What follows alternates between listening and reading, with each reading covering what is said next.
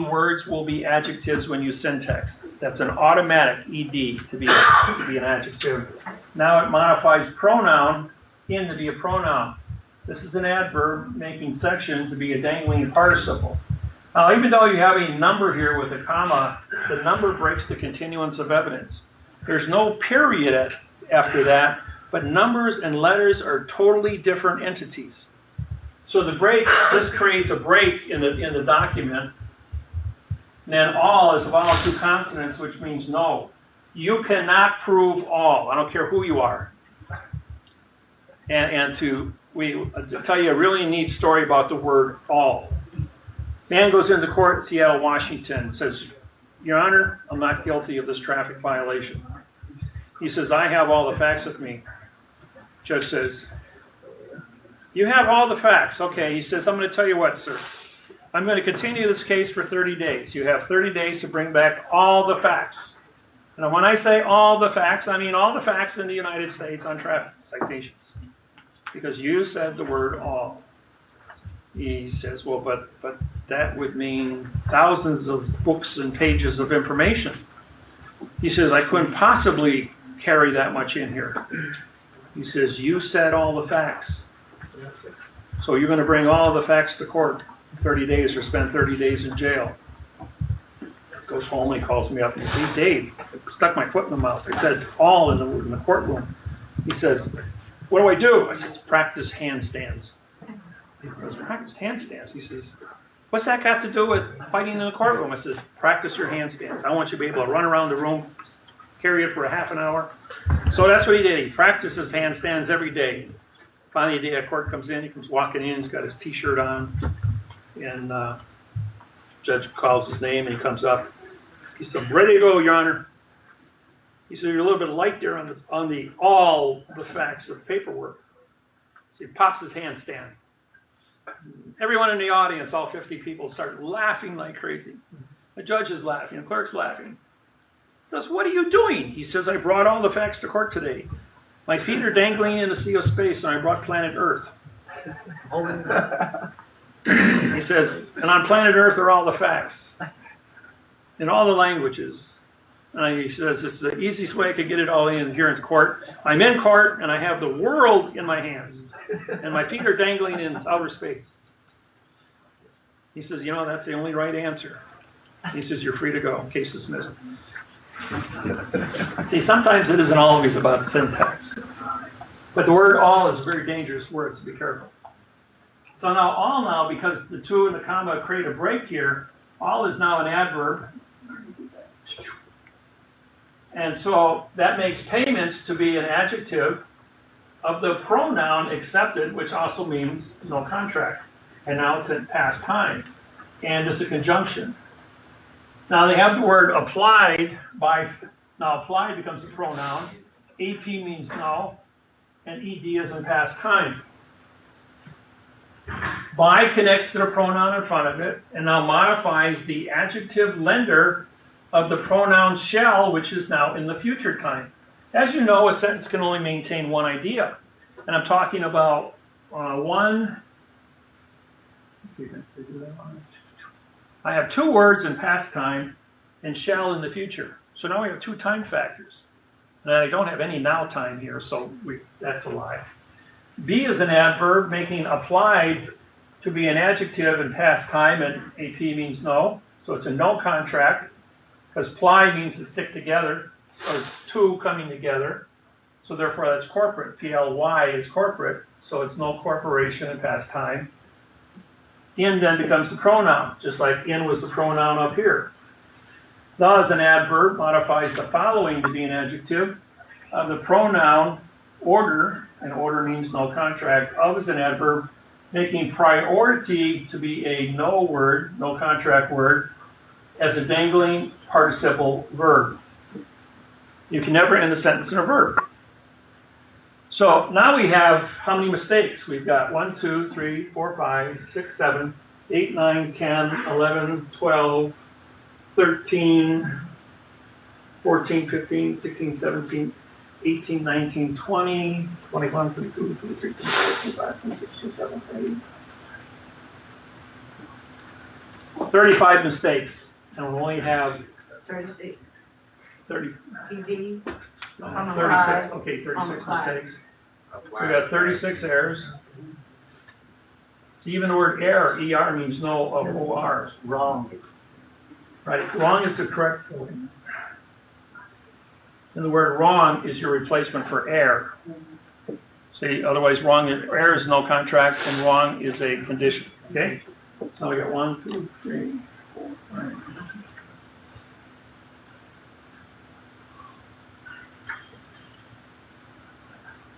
Okay, we got 23 words. See, so you have more, so when you have a contract of 4,000 words on a mortgage but 4,700 mistakes, it's because some words have 4 mistakes. Not only do you have I forgot this one here, 8. Not only do you have a contract, and a past tense time, but the word itself is used as an adjective when it should be a fact.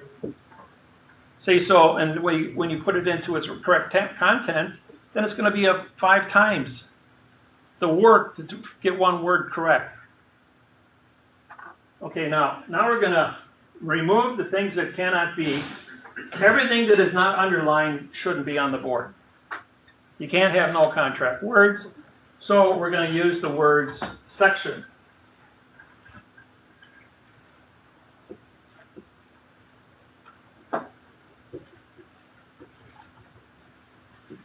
And we're going to spell the word to. For the section 2 of the payments are, because it's a plural,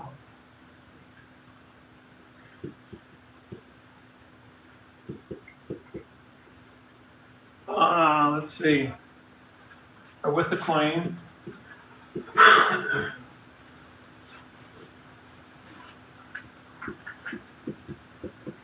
of the lender.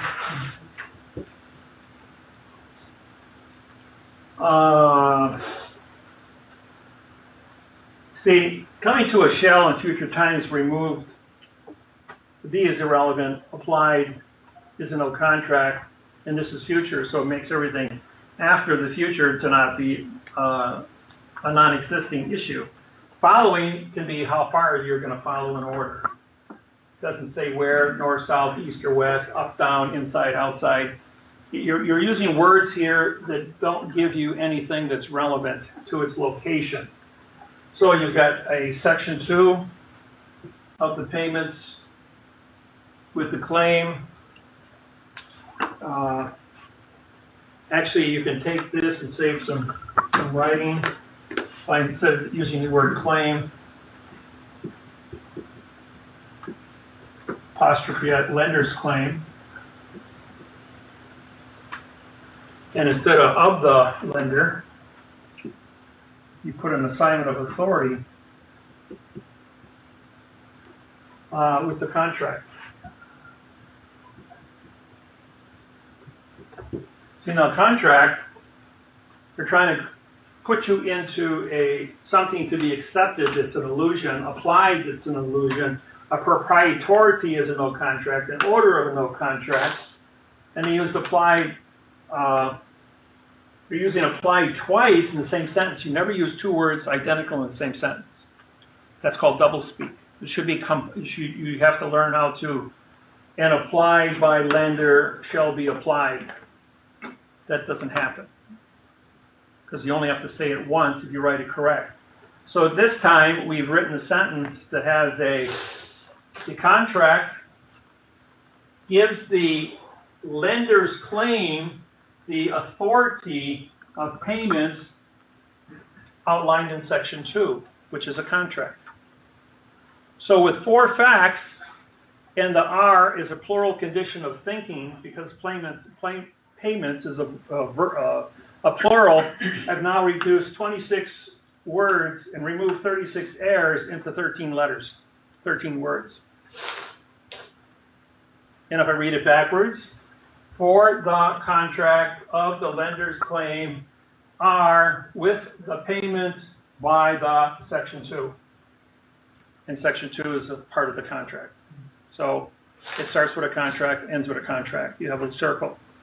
If I want to change that, now I can say, or the lender's claim of the contract are with the section 2 of the payments. Still says the same thing. I can move my words around. It always says the same thing.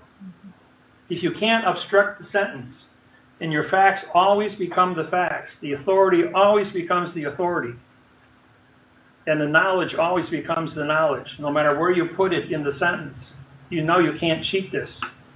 This is a contract you can sign, and this is the one that the bank's going to take your home away from you with. And that's just one sentence. And you've got several hundred sentences in your mortgage contract that are all written in this manner. And when I wrote a one-page mortgage contract for one of my homes, and the person that had been renting from me for a year, my rules when I had my real estate business was the person pays $200 a month more for a like house, but they get back all the payments they make for 1 year as a down payment. In other words, if I rent a house for $1,000, I'll charge $1,200 a month. But I put that into an account, so at the end of the year, it's $14,000 in their personal account. At the end of that year, that's enough to buy a $85,000 house and qualify for their 20% down payment. And then I get, through their mortgage, I sell the house. But I bought the house, I did the renovation on it, and when I got done with buying the house and completed the renovation and paid my people, I got $30,000 in a house that's now worth $80,000. And then it's in pristine condition with new plumbing, new electrical, new doors and windows, new roof, new landscaping. Everything's been replaced that was old and brought up to speed, new oak kitchen, new floors. And I go ahead and I sell them a property that any appraisal company would welcome. And even though these people had bad credit, had never owned a home before in their life, I go to the bank of their choice. I sit down with them and I explain to them, we will make a deposit of $1,200 a month into this account. And at the end of the year, they will have a $14,000 down payment to buy this house from you, establishing, one, their ability to buy the house, and two, financial responsibility to have ownership, priority. And I also write the contract in quantum language. The bank looks at it and sees it quantum and goes like, this isn't like our fiction mortgages. So they're more than happy. And the lawyer says to me, if you don't buy this house, I'm going to buy this house from David, and I'm going to own it. I'll pay cash outright, and I'll rent it back here for $1,200 a month. He says, because when I own this house, he says, I got notarial title to this house now with this contract. No one's going to touch this thing because this is a what's called a quiet title contract. Because I write quiet titles. I'm the only guy in the world that writes a quantum quiet title. See, land patents don't mean anything, like people tell you, and mortgages don't mean anything. You've got to have quiet title on something. And when they tell you to go and the description of land, where they say NW, which is the northwest 30 feet off of a steel post, southeast 120 feet, you have to write that all out in complete sentences using the correct prepositional phrases to explain these sentences to be correct sentences of facts, not NW to SE equals. There's no closure for abbreviations. And abbreviations are acronyms, which means no contract. Because they killed the Indians and stole the land, they have an alien condition of ownership. You cannot sell your land without title. So therefore you have to create this illusion, write a fraudulent contract that says nothing, so you and get paid in future tense checks, which says paid to in future, which means there's no now time value for no time mortgage, for a now time anything. Now, this is how your mortgages work. You want to buy something, so you go to the bank and somebody grabs a hold of one of these and says, "This is your mortgage, sign it." So, but you sign the back, and you're the only person that signs it. Bank don't sign it. A bank is a servicing agent. They do not own the property. A bank charter is not allowed to lend any money from that bank. A bank can open a MasterCard account, but when you put $100 into a bank, the bank can take the $100, issue a CD in the bank's name, fraction bank it at 10 times, making $1,000 in the bank's name, and then taking that $1,000 and sending it to MasterCard at 18 to 32% interest.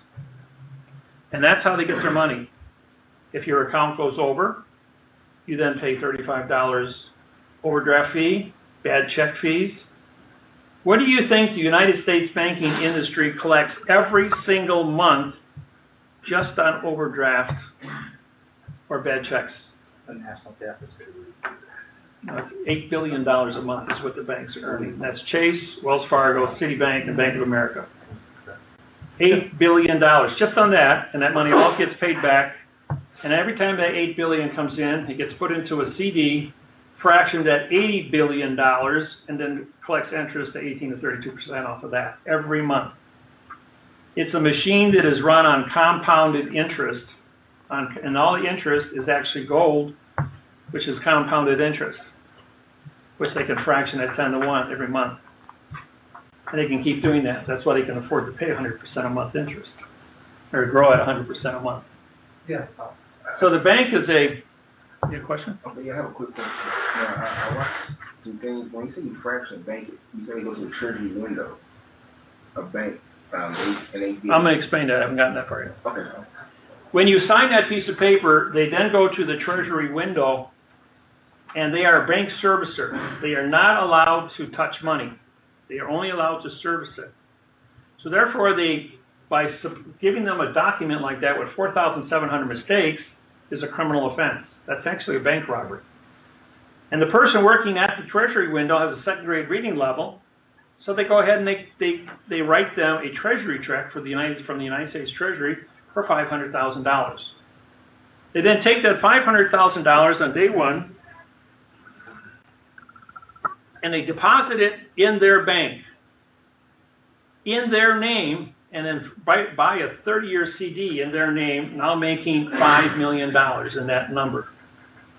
In your name, or rather in their name, and then they go ahead, that's day number 2, and before day number 2 ends, they walk back over to the Treasury, and they deposit $500,000 from the bank's name back in and pay off the $500,000. That's called a 3-day rescission law, Title 15, Section 1635A. So Treasury says, well, we got no money missing. It's under 3 days. They're allowed this turnover, and they haven't violated any law. My Social Security account is balanced, but they still got $4.5 million at the bank, which they then send over to MasterCard at 18 to 32% interest. So in 9 months, they've made $500,000 in interest off of this money. Then the bank goes ahead and they create a note. When they write the word note, this is no contract. It's put into a box. All the numbers on in the document, and all the numbers in the boxes are an enclosed area which can't be considered.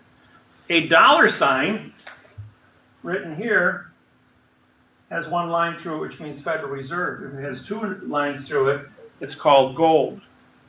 Now, it used to be connected, which meant U.S. Now, Walt Disney did this in 1933 when they made the Mickey Mouse cartoon and Bart, the bandit. If you look at it, he's always running around with a U.S. dollar sign on the gold, bag of gold, because back then, prior to 33, Walt Disney was using this.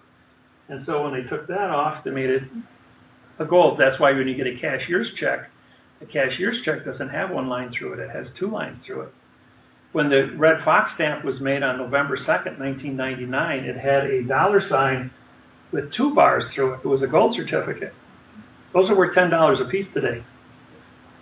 So if you see them on the internet, they're going to run it from $6 to $10 right now for coin collectors, or stamp collectors. So you have this dollar sign like this with only 1 bar through it, and then you've got 2 character spaces before they write the number 500,000. So because you have two character spaces and there are 38 countries in the world that use the dollar sign to express their money. Argentina dollar, for instance, uses this, but Argentina is 3,400 to 1. So $500,000 in Argentina is only going to be worth $50 US. And it's still a dollar sign, but because of the break in the continuance of evidence, this is just a number. You might as well give them a handful of salt or sand or sugar in grains. I'm serious. This is what it really means. And then because the note is all boxed, everything's in an enclosed area, so you can't sue them for anything that has value. Note used by itself as a word is a pronoun. No, no, no. So they said nothing, gave you no value, and they used fragmented sentences of only 3 or 4 words, not sentences, to go in one box to talk about another box. So your note means absolutely nothing, your mortgage means absolutely nothing. And as long as you move into the house and everybody's looking the other way for 30 years, you're going to do a voluntary compliance and send them money, which they're going to fraction bank and do internal bank robberies because they can't lend out their own money. And that's how the dirty little game is played. So so back January 6th, 2008, my buddy in Seattle, Washington, after we did the Bellingham seminar, comes to me and says, Dave, he says, they're foreclosing my house. I says, well, what's the contract look like? And he hands me that thing. And I syntax it. I walk into Washington. It took me Wednesday and Thursday to finish it, 4,700 words. And Friday, I walked into Washington Mutual with a federal lawsuit, same one I filed for you, and handed it to the president of Washington Mutual in Seattle, Washington. Monday, the stock closed at 60. It opened at Monday at 10 cents. They filed bankruptcy Sunday night and shut down 2 million homes, just like that. Did you have a chance Well, to support it? Wells Fargo, Citibank, Bank of America, Chase, Countrywide, all ran in and picked up the mortgages. And 6 weeks later, all their companies were 95% lower. Their stocks, Citibank went from 36 to 1. Bank of America was 60. They went to $3. I made a lot of money day trading those stocks. Washington Mutual, I could buy it for 0.002 and sell it for 0.2 20 minutes later. 101. So this one guy, I remember I was watching the trades go through. We bought 7 million shares at a penny, and by lunch he sold it for 50 cents a share and made 50 to 1 on 7 million shares. Wow. Yeah, I mean, when there's a fire, the gasoline fire roaring and that, just watch it. It might hit another gas tank and blow up on you. You make a fortune in 5 minutes, and 5 minutes later it's not listed and it's gone. So you got to be careful. You got to be right on point with your computer or a couple of computers. Make sure there's no failure if you want to make some money on that. So now you've got this bad mortgage. Nobody signed it. As long as you keep your mouth shut, sleeping dogs lie, you know. But I went ahead and I stood up and I said, no, that's wrong. Syntax is wrong. Title 15, 1692E, false and misleading statements, Bernie Madoff case. Boom, $25 million fine, times 2 million each. Washington Mutual had to close their doors overnight. They couldn't afford a $25 million fine. Plus they did bundled, securitized back assets to Wall Street at $25 million apiece. Eric Holder got up on CNN on the 6 o'clock news on every channel and said, the U.S. Department of Justice is going to go after the security fraud from the Securities and Exchange for bundled securitized assets at $25 million a pop. This is a $400 billion lawsuit. And then I slid my lawsuits in there for collection. It took 1 year, and they had it all signed, sealed, and delivered. And so the Securities and Exchange took $25 million off the banks, and the Department of Justice took $25 million off the banks. And our lawsuits paid 30% at the Securities and Exchange and 35% at the DOJ. And on December 21st, 2014, the DOJ announced payouts of $26 billion for the lawsuits, for the whistleblowers. And the Securities and Exchange is also working through the Treasury, and Treasury is making the payments on these. They are being kept confidential. Because once every 4 seconds somebody's kidnapped the money. Kamala Harris embezzled the California end of that. No, Kamala Harris took the $19 billion and paid off the bankruptcy of California with the $26 billion contract I brokered for her in June of 2010. That took 2 hours at the bank. The first hour at the bank, I walked them through all the syntaxing, had the bank president and the directors at Citibank, Chase, Wells Fargo, and Bank of America crying. They were, I mean, these people were terrified. They were going to prison for 30 years. Their banks were going to have to pay $25 million a pop. And the whole system was going to collapse, and they were going to be blamed for all of it. I says, well, I didn't come here to scare you, so now I'll tell you the other side of the story. You're going to pay $25 million apiece. And the Department of Justice is going to pay $8 million to each one of our clients as the penalty guaranteed through Title 31, Section 3729 of the Whistleblowers Act. When they get that $8 million, they are going to take $1 million to pay off their home, their cars, their bank accounts, take a vacation, and they're going to buy a CD in your bank for $7 million for 10 years. You're going to pay that CD between 6 and 10% based on what the going rate is at that time.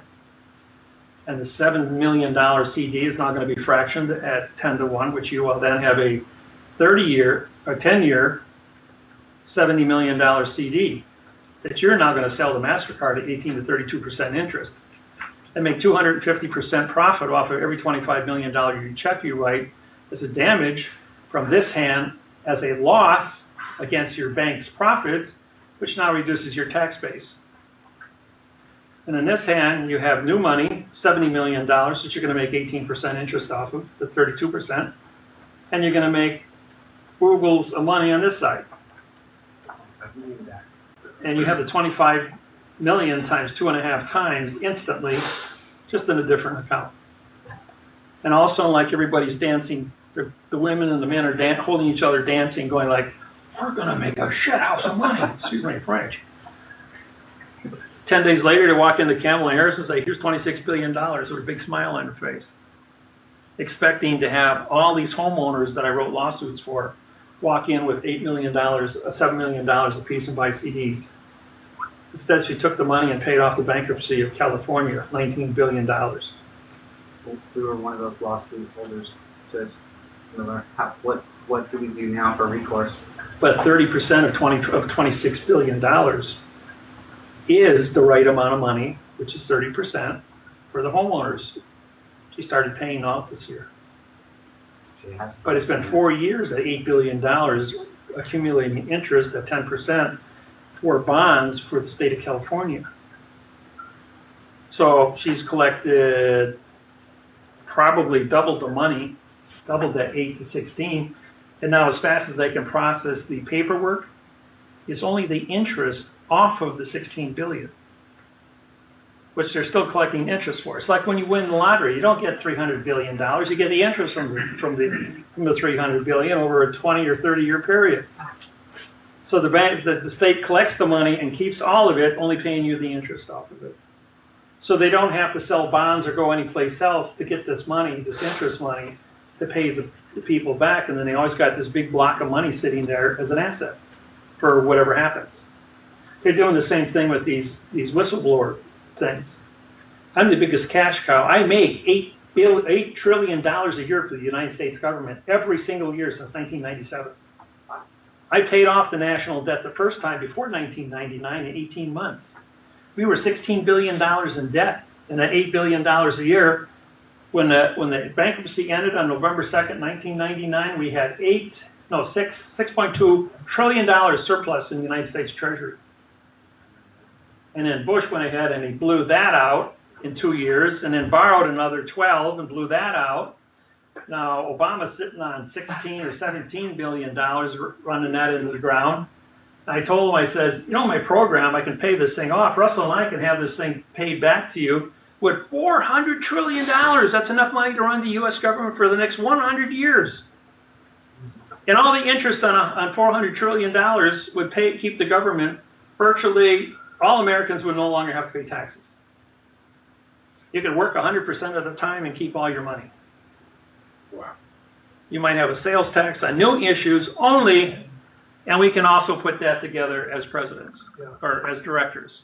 We can implement that overnight because we're drawing from an account with 26 and 213 zeros after it, which is no more than pocket change for the IMF after 262 years of corruption. You know, in 1750, Rothschild borrowed from Persia to set up the bank. 1800, he captured with Waterloo 80% of all assets in Europe, making him the world's richest man. At which time he then lent the money back, provided you remove the article from all grammar. So you would only write an adverb verb creating nothing. That's how the Bolshevik Revolution took place, 1917. Stalin could have all the money. He just was not allowed to use prepositional phrases and killed 80 million of his own countrymen, mining gold in Siberia to build the railroads and build Moscow. So if you know how money flows and how banking works and who the real crooks are, always follow the money. That's how I proved the whole entire New World Order, how I proved the timelines on how the New World Order functions, how the post office is the New World Order, and all the how wars are started, how wars are ended. When Reagan says, "Tear down that wall, Mr. Gorbachev," he said that 6 hours before the end of the Russian international bankruptcy, 1989. And in 1999, 10 years later, the Russian government was still in power. The communists were in power. We just came up through the Cold War, and Mark Martin of Anchorage, Alaska, and myself filed a lawsuit in Vladivostok, Russia. As a result of that lawsuit in quantum language, with a writ of replevin, it means we can go offshore with a lawsuit. And we sued in Vladivostok, Russia, $50,000 against the courts of Anchorage, Alaska, because Alaska is a Russian territory under lease for 99 years, which expires in 2054. So it's still Russian territory. So we filed in the Russian Federal District Court, and they ruled in my favor. But the Russian judge got a little bit nervous because, after all, we were suing the U.S. and the Cold War was going on. So he goes ahead and he contacts the Russian judge, who's a permanent judge on the World Court. So the World Court takes it to 17 judges, and they read it and go, like, David Miller is correct. We hereby award David Miller and Mark Martin that we find the United States guilty of fraud. And with that said, the United States Post Office had to shut down all offshore mail for 2 weeks. Virtually brought the whole world of post office to a standstill. The United Nations canceled all of their international trades, thinking they may have been hit with a quantum lawsuit also at the same time. Then the Supreme Court, or the World Court, The Hague, one of the judges contacted the Russian Supreme Court and said, one of your boys over in Vladivostok just punched a hole in the world. Better take a look at this. So the Russian Supreme Court took a look at it. KGB were brought in. KGB looked at it and said, all your judges lied, all your Congress, senators, legislators lied, and 2,000 congressmen, senators, and legislature of Russia were put under arrest for fictitious conveyance of language in Russian language and either sent to the gulags up in Siberia or were executed, depending on how big the crime was. The KGB took over the Supreme Court of Russia and put in all new people. And that's when capitalism came to Russia. And communism was dead at that point. We were already out of Vietnam. That's old news.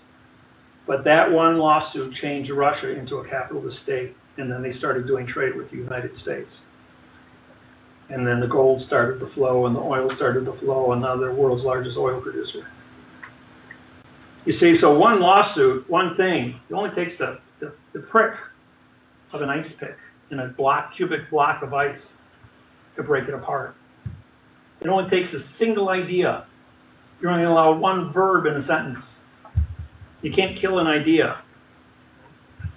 And so if you kill me, you're going to have 10,000 David Millers tomorrow copying this stuff, and you're going to have to fight 10,000 battles, not just one. And I've been doing a good job of Russell and I have been doing a good job keeping a lid on this thing, educating people, showing performance, showing caringness, and we want people to learn how to be right. We don't want to punish you for being wrong because the whole world's wrong. It's 9 billion to 2. So, you know, Got them surrounded. we have to be gracious, and we have to communicate with people on a level that they can understand. And teaching this is the way we get it done. So, any questions? Or somebody got another sentence you want me to write up here? I have any questions on that. I have further questions on the bankruptcy. Okay, shoot. United States government ceased to exist November 8th, 1999. Constitution was vacated. 90 Days for Citizens Act. George Bush became the first corporate president of corporate United States of America. United States of America Corporation, correct. Which is a foreign enclave that only exists in D.C., Guam, and Puerto Rico. How then has that not been made public news, and how has it continued all the way through Obama, who is now dictating legislation down onto the states, out of the foreign enclave, without informing the people? Is that not a fraud? No. He's only talking to Washington. He's only talking to himself. Fraud, but I mean, the American people think that he's talking to them. Well, 3 weeks ago, Puerto Rico pulled out of the United States of America Corporation, kicked the U.S. out, and canceled the U.S. dollar to be used in Puerto Rico. So you got Guam, the Virgin Islands, Grand Samoa, and District of Columbia, only 4 now. Now you have one is an opinion, 2 is a certification, 3 is an authorization, 4 is a class action. So as long as they maintain 4, they can maintain a class action of 4 for their position of corporate. But the World Court of The Hague in November ruled that the United States of America Corporation is illegal without a charter, written in adverb verb, and doesn't have any standing. The stock markets around the world haven't reflected that because the market's at 18,000. Where the BRIC corporations now stand at 197 countries on gold, silver, run by China, who adapted this program in September of 2012 to teach the colleges, universities, and high schools quantum language and how to interface with all the other countries as trade partners, giving them a $20 trillion a year windfall with this technology. So do you think China was happy with me? Yes. You think I'm an ambassador? I am. I'm an ambassador with Russia, with China, with India, Brazil, Germany, Solomon Islands. France, Yeah, it we just got all the credentials. Yeah. Oh, They're in a okay. safe place. Yeah. But when it comes to getting things done, we get things done. I move very fast. I've been a 5 million mile flyer, 2,500 flights, 2,500 seminars, and I'm all over the world. I was standing in a courtroom in a court foyer once, and 3 attorneys were talking. Who's this David Wynn Miller fella? He's got to be some kind of a fiction. He's currently running over 50 federal lawsuits all over the United States. How can he be in 50 federal lawsuits and have authorization all over the United States at once? He said the Patriot community created this guy just to scare us. So I had my passport because I was in a foreign vessel in dry dock called the courthouse, and I had my driver's license. I pulled them out and says, "Hi guys, here's my business cards." And they took my cards, and then I says, "And I'm Federal Postal Judge David Wynn Miller." And they took off for running, jumped into an elevator, and they were gone.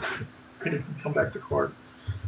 You know, when Russell and I went to Philadelphia, Pennsylvania to order open Benjamin Franklin's Federal Postal Court, he left Salt Lake City, and I left Milwaukee. We both got to the Federal Postal Court, Benjamin Franklin's Federal Postal Court, within 5 minutes of each other, leaving from 2 different directions. He's traveling over 2,000 miles. I'm traveling about 1,000 miles. We both got there within 5 minutes of each other. We walked in and we got all of our paperwork stamped and signed, and Passports. the passports we had signed too. We have, let's see here.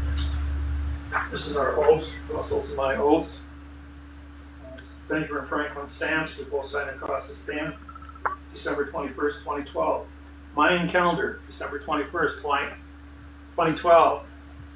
That was the, let me get a nice close up here. And this here on the back is the United States Supreme Court seal that was filed there on December 21st. So we went ahead and this was our oath of office. We also filed our charter with the post office.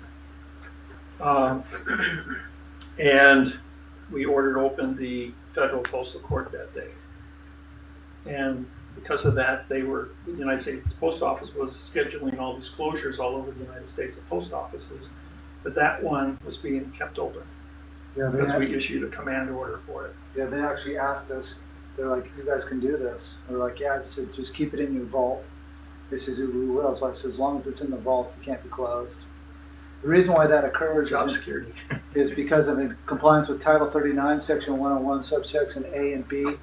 When the United States came out of international bankruptcy in 1999, the United States Postal Service no longer had a constitution. And in compliance with Title 39, Section 101, subsection A and subsection B, the President of the United States of America and the Post Office had to have a valid constitution.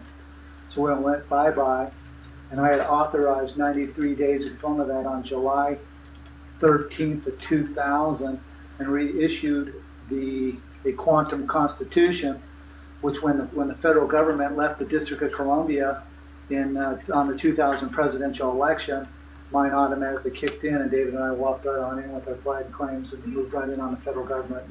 They didn't have a choice. It was so easy. It was. Now the title sites he just gave you came from the maritime codes in fiction, so they were rewritten in quantum language. So all of the paperwork we filed under Title 42 of 1986 for failure to stop and correct the wrong, we did correct the wrongs. So we rewrote all the titles, put them into our Constitution, had them file stamped and signed and registered, and then we wrote it. Then we took it over to the Supreme Court. We took it into the President of the United States, Department of Justice.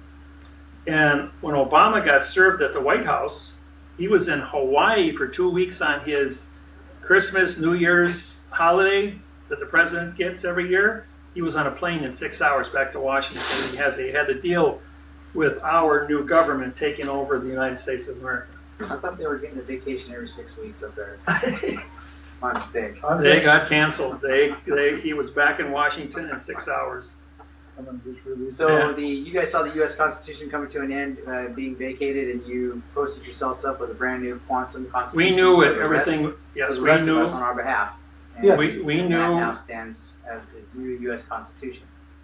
Yes, the one that we have for our country. for our country. And then we also used that. It was published and rewritten for the United Nations, that all nations worldwide under a New World Order would have the same Constitution. That's on my website. You can pull it down under the United Nations Constitution. So these individuals, Pelosi and these other individuals that are arguing that there's no U.S. Constitution, Americans don't have the free right to speech or the right to bear arms. That's all. That just exists in D.C. No, They're the correct. right to is in future time. And to is an adverb making speech, right, freedom, all verbs, which don't exist. That's why the Bill of Rights is null and void. And that's been null and void since 1776. And we jumped back to July 4, 1775, under Title 42, 1986, with knowledge of a fraud and authorization to stop and correct it, which is what we did in quantum language. You see, all 4 billion laws of the United States are only a suggestion of how a judge should run his courtroom. And then when you get into that position, you have to rewrite everything in the correct grammar in order to be a fact within that courtroom to have enforcement. I didn't say enforcement, I said enforcement. And only by contract, by getting the other parties in the room to agree with you. Now, one of the big traps that they use is the judge will make a statement and end it with okay. And because you're terrified in front of a judge, you always mimic the word okay, and what the judge just said was a trap, and you mimicked the okay, so you gave credence to a fraudulent statement and screwed yourself. And that's how they do the dirty little game. I'm going to release a little banking coastal stuff to these guys. All right, maybe I'll turn it over to you for a while. We'll play ping pong here, bounce back and forth. So if for whatever reason you do end up in court, what's the best way to Call me. proceed? Guarantee you have to call us if you're going to court.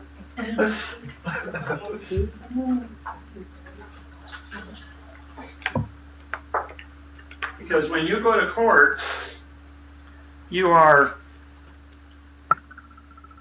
the scenarios are unlimited. That's why we don't have a blanket fix-all.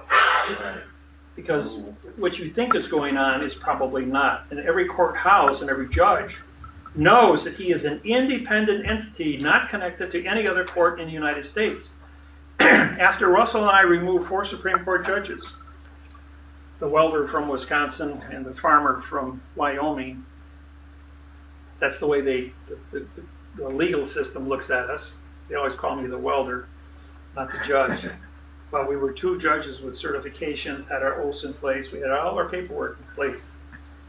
So after we did that, the United States Supreme Court in Washington, D.C. has no more power than the county courthouse. And the federal courthouse doesn't have any power because they're a federal district court. Demon got up the underworld for trickery, and it's located in a fiction. Everything is a fiction. Right. So the judges, when we came in, said, by your own words, David, you told us that there are no laws, rules, regulations, or codes, and we get to make it up as fast as we want. I had a case in Baton Rouge, Louisiana. The judge says you can come back and review the file of the man we're holding in jail. It was 6 inches of paperwork, and you got to fix that 15 minutes to read it. We close at 4:30, and it's 4:15. Took me 6 minutes to find what I was looking for, 4 inches down in the document. If nobody is talking, everybody is walking, which means they had no evidence. And I handed it back to him. It says, we have what we need. You're babbling. Let my guy go. And they gave him back $95,000, and they left with us. Okay, so explain the oath to me. I'm a soldier. We still have soldiers coming into the United States military swearing their oath to the U.S. Constitution. Which Constitution are they swearing to, and how are they pulling that one off? The word Constitution means contract. Okay. It's the little phrase that was said when you put your hand up, which means I swear, which were the first 2 words. I was an adverb, making swear to be a verb.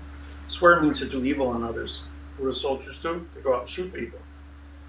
Poor guy at the other end of the gun, he's not getting any constitutional rights here. He's just getting shot. So the position is those few words that you swear to support don't exist. And the oath you just took was an adverb verb.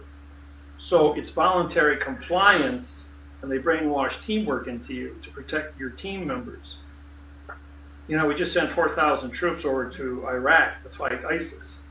My son's one of them. He's on a second tour in Iraq. Well, he doesn't have to go over there. He's son of a presidential candidate. Right, yeah. But he also said, I have to support my buddies. I've been training with all of them, and I got to support them. He says, I know I have a privilege of not going over. I says, yeah, but if they kidnap you, you're the son of a presidential candidate. That's going to be somewhat of a political issue. Yeah, especially considering they want to throw, you know, if they're trying to create a situation, they're going to throw fire on top of this, just like they did Arizona. Oh yeah. So When Bay shot up, all the people who were shot came from the same Actors Guild in L.A. Everybody who was there who got shot thought they were in a movie, that this was all pretend. Until one of the guys took a bullet, he wasn't, because he just got shot in the arm, he still could tackle this guy and hold him until the police got there. Because then he knew it wasn't, if this guy was actually killing people. And what did he do? He was screaming grammar.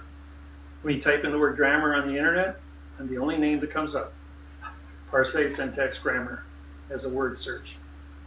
And so I had 1 billion people the day that shooting took place. And at the end of the day, They've splashed me 17 major news organizations worldwide. In Australia, all the British countries, all English-speaking countries, all the correspondents were ordered to slander me with the McVeigh thing. Now we had 5 billion people worldwide reading my website, going like, "There's nothing wrong with Dave. This is a setup." And when it came out a week later, with the FBI said, "David didn't do anything. He says this guy's crazy." And when they asked him, "Hey, do you know me?" He goes, "No." He says, "I never even heard about the guy. I never read anything of him. He's totally innocent of any connection with me." And but the word grammar and parse syntax grammar now got to the entire educated world, which has been studied now for years. And I got 5 billion people, and all of a sudden, like country by country, almost a country a week is falling to the people saying the government stole our savings, the government stole our gold, our oil, our mineral wealth, and they're putting it in the sheikh's pockets, or they're putting it in the president's pocket. And all these governments have been flipped over, and the people will have elected new people that keep the money with the people and give the people the food and the resources and energy that they need. So this is having a profound effect all over the planet. And now China jumped on in September 2012, which is the Mayan calendar, said that in 2012 that would be the end of the world. The is an adverb making world a verb. We ended the world of verb, ended the world of fiction. And people are educated because they know of this technology. And after we announced our candidacy, within 48 hours, 2/3 of all the candidates that thought they were running dropped out. Just that fast. Same thing happened back in 2012. 2/3 of all the candidates, when I put my name in the hat, withdrew the next day. Donald Trump led the stampede.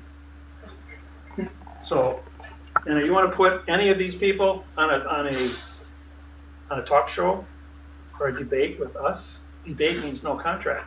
You want to put them on a stage with us? We'll cut them up and down in grammar to a point they won't be able to. Mashed, yeah. And what's the first thing that's going to happen? It's going to be, people are going to talk about the verb. Anyway, Follow the money. we're going to get a little bit into postal banking, Russell. just because people have questions about that, mechanics of it. So basically, I'm just going to give you a quick overview here. Your domicile, place where you live, your living location. Seed treaty, your ability to use hieroglyphics, see hieroglyphics, such as symbols, numbers, functions. CPAS, which is your ship's papers, dealing with the closure of who you are, your manifest, your fee for freight, the bills of the lading, and such. Land pass, authorization to come off the sea onto the land with your domicile being your living location. Drogue law, all your timelines, your function, 3-day rescission, 3-day mailing, 3-day rescission, 5-day publication, 10-day communication back, 45-day trust, 90-day trust, 93 days, 3-day rescission, 1 year, 1 day, drogue law. So anyway, what I've done when I get a non-performance, which means the federal employees at the postal station did not function in a timely manner. Where do you go? What do you do? So what you do is they have set up within their paradox they call it the general accounting for the federal postal station. We call it the general-counting, the ACC is removed here, general accounting of the federal postal station. You take your claim number, which was your could be your lawsuit number, your registration number, which we've all learned how to do. It could be your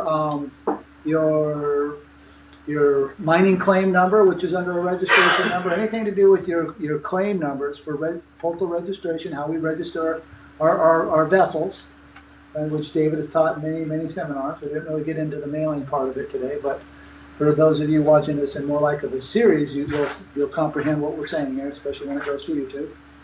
And you take your claim number and you posit it as a federal postal station savings clause claim. The fiction used to call that the savings clause account. So you take your number, you posit it into your account, into your claim. And you do it as evidence under Title 28, 1743, under postal evidence. These are all postal descriptions and laws and claims. You then take that and you take the number and the duties that were within the cargo contract, the compliance, which was what you were trying to get the federal employees to do or the state employees to do, and they didn't function in a timely manner.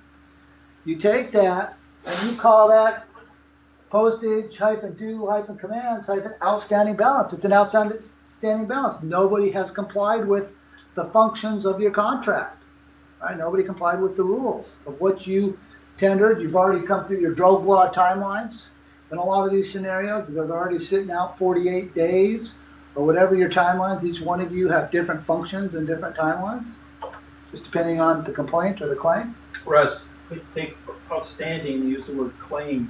Yeah, Claim standing or claim balance. claim balance or claim Yeah, standing. yeah. See, gold miners filed claims. It could be a They claim. didn't file, Could be a they claim didn't file balance. mortgages, but you have to use a positive word. Yeah. It's easy to, because we hear the word outstanding so much in the banking Yeah. thing, it's easy to fall back into that, use that terminology. And then you take that, and then you file a levy against it in compliance with Title 28, 2710. And that is writs of attachment to the post office, based upon the service of the method. Well, did the method comply with the drove law? The functions and the timelines, was it 21 days? Did you have a 3-day mailing? Did you comply with all your mailing timers? Because you got to be correct. Then you take that back to the original postal nativity location of from where you mailed it from. You go up to them and say, I have a federal postal consumer complaint. And you ask them for their forms. You syntax their forms. If they don't have a form, you have them cancel their round stamp on your file stamp, on your postage stamp, and you serve it on them. Then you mail it to the Federal Postal Consumer Complaint, which is an organization with the United States Postal Service in Memphis, Tennessee. Upon doing that, you also serve the Postmaster General of the United States Postal Service simultaneously. Then you file a levy against the claim. And you run your timelines in, and you're probably going to have postal inspectors show up to talk to you, so you probably might want to know what you're talking about when they show up. And I think he said that, and I have to bring him up to speed on this. Really important. Postal inspector will come with two sheriffs, county sheriffs, and say, "Are you a postmaster?" oh yeah, And says, "Yes, you are," and you hold up your stamp that's been canceled and say, "I am the postmaster of this piece of paper only. correct. I've endorsed this piece of paper on the back, and it's an equity document. It only applies to me and me alone. I am not a postmaster of your station down on the corner." The station of that vessel. Right. So you do not trespass on their vessel. If you say you're a postmaster of that vessel, they will take you into custody for impersonating a postmaster of the fiction. This is a postmaster of the fact. You paid your dollar. So therefore, you have ownership of this stamp now. Correct. You can also be an electronic one through the internet and print your own stamps. You can put your own face on your own stamp and sign it as the postmaster of your own stamp. The post office has a form for that. Correct. But if you say you are anything more than you are yourself or have personal knowledge of yourself, you will get arrested for impersonation of a postmaster, which is a felony. You'll go to jail for about 5 years. Yeah. So know who you are when you do this. And we use this word station. The word terminal means to leave Earth. That's why airports are terminals, because you've left Earth and now you're in a sea of space. But a train station, you have a train terminal, which would be Union Station in Chicago, for instance. Because of Lake Michigan, the train comes in, stops there, and then goes back out. So it's a terminal at the end of something. But stations are along the way, and you pick up and you posit and you drop off people. So you have a rotation. So we call this a station because people come into us in contract negotiations, and they go out from us with contract negotiations. So it is a stopping point to learn and do business with us as stations. To commune with and then go out with. And that's Right. why the CPAS is built onto that. That's why the land pass is built onto there, and that's why the drogue law is built onto there, because the station is the contract. Station's only relevant on the contract, but you follow the rules of evidence to be on the land, to be on the sea, and have your sea treaties and your sea pass to function in your day-to-day life. And you do that with Title 42, 1986 knowledge. And as you deal with Title 42, 86 knowledge, you do coveries, which are your fines under document claims, or what they call Federal Rules of Civil Procedure. We call them document claims. Section 60B from what you find, the recovery of what you find. And then you're simply doing a publication of that in compliance with document claim 26E. At that point, you can move forward in your timelines for your drogue law and make sure everything is correct. Yeah, don't be doing this. If you're watching this on YouTube and stuff, don't do this unless you run it by me so you're correct. Otherwise, you could get clobbered. Anything you want to do, contact us. It doesn't cost you anything. We don't charge for that. Yeah, Just want to make sure you're safe. yeah, because they will clobber you. They'll show up, and they vacated themselves so much with me. So what I do when somebody vacates their job fiduciary duties and they don't comply in a timely manner, then you move them into a position, a state of synthetic, something that is not genuine. Because now you move yourself into the synthesizer. So now you're synthesizing their non-doing, and you are just moving forward as the postmaster because someone did not. Which you have the right, you have the position to under Title 42, 1986, because they were delinquent in their drogue law timelines. So now you move forward as you were the consignor, and they were the consignees. Now they move themselves out of the consignee position. You move yourself into both consignee, consignor, and you freeze them out of the situation. Once you freeze them out, then you just levy against the claim number, and you do the duties within the claim, and you comply with that for your balance, so you can get back to zero, back to the beginning, and make yourself whole. Any other questions on that? Yeah. Yes. So the land pass, that's of your domicile? Of your domicile, or of the contract, or of the station. Okay. Of And where the do we station. get, so CPAS, that's on David's website? Well, you construct it within the paradigm of what you're positing. Same thing with the land pass? Same thing with all of it. All of this needs to be constructed. We have a paragraph. David and I, when we file a paragraph or a contract, we always put CPAS, sea treaty, drogue law, land pass. We do everything corporate Correct. because we're two, and that takes us out of opinion into certifications. Okay. Yeah. And so the reason why we do that is because we there's nobody has come through as much as we have and seen as much. So we kind of just check and balance ourselves to make sure we're not doing things wrong. Because we've seen too much. I mean, you haven't been in the meetings and you wouldn't comprehend what we're saying. People that did have knowledge that could compete with us are too old, got Alzheimer's, or died. The new group coming in, they can't catch up to the 135,000 hours that we represent. They won't live long enough to compete with them. Even to go ahead and to read and copy what we've done, they still don't know what not to do. And what we do, you all know what do is. What we do, or what we complete, is a position that 1% is correct, just like Smith and Neal of Matrix. Neal's only one guy against millions of Smiths, but 3 + 3 = 6. Smith represents all the other numbers in the world. And correctness, there's only one correctness. So it doesn't matter how much fiction they throw at us. Yeah. They arrested me once in Edmonton, Canada, put me in the room of no jurisdiction. And the FBI had 2 hours, the CSIS of Canada, the Secret Service had 2 hours, Immigrations and Customs had 2 hours, Detectives of Edmonton had 2 hours, the Secret Service of the United States had 2 hours. They wanted me to sign papers. As soon as they put documents in front of me, I pulled out my pen, I started syntaxing with number codes and explaining, doing a 2-hour seminar for each one of them. I'm going like, you've kidnapped an ambassador with 82 countries and that, and I'm also an elected king and I'm a sovereign in my own right. I said, so you got a pretty big, you broke quite a few laws here today, but you're not here and neither am I, so as soon as you're ready to leave, you can just pass me on to the next guy. For 12 hours I sat in a room, and afterwards they said, you are just an English teacher, sir. We are going to let you into Canada. We all voted to let you come in. And the guy that was in Immigrations and Customs, the guy that puts a stamp on, I had him fired from Kelowna as a immigrations officer. He says, I told you I'd get you someday. He says, now you're in my jurisdiction in Edmonton and you're going back to Milwaukee. And I don't care what anybody says, I got the final word. And you're not staying. And he threw me out of the country. Yeah, so these techniques are, people are looking for what to do with your claims, what to do with your things that you have, been through some tough things on. And there was a bunch of non-conformance or non-doings on the duties. I'm just mainly speaking for you guys who are in some of these situations. These are some of the techniques that you can take your claim numbers and move into that position with.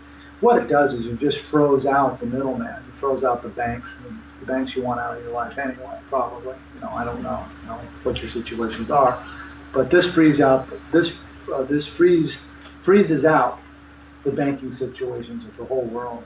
And you can do this on to any banking thing. Okay.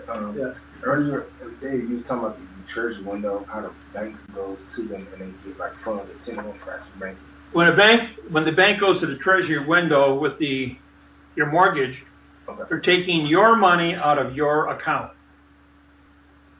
Once they get it back to the bank, they put it into their account.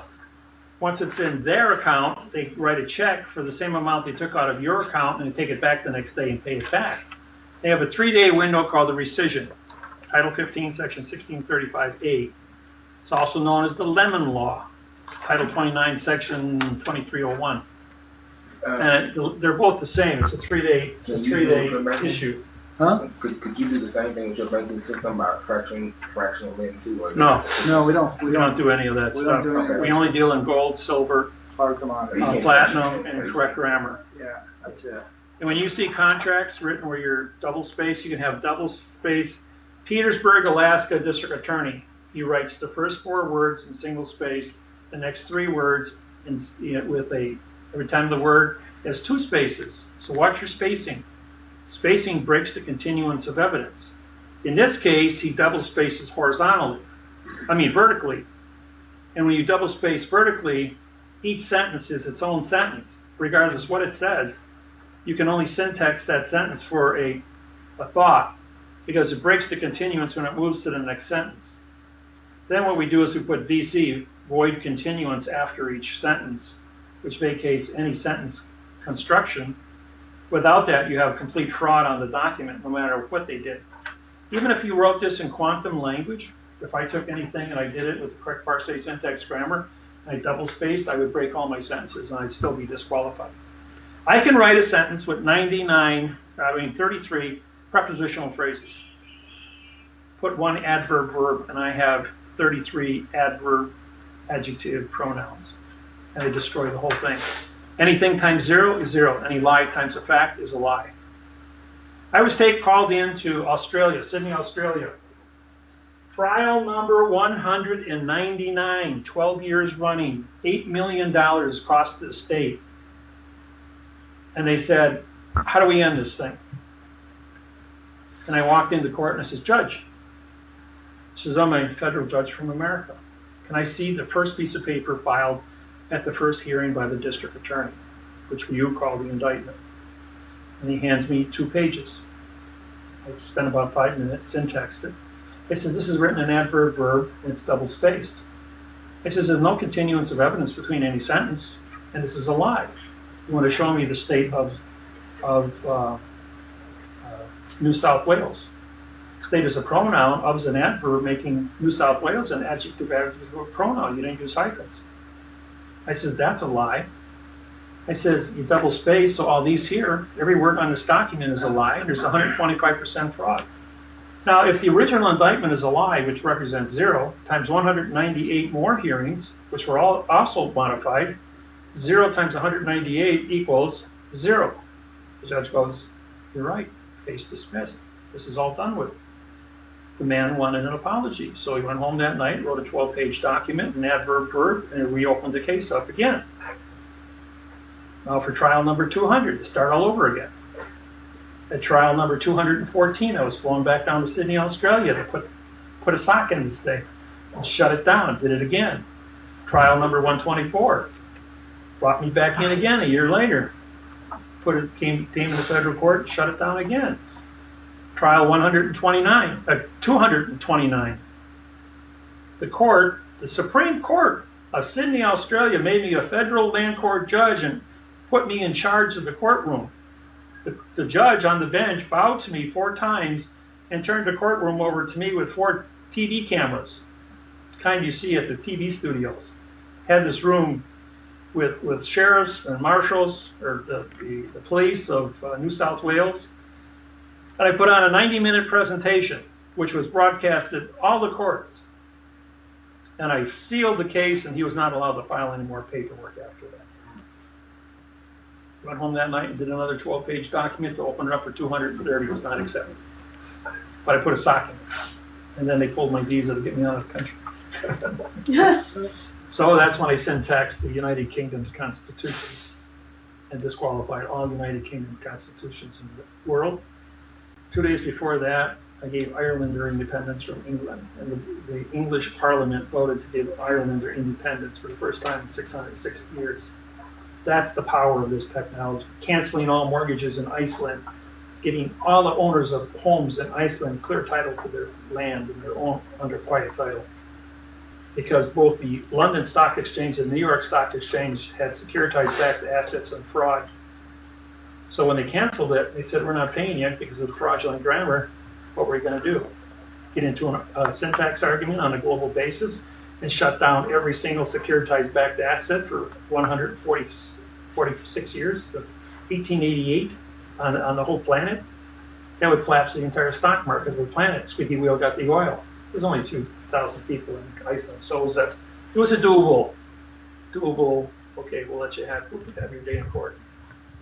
Yeah. And give them independence. This is more for the people that are trying to know what to do with their own stuff, or when the government vacates their position. And so at that point they go to synthetic. When they're synthetic, they can't come back in and make the claim because they already breached their drove law. They can't even come talk to you about the situation because you've already put them in a synthetic position. They're not genuine. They have no authorization to even come talk to you about anything unless you come give them a command for a specific duty to talk about a specific task that they have to fulfill.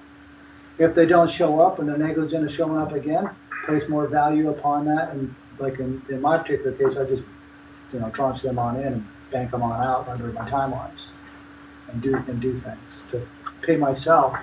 Then I move myself into the consignee position because they're no longer a factor at that point. When they're no longer a factor, then I can manufacture and pay myself for things that were done to me since they vacated their position. It works very nice, very nice. So anyway, that's a little bit in a nutshell for people watching on YouTube. Don't try this unless you get a hold of me because there's other steps to this too. I don't want to get everything out. So what's this process for exactly? This is a mechanic that if you are in a position where somebody has damaged you, okay, and they have not joined the contract claim, okay, and they've already breached outside the timelines, and you don't feel comfortable sending it to the feds, okay. all right? So then, since everybody vacated their position, you just synthetic them on out, move yourself in as the synthesizer, and synthesize and bring all the components together to create your own remedy or to create your own equity back out of it. I'm glad there's a solution for it. You have to read it somewhere. I just didn't know. This kind of makes sense now. Yeah, well, you gotta have your own solution, and you can't rely on the government for any of it. Well, I mean, you can if you want to go that route and wait your time, but for me, it's not something I want to do. A normal person has a capacity to memorize 20% of what we said here today. So you may have pieces of information. Get online, read our website, and watch the videos, because you can watch the same video 5 times, and every time you watch it, you're going to go like, I don't know how I watched that and didn't learn anything from it the first time around. And sometimes it's the 5th time you're going like, I understand it now because I've got all the rest of this here put together in my head. You see, all the answers are built into those videos. Correct. When you read it, when you watch it through the first time, it's going to answer itself. When you watch it through the second time, large sections of it will make sense in each part, compartmentalized. And you'll be able to review 2 hours in a word as it plugs in as you watch it. So each time you watch it, you're going to see so many more new things Simple. that you didn't see that actually have definition now and make sense to you. When you read the website, read out loud, because when you read just seeing, you only activate one of your senses. When you read out loud, you hear, and 85% of everything you learn from cradle to grave is from hearing. That part of your brain is well developed, both in the left and right hemispheres, because you heard it. But creative thought comes from the left side, and mathematical or graphing comes from the right side. That's your logic side. So you want to use your senses to see, to hear, to speak. And when you do all these things together, you learn 4 times faster when you read out loud. And then things will make sense to you. Because if you read it and then you hear it repeated on the videos, or you heard it on the videos and you're reading out loud, all of a sudden you're like, that's what we said on the video. You get instant biofeedback. And you, instead of spending 200 hours, you learn all this in 50 hours. And you get real proficient at it. So when you're standing up in front of court, you're standing in front of a jury or a judge, and you thought you were scared, you know your material. And that'll save your life, and I can testify to that. Yeah, and when you save your life, I guarantee you will feel very well. You'll feel very good about it. So it's learning how to learn, not only just simply studying. You have to learn how to learn. And that's what we bring to the table. Now you guys had we'll field some questions for specific situations you guys want me to look at. Yeah, I got a lot. I let those guys go. I've been talking about something. Oh, go ahead. Go ahead. Everybody learns from your questions. Yeah. Okay, cool. There's a lot of things I was really interested in from learning reading seminars, especially about the energy conversion and the school system. I did want to see what your progress with that, and there's a lot of people that when I do some of your syntax on some of my old contracts, they look at me like, what is this? What is this? Gobbledygook, they call it. They're like, what is this? They think I don't know what I'm talking about. To a guy who owns the whole county, who knows the law, the district, the DA, when I point out, it's correct, then they end up, when I come back the second time, they end up welcoming me in with open arms. Like, okay, but then I have to explain to them, and that's really out of their league. But they go more on the state level, not only federal codes like what you have. Okay, now, the definition for perjury is Title 18, 1621. You know what the definition of perjury is in the state of California? 121. It's just a different number. The definition is the same. I go up to Canada, definition for perjury is the same. I go over to France, Germany, Italy, China, definition is the same for perjury. 9 billion people on this planet. I don't care if you're talking to somebody in the backwoods of the jungles of Brazil or in the Philippines or Haiti. It doesn't matter where you are. People know what the definition of perjury are. And they know it's a bad thing. It's a lie. It destroys your credibility when you do it. So if you got somebody that doesn't comprehend, first you break them down to some simple math problems and figure out where their function and where their thinking is. So hold it thought. I did that with the county clerk of one, and she came back with some state laws. You know, I guess she felt I kind of went up there because she had made a mistake, and I wanted to be her friend, you know, and so she a drawn out letter. Well, you need to do this by this step and this step. So I don't want to make them. I don't want to make them feel dumb. you did. How can I do that without making them feel? You know. Okay, over in Europe, we had 50 out of 50 get this right. In the United States, we got 200 out of 200 got it wrong. Yeah. What's the answer? 6. Come on. No, it's not 6. 2. No. Which one? 5. No. 2. It's 5, people. Order of operations. My dear sweet aunt. And brackets come first. No brackets. So now we go to multiply and divide. You got to divide before you can add. 5 divided by 5 is 1, 1. 5, 1 equals 6. Okay? Over here, 4 divided by 4 is 1, and 4 plus 1 equals 5. See? If you don't follow the operations in math, you know you're going to get the wrong answer, right? Nobody in this room, everybody in this room took basic math, 3rd, 4th, 5th grade. You didn't get hundreds back then. And this is a 4th grade reading level. You were 8, 9 years old. And yet 200 Americans will get this wrong in a row, whereas everyone in China when I was there got it right. Everyone in France got it right, and Germany got it right, and they're going like, what are they teaching you guys in American schools? Function. But if you prove somebody this function, or here's another one.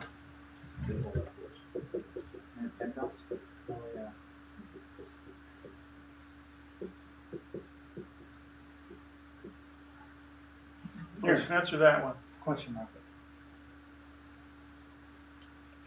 What is not my name? Correct answer. But at the same time, this is if you put a question mark in there, now what's your answer? Robert. No. No. Please use answer correct no. sentences of communication. No question mark says adverb, verb, adverb, verb. I just called you a verb. So if you can answer me your verb, and what if I do it with if this is your name, then this is a pronoun connected to the adverb is, which modifies the adverb your, which modifies the verb name. Still not what. You're still not a what, and you're still not a verb. You got to read it backwards. For your name is with the claim of the what. Now you can go to Los Angeles, San Francisco, Sacramento, white pages. Look at how many people have the last name of what. I have a friend, her name is Yu, Y-O-U. You say, what's your name? She says, Yu. And you go like, no, I said, what's your name? She says, Yu. And she has to explain herself all the time. I mean, it drives you crazy, but you did it on purpose. Yeah. A lot of people do that. There are certain names you can't take, though. The government passed a law on certain names. See, my name, Fulcolin David -Wynn Fulcolin Miller, is copyrighted because I was the first one to ever do it, and my name is the only one in the world like it because I was the first one to do it. I copyrighted it right away. So anytime a government agency comes after me and wants to say anything about that, if they know I'm McGarmy, I'm dead, and I show them the graveyard. If they want to do it with correct punctuation, they do it in italics, which removes the paper, and I'm still not there. Right. If they actually want to take time to write a quantum complaint and come after me, they have to answer the question. Do you have copyright release from me to prosecute me with my own material? The answer is case dismissed, because fiction can't touch quantum. Fact and fiction shall never meet. That's a mathematical fact. So when you know this, the fiction will leave you alone. You want to be free? In every Bible, it says correctness will set you free. So if you want your freedom, be correct. Yes, go ahead. So my knowledge is that you're saying, like, in America, everyone is getting this wrong. And I found that quite interesting because haven't we all been indoctrinated by the RAND Corporation, which is not giving us the correct knowledge in the first place? Hey, Russell and I went... Military-industrial complex. All right, Russell and I are both public school people. Yeah. I went to college full-time for 17 years, acquired 535 college credits, 3 PhDs. Yeah. And he's got an associate degree in law, and plus the work he's done here. For every 4 hours, you get a credit. He's got 50,000 hours. I got 82,000 hours. And that's just in our quantum. How do you measure that in PhD credits? You can't. We control this situation on a global basis with global advertising in 150 languages. So we are, and people come up and say, who taught you that? Who taught Nikola Tesla about all the 385,000 patents he published? It's just sometimes people come, or songwriters, original songwriters. Those are original copyrighted materials. We have original copyrighted material, and it's very complex because it's a global communication to correct 8,500 years of communications. We are in a skill set that is so unique that we have no competition on planet Earth, and no one has ever created a website like mine, and I have no competition or plagiarizing on my website. One guy tried it out of Ohio. Yeah, it was Ohio. And he went down to Fort Lauderdale, and he was charging $2,500 for a 12-hour seminar. And 62 people showed up. One of them was one of my students. He calls me up. I just happened to be over in Fort Myers at the time. And let me listen on an open mic for about 20 minutes. And I says, well, he's plagiarized my website. He's selling you $2,500. He's selling you my book for $2,500. And the people, everyone at the seminar bought one. They thought it was the greatest thing since sliced bread, and this guy walked on water. He got arrested in Kentucky and sent back to prison. He was on probation for plagiarizing. That's how he made his living, stealing people's identities. Was sentenced to 11 years in prison, just got out of prison 3 weeks earlier, been studying my website in prison on the internet. So when he got out, he thought he would go ahead and steal my identity, putting on seminars. They captured his money, paid back all the people, and recovered all the evidence. The CIA told me that there were 8 guys impersonating me in the Middle East. And they says, you know, Russell, we would just let them set it up, get all the characters involved, and we just harvest everything that they get because nobody has authorization. You're you, and if you run into us, you're telling us where to get off. We know you, and you have a pretty pointed opinion of or choice of words about who we are. You know, so I'm trying to get along. I'm trying to change that image. Yeah. We're only here for a performance. Yeah. To do things perform correct. That's all we tell people to do. We never tell people to do anything that's not correct. So our program is squeaky clean. Which is how the program should be now, you know, do the right thing every time, all the time, even when no one's looking, and we just don't have that today in government. Anyway. We've got 10 hours to talk to you, and we have 400 hours of material. That's why we keep putting these seminars up on the internet. And if you go, I have under my name over 20,000 websites, and that are linked to my website. So, and all those links carry video from the different 2,500 seminars that we've done. When we did All Day Live, which is radio out of Seattle, Washington, they came to me and said, well, we have 370,000 people. Would you be on our show? I said, sure. After the first hour, we were up to 21 million. At the end of the second hour, we had 25 million. The second week I came on, we started with 25 million and ended up with 28 million. The third week, I started with 25 million and ended with 80 million. The fourth week, we started with 80 million and ended up with 88 million people. I did 24 weeks of seminars for him online with a steady 80 million people a week logging in on Tuesdays for 2 hours. Then Carrie Cassidy from Project Camelot contacted me and says, we have 2 million listeners on the internet. Would you come on my show? I said, sure. After the first hour, we had 80 million, and at the second hour, we had 88 million. The second week, we did 2 hours with 88 million. Drake Bailey from American Freedom Radio says we have 2 million regular listeners. Would you come on our radio? I says, yeah, 7 o'clock at night. We started with 80 million people. At the end of the second hour, we were at 88 million. At the end of the third hour, which canceled the programming saying, let this guy talk, we were up to 100 million people. At the end of the fourth, fifth, and sixth hour, we're at 118 million people. 60 times his normal listening audience. Broadcasted worldwide and carried by a dozen major carriers, which rebroadcasted the show because they couldn't believe what they were hearing, and there was no commercials, no interruptions, no top of the hour news, anything.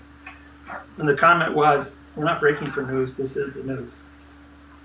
And so with that level of communication and demand from the public worldwide, when All Day Radio was told by the government to cease and desist, stop putting up David Miller's broadcasts because he did one day of 24 straight hours, they pulled his FCC license out of Seattle, so he moved down to Los Angeles University radio station. He did a couple shows down there, and then he pulled the FCC license for that. He went back up to Seattle, and he's still broadcasting out of Seattle again. So when we did Salt Lake City on a Monday, we were in court on Friday. I did a seminar over the weekend, and then Monday I went on the radio for Manly Hall, and we started at 7 o'clock, and by 9 o'clock when we finished, we had 12,000 cars parked on the expressway system taking notes, and all major thoroughfares in both Salt Lake City and Las Vegas, Nevada were brought to a standstill. The whole city was brought to a standstill for 2 hours while people took notes, and they were screaming out of each other's cars, pull over, get on the station, take notes down, how to prosecute judges and attorneys. So the Senate, the Congress, and the legislature of both Nevada and Utah got together, and they banned me from radio and TV and newspaper. And William Rehnquist at the Supreme Court got a hold of this thing, and the Supreme Court met in emergency session and shot it down under a freedom of speech violation.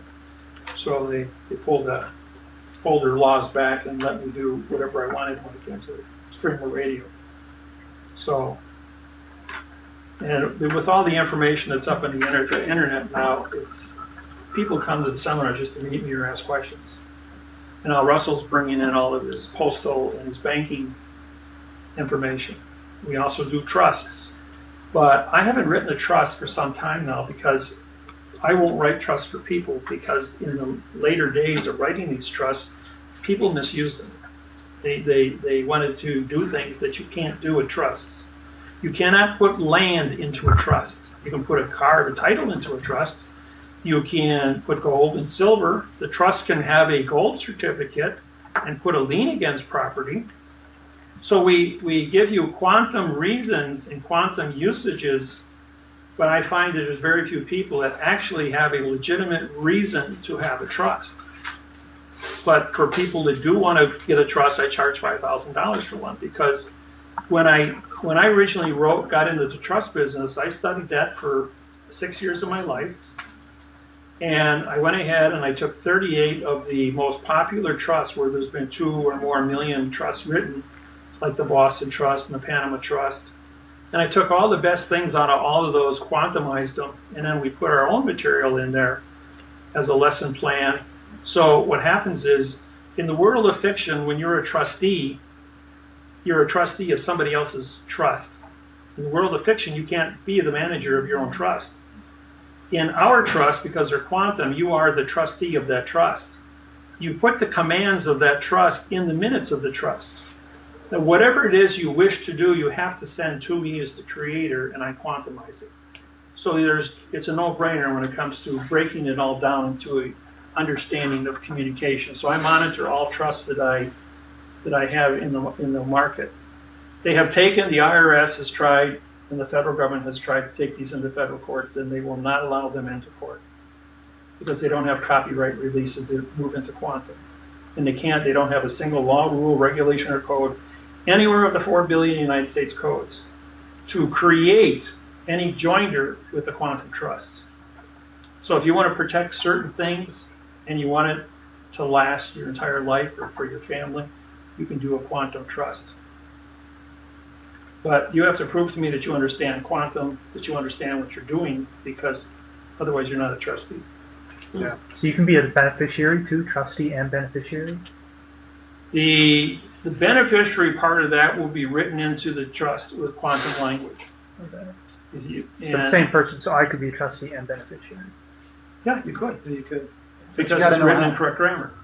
I have an idea. Switch hats. All right. We're going to get into a little bit about some of the other things that have been created on the quantum banking side that we don't get a chance to talk about much. First is the Passographic Treaty. What that is that are it's the closure on what your C treaty, on the communication that we're using, the functions that we're using, like A, B, C, D, E, F, G, H, I, J, K, L, M, your alphabets, your mathematical functions, and it's an educational that's filed in a timely manner through the Global Bureau of the Weights and Measures. The Global Bureau of the Weights and Measures, the adverb verb world calls it, adjective pronoun world calls it the International Bureau of Weights and Measures. This is the location where countries and nations, through their Secretary of State's office and their government printing office, create the legislation for the terms and rules in which they choose to communicate under passography, which is one country to another. And this is all held in trust to the International Maritime Organization, who David and I just corrected their charter out of London. And that contract is filed in London at the International or the Global Maritime Company. They call it the International Maritime Organization, and the Global Bureau of the Weights and Measures. And this is the description of how we move things, elements, and matter in our banking construct in our own periodic function form to create matter. The periodic tables on the planet, when I first came forward with this, all periodic tables on the planet were in a box. Anything in a box is omitted. So I put it in a tetrahedron with a monoatomic periodic table built into the middle of that on the monoatomic level. So I claimed both 33 atom clusters and the reduced common denominator isotopes of atomic numbers and atomic matters through specific gravity, boiling point, weights and measurements. We looked at a lot of other things that are built into the periodic table. I'm kind of proud of that one because when I published that one, Department of Defense and the NSA grabbed me off the streets, and CIA was actually there too, and had a talk for about 3 hours just about what that meant for them, for their banking system. Their banking system was built on AU. Their AU, what their scientists believed to be correct, and their PT, and their elements that they were using to use as tangible commodities to bank were all fictitiously conveyed, and none of their scientists, all their scientists on the planet lost jurisdiction over my banking matter and the things that I was making. So it kind of like, wow, you're Nikola Tesla. I was like, no, Russell Ivan J. Cohen Gold. I'm just trying to be correct here. Nobody has filed a correctness in the way that they've presented their command for the monetary systems that they've created. So that was done. It's kind of exciting for me to talk about. I don't get to talk about it a lot. It took me 1 year to write the periodic table. It took me a lot of research. Now, I took out some elements that could be manipulated.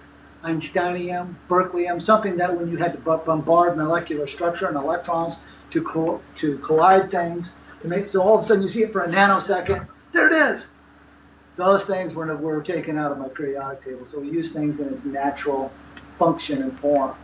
So that's where that was. And then on the monoatomic level, a lot of people study David Hudson and some of the other people out there doing monoatomic elements, but they try to file for patents, but we don't traverse with their patents when we spin what we call the trons or toms. You guys call them atoms. We call them toms. Actually, the contract itself was called Finding-Tom. Is actually what the treaty name was, because atom, of course, is a vowel, and we don't use vowels in front of it. Vowel is a single syllable. To start a word means no. Yeah, so these were things that we did because David and I had filed a contract, the Global Banking Constitution, in 2003, and it dealt with me identified as the comptroller of the global postal currency. And so it was my job to find out what currency and monies were, the value and association, so I didn't traverse into the adverb verb world so nobody could accuse me of anything, so I could then become knowledgeable on how to identify specific things and specific matters to take command and put them in our banking system, the things that I showed you last time with the savings clause claims. Kind of did this in reverse order, but you can kind of see where I was going with the global construct of this. Because that way when I walked into a bank, I didn't traverse because the banker's going to pick up the phone and say, hey, do we have this hallmarked? Who assigned the seigniorage, which is the numerology, the passography, the drogue law, the Bureau of Weights and Measures of identifying the values of monies.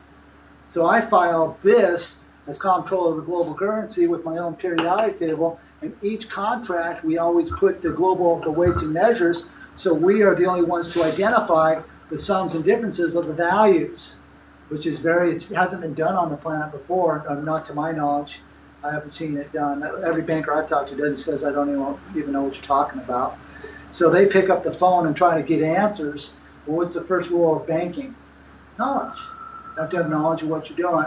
So these are some of the reasons why I kind of went so heavy the last 7 years in studying the monetary systems and how to make and the function of isolating specific matters.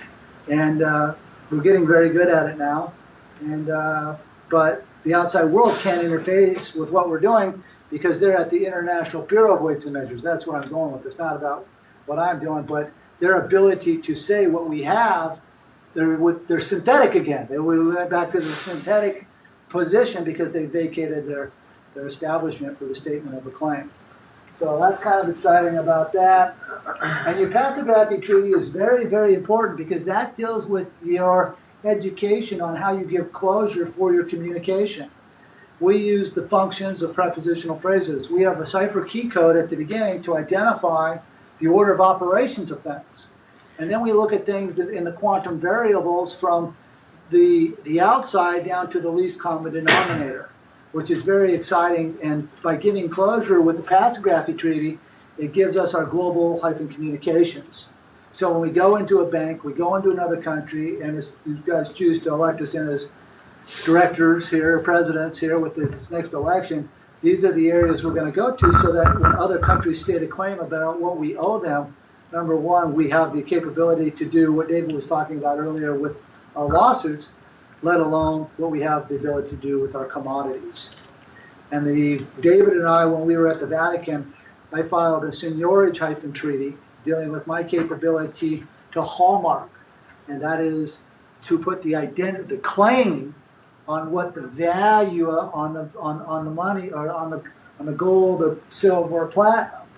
So I have the authorization as a sovereign to articulate those functions. And I'm very good in my skill set there for outside companies that are looking to do a 4671 salvage on their fraudulent gold, because they have to call it of gold or of very fine gold.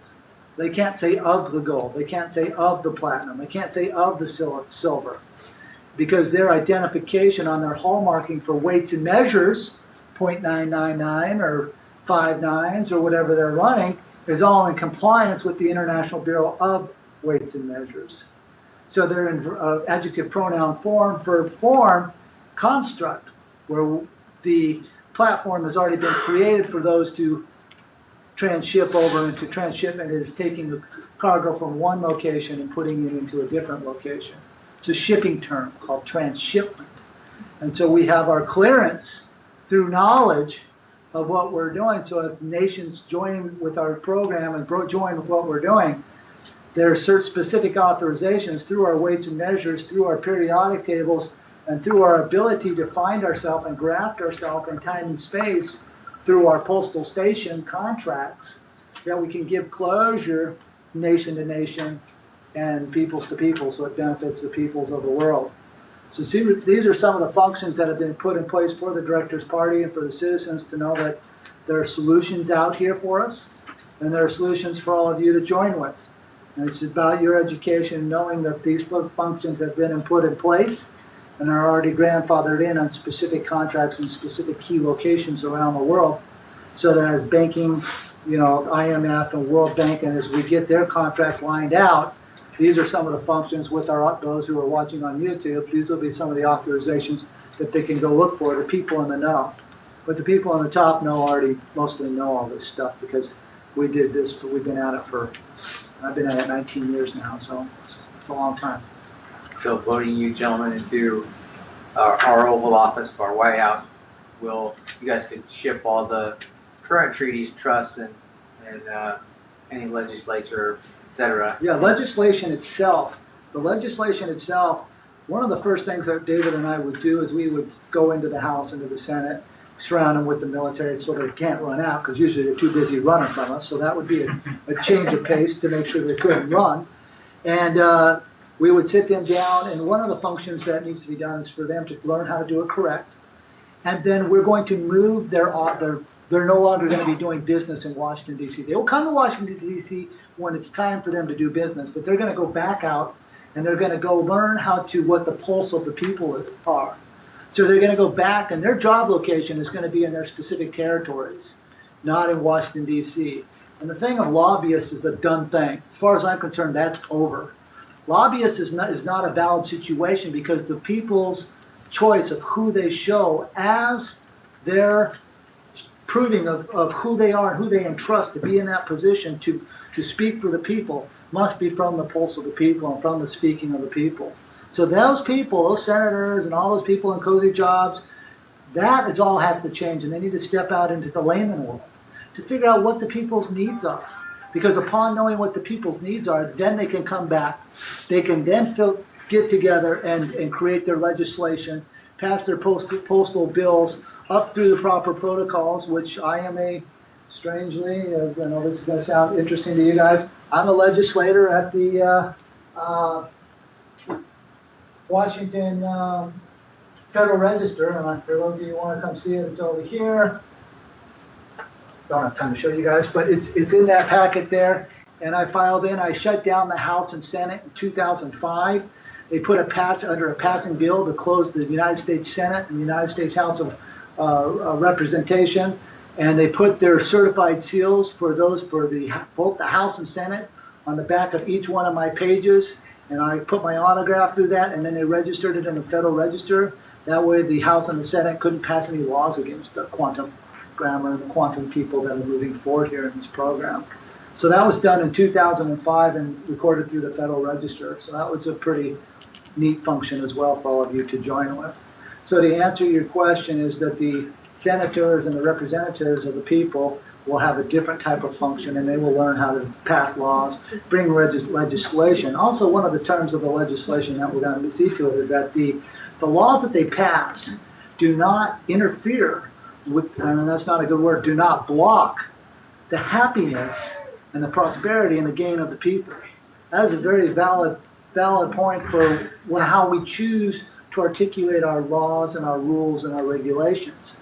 Because upon that, the people then can now feel free that the laws that are being written do not infringe upon their right to happiness, their taste, and the things that they all have the right to. So these are things that are coming up with the Directors Party, and it's going to be a new thing for Washington, D.C., I'm sure.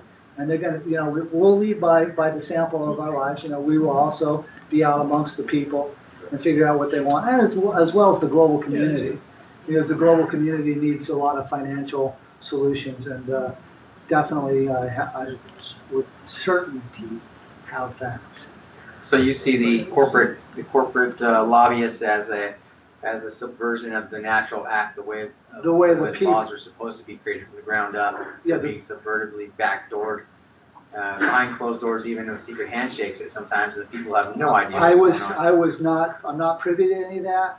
What I'm saying is that the people that they put into those positions, senators and their representatives, those people need to be amongst their peers and the people that put them there to articulate and find out what they want, and then at that point come back to Washington, D.C., and we'll roll them out on tranche. We'll tranche them in and out of there. That will be run by me on specific. I'm very funny about time, so I'll roll them in and out of there under specific mustering and specific manifests into specific fields. You still have the committees, but the committees will have the concepts of the people. If you gentlemen aren't elected as directors for the presidential campaign here this year, will you be moving into any other venue to support the American people? We are looking at this more of a global situation. So not only running here, but running simultaneously elsewhere. And so we're going to continue to run and continue to educate for basically every 4 years, or at least till the people have comprehension, because this has some valid solutions to it. And the people of the world really need to, take into consideration. There's been a lot of hard work put into this program by David and myself, and many others, not just us, but many others have put some definite value and some definite hard time into this, and they need to see some of the benefits of what can be. Any other questions? How could you be stopped, I guess, if they're all in fiction and as long as people vote for you are correct? Well, the nice thing about that is in my statement of the candidacy with the Federal Elections Commission, I'm already with the statement of the victory. See, when Russell and I were in court way back in Madison, Wisconsin, the judge had been on the bench for 38 years. And for the first time in that judge's history, he came off the bench and he sat across the table from Russell for 2 hours. His bailiff walked up to him afterwards and said, that judge has never left the bench. You're the first person he ever showed the honor to get off his bench and have a conversation with you. Took off his robe, sat there in his business suit, and said to Russell, and I was there watching, because it was Russell's trial, and the judge said to him, you're absolutely correct in everything you're doing, except I'm going to stay in my fiction, you stay in your fact. He says, fact and fiction can never meet. Right. He says, my army's bigger than yours. You can keep what you can hold. That's the rule of nature. King Saddam Hussein said, I'm a king, and I have sovereignty, and I have my own country. You don't belong over here in Iraq. So Bush went ahead and said, well, yeah, in 6 days, killed 125,000 of his civilians, blew up 98% of his infrastructure, and destroyed his entire army. Going, you're dead right. Yeah. The point is, you can keep what you can hold. And because the war was fought by Schwarzenegger, or Schwarzkopf, and we lost 40 of our troops by friendly fire because of a couple of helicopters crashed. We didn't lose any of our own troops by foreign fire. And at that point in time, with our stealth technology, the Russians said, if you can't see the enemy, how are we going to fight him? We'll just let you sort this all out till our technology comes up to speed. But the technology today is not about how much manpower you have in the field. It isn't about how many guns or how big your bombs are or anything else. You guys know about the zapper, right? We use the zapper to kill viruses, Fulda Clark's technology. The new game on this planet is called a satellite with a frequency zapper. Everyone heard about the 1 square mile of fish dying in the Mississippi River of only a specific species called the suckers. 1 square mile of bees falling out of the air, 1 square mile of bats, only one species being killed.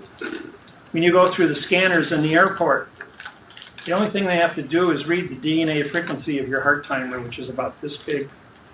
And from outer space, 260 miles above it, send down a zapper frequency to kill the DNA frequency of your heart timer. And you fall over. And with 10 billion people standing in front of the machine going through the frequencies, reading your DNA frequency, they're saying this isn't radioactive, just a radio wave. Won't hurt you. Always opt out. Collecting all the information of all human species on the planet through the scanner. And now they've got 2 satellites up there orbiting planet Earth.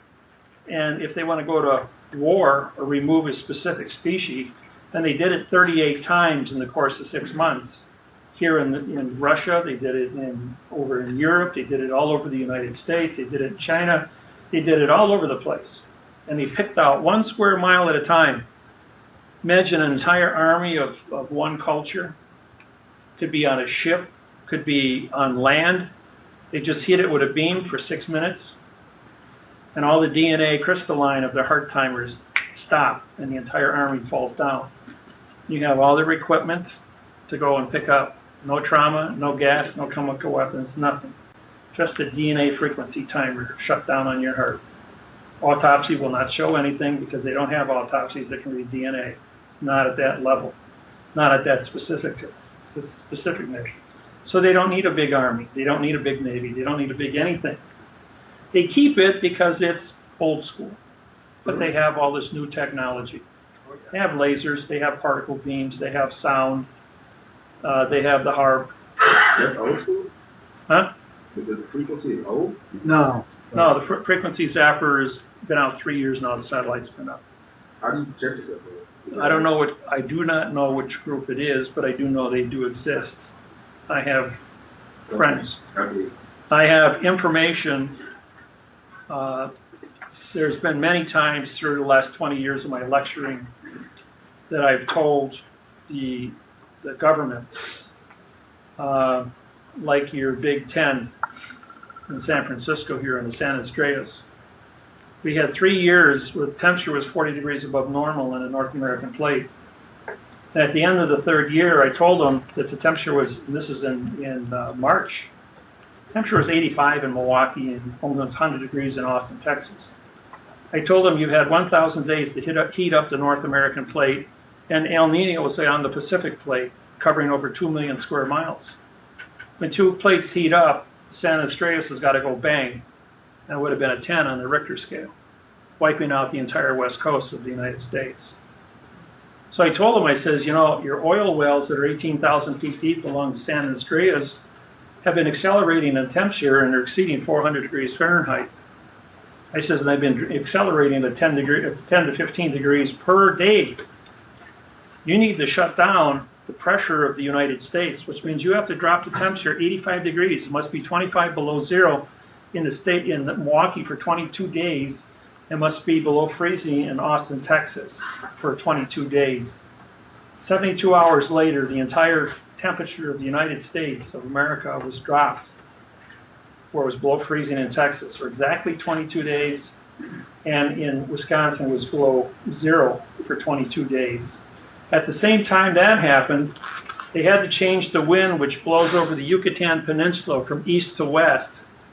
From west to east, bringing El Nino up to California and reversing the wind at 50 miles an hour for 22 days to blow El Nino offshore and bring in the cold water from 3 miles down and cool down the Pacific plate.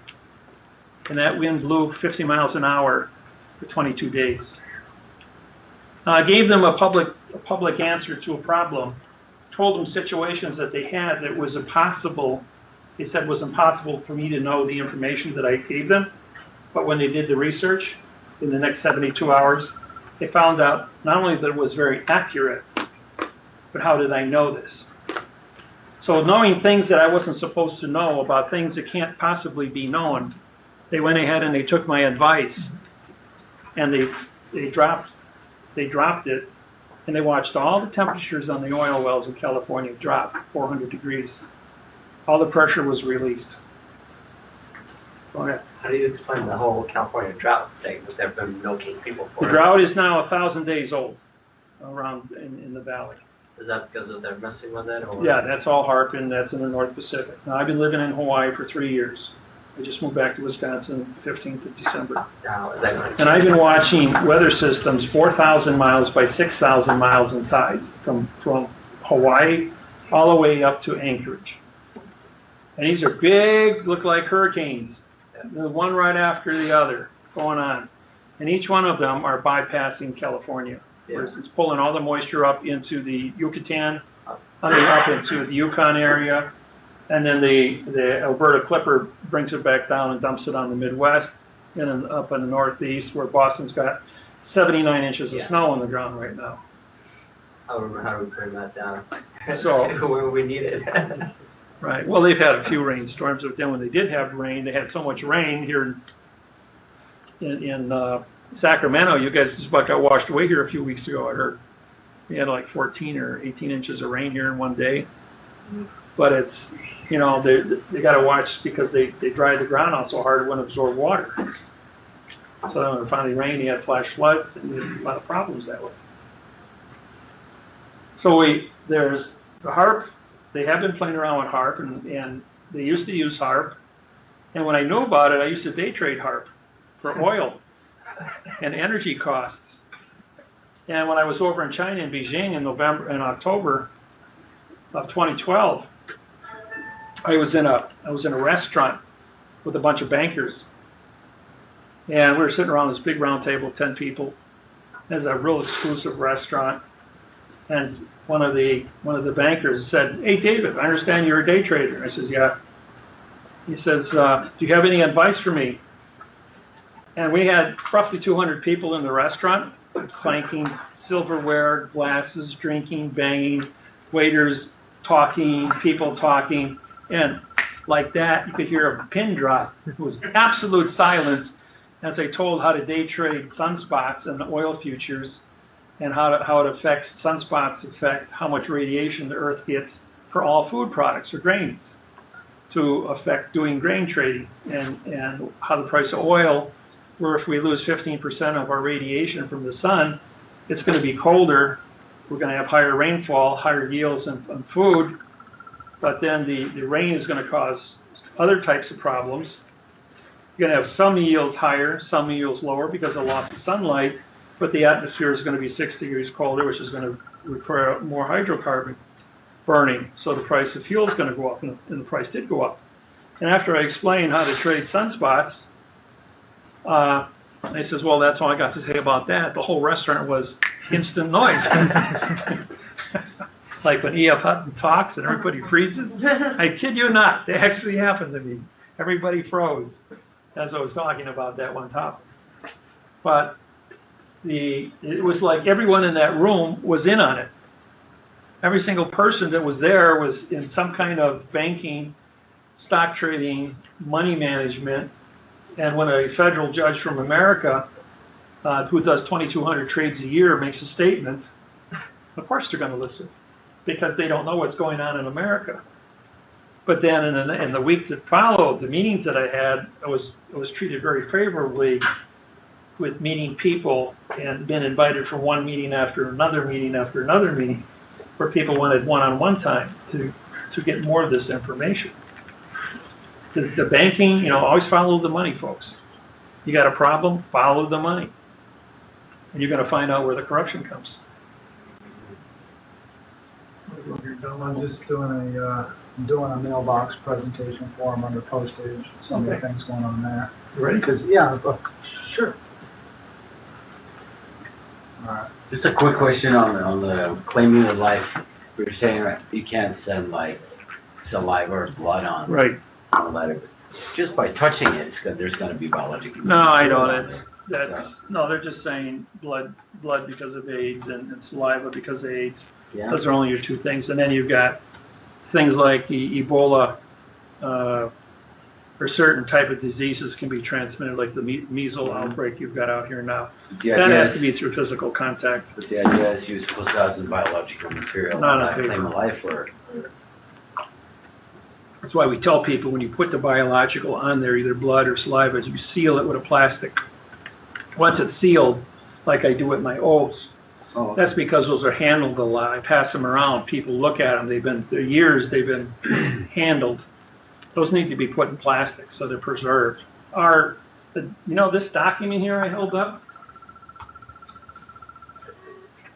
This here is an original 12/21/2012 document, just like the original Constitution of the United States of America. And Russell and I need to take these and put these in plastic or some form of archives, because in 200 years, these things are going to be worth a lot of money. These are the original documents of quantum, original documents of an oath to start this whole process from 12/21/2012. This is the first one? That's the very first one? We both have originals. Well- We both had about 3 copies of the originals, besides those we filed with the government. The point is, they're originals. And there's no substitute for the original. Letters that George Washington wrote in 1776 are trading at Christie's for $2.5 million a paper. So you're saying the autographs I got from you guys are going to be like having George Washington and Benjamin Franklin's There's autograph? only, there's 9 billion people on this planet. There's only 2 of us, and we control all the All right, I'm technology. glad I did this. All right. Well, anyways, a lot Okay, you got it. are moving around, and as you move around, you're setting up your mail, because your bills have to be paid, and you're getting your mail. So you're going to go down and file they call a change of address form with the United States Postal Service. Now you can do it. What I do is I just fill out their form, because you got to have some kind of joiner there, and I put the word domicile on it. It'll have your name, location, and what I do is I put a $1 postage stamp on there where you autograph your name. So you put the $1 stamp on there, you autograph through it, and I put my claim of the life number through there as well, some other corporation claim numbers. and then I present it to them, but before I give it to them, I have them cancel the stamp. So they cancel the stamp. Of course, they'll never give me a copy of it at that point, but I know what's going on. And then you change your mailing location. Then in 72 hours after you do that, your mailing location is changed, and this is called the mailbox rule.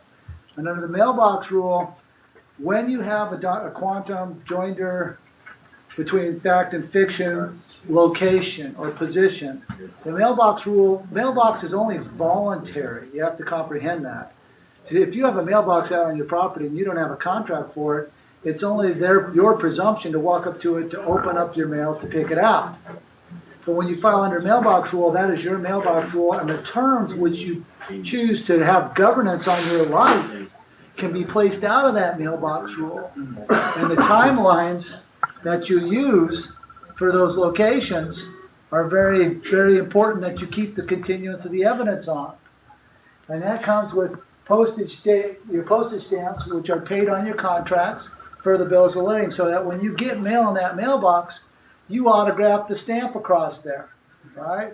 Even if it's a franking stamp. A franking stamp means it's a metered stamp, for those who don't know what that is. You autograph across that stamp, makes you postmaster of that domicile, and as postmaster of that domicile, you are engaged in freight way bills, transit way bills, and switching way bills, because you're using that mailbox as a station. And your capability to have that mailbox under your land claims, land pass, and sea pass is relevant to that location. What I do is I file that with a letter of the rogatory with the Secretary of the State's office as a foreign condition of state, as an amicus curiae, as a friend. So I'm giving closure on what it is that I'm articulating so that there's no outside threat when they come up to talk to me about that which I have done. Is that we're in the middle of setting up our sea lanes, our postal route. And you do this under a post road treaty and a postal route.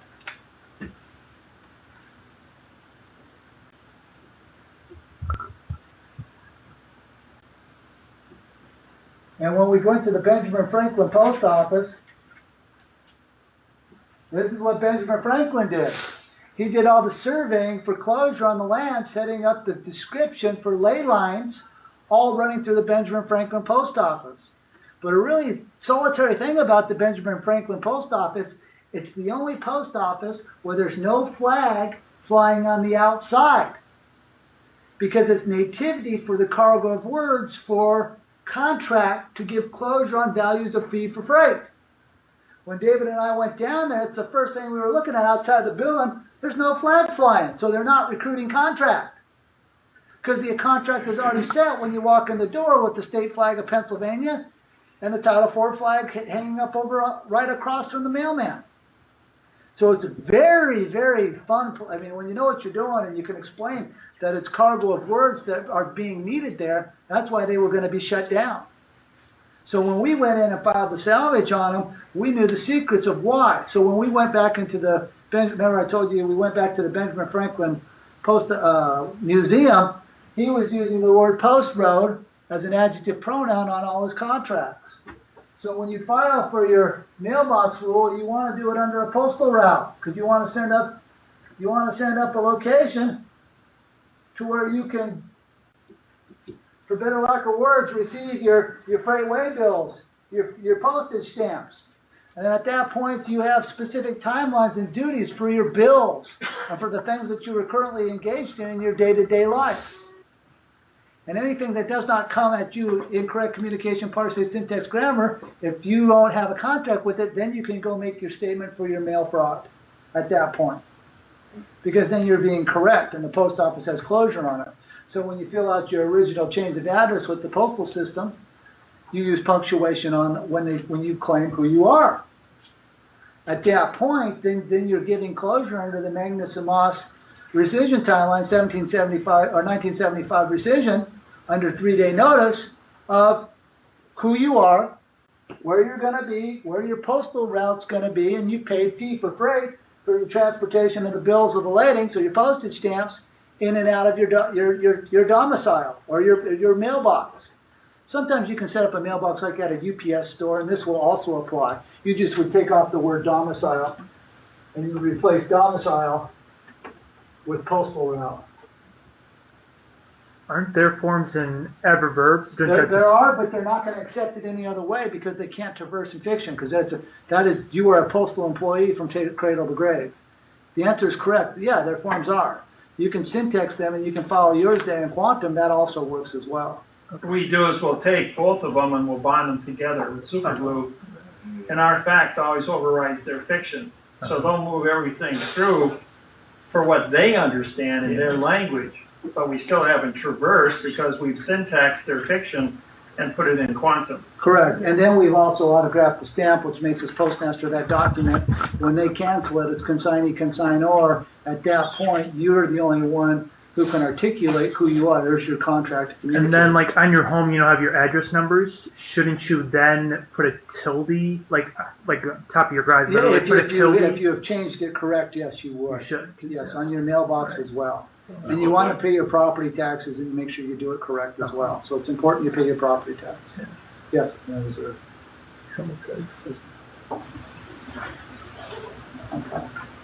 So you set up your postal route, your shipping, and at that point you have your freight way bills, your transit way bills, and your switching way bill stations.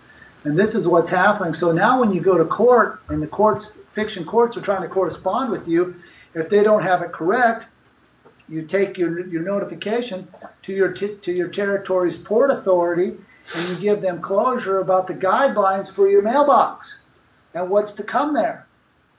Courthouse is a foreign vessel in dry dock. Their contracts are only good for 5 miles, or for 12 miles. I apologize, 12 miles. So what we do, or what I do, is I claim my postal route as a foreign trade zone under transit, switching, and freight way bill, and I claim it as a foreign trade zone because I'm moving foreign bills of ladings from point A to point B, and I claim it under nautical air miles because my foot never touches the ground. You know what happened in Maui? We brought out the 12-mile limit to shut down the sheriff's department, and exactly at the 12-mile limit, they put up a brand new sheriff's department to cover the rest of the island. So the island is covered 100% now. Now they opened up 2 new sheriff's departments from the courthouse, and put a courthouse, a one-room courthouse in each one of those to extend their area out 12 miles, and they did it on all the islands. Even though they're sovereign, the courthouses are not part of Hawaii. They're foreign vessels in dry dock, and the Hawaiian people don't want them on the island. And this is how we set up when I come in and set up a banking location. These are some of the techniques that we use because now we're under our own foreign trade zone, and David and I have worked and filed many contracts around the world for trade zone contracts between foreign entities. And right now, it's not a good time to bring those out because none of you are currently involved. The new BRIC corporations that are happening, 197 countries are signed up for the BRICS. China, Brazil, and Russia are leading the way on that program. The United States dollar is no longer traded, and a lot of countries are not allowed to be used because it's not backed by anything under the rules of fiction. Price of oil, as a result of all this, went from $120 a barrel down to 40, and now back up to 49. It's where it closed at on Friday, 49.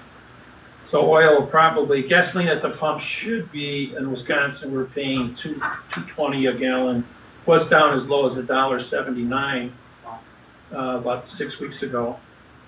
And here, you guys are $2.50 to $2.75 a gallon all over California, depends on where you go. Southern they kicked it up even more. It's like $2.85. Well, they just dropped off 4,000 troops in Iraq to get a war going over there, a shooting war. And there are 38,000 independent U.S. military mercenaries that have left the military and are under contract with Saudi Arabia, Egypt, Yemen, Libya, and they're running as private contractors to guard the oil fields from anybody. And these guys are all trained snipers and Navy SEALs and special ops. So they got it's getting kind of hot over there in the Middle East. So anyway, yeah. So we have nautical miles versus post road mile markers. Post road mile markers are what's going to be on your tickets. what's going to be the guidelines from a sheriff or for a courthouse at a 12-mile post road, what they call a linear mile. We come under nautical miles, which is different than linear miles. And so when we file for our post roads, we do this under pi r squared for circumference, which now gives us a circumference circle of our trade zone for the mails to come in and out of. So. How do you post your roads when you're moving from point A? You talk about posting your roads and you're going international. You file it with like the local postmaster at that File station. what exactly? Your contract. Yeah, your post road contract. What are the terms of it? And that's what the mailbox rule is part of your terms of you're going to have come in and out of your postal route. And that's just whatever you want to put into it. Well, it has to be correct. And it's not whatever, because you got to remember when you write a contract, it can't interfere with somebody else. You can't bump and damage anyone else. But you can also safeguard yourself in the mechanics of grammar and how that grammar comes upon your foreign trade zone location. So if I ever do one of those, you'll check it. I'd have to. Okay. Yeah, you want me to, for sure.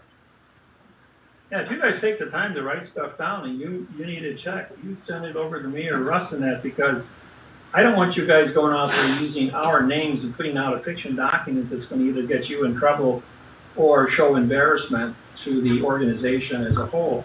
So it takes us only a few seconds to read several documents, several pages. Yeah, because there's so many people plagiarizing me in banking, it's comical. They're never going to get anywhere unless I'm on it specifically, and David and I are on it specifically. David can't be on it without me, and I want him on it because he's my witness on all the contracts we filed around the world. See, we're corporate everywhere, and as long as we stay corporate, we are protected under our nation status. For either one of us to go off and do anything by ourselves, then it's just an opinion, has no standing whatsoever. Correct. So everything we do, even all my clients, I'm corporate. I'm on every lawsuit that I write to sue for fraudulent mortgages as a claimant, as a federal postal judge, because I do the syntaxing on those contracts. And I have the specific knowledge. They can't keep me out of the court as a witness because my name is on there as a claimant. But I've had judges say, you might be the claimant, but you ain't coming in my courtroom, and I don't care what the law says. I make the law in this courtroom. This is my courtroom. This is my vessel and dry dock. Yeah. And you, the sheriff, will strong arm you out. And then I walk in and I walk up to the bailiff and I tell him, "You're my tipstaff and I'm a federal judge. This is a real oath, and you're gonna do what I say. Arrest the judge when the judge walks in, and the judge sees they're running out the door, going, no, we're gonna vacate everything in this trial." Yeah, it's quite shut it down. Quite a thing to watch the foreign vessels in dry dock. This technology works, and so you've got to be very, very give the necessary closure to the necessary places. Otherwise, you will lack knowledge, and the protocol has already been set. And if you don't know what the protocol is, you get slammed. When I did the Indiana case, I took the witness stand, I held up my oath of office. It says, as director of the Unity States of our World Corporation, and our land of my country is the land of the courtroom during the time of contract. It says, I have an oath of office. Do you have an oath of office, Judge? You're not on the same plane as the rest of us. I says, here's your oath. I syntaxed it. You don't have an oath. I've got an oath. I'm taking over the court. Put his head down on his arm like this for the next hour, 45 minutes as I conducted the entire court from the witness stand. Are there any questions? Educated the jury. The jury wouldn't give back my books. Are those the steps? Oh, my bad. Do you have like an outline of the protocols? Because Yeah. you were jumping around all the whole time, and I'm kind of like having a hard time connecting the dots as to. Well, yeah. First, you want to set up your postal route, your main location. What's 1, 2, 3, 4, 5? Yeah. Oh. Yeah, I was like. Oh well, these are all Like a built in within the Post Road Treaty. These are all specific paragraphs. The Post Road Treaty is listed on my website under the Yeah. CPAS, Trove Law, Peer Treaty, CPAS. It's about 12 pages long, if I remember correctly. Yeah, I've got a better one. We've got so many of them, and we've been upgrading the treaties as I open up the web, because there's 400 pages that need to be brought up to speed. And we're talking maybe 10 words and maybe a couple prepositional phrases that can be compounded, where I can take for the pen of the black and just say for the black hyphen pen by using a hyphen instead of another prepositional phrase. And I've been doing that, rearranging the sentence structure so it's easier to read. And where I write a document and repeat a statement 3 or 4 times, I'm taking those out and consolidating almost a half a page into one sentence now because I'm removing all doublespeak. And so we'll take 12 pages and reduce it down to 8. And it's an easier read, it's faster, the mind can flow with it better. So we're always improving our own technology, and it's all copyrighted accordingly.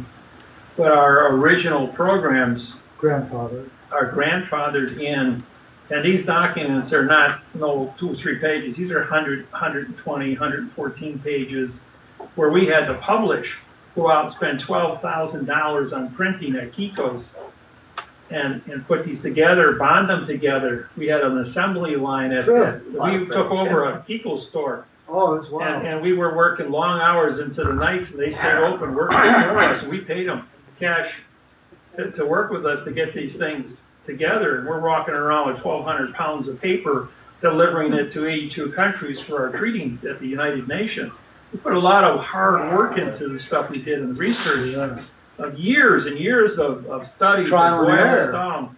Yeah.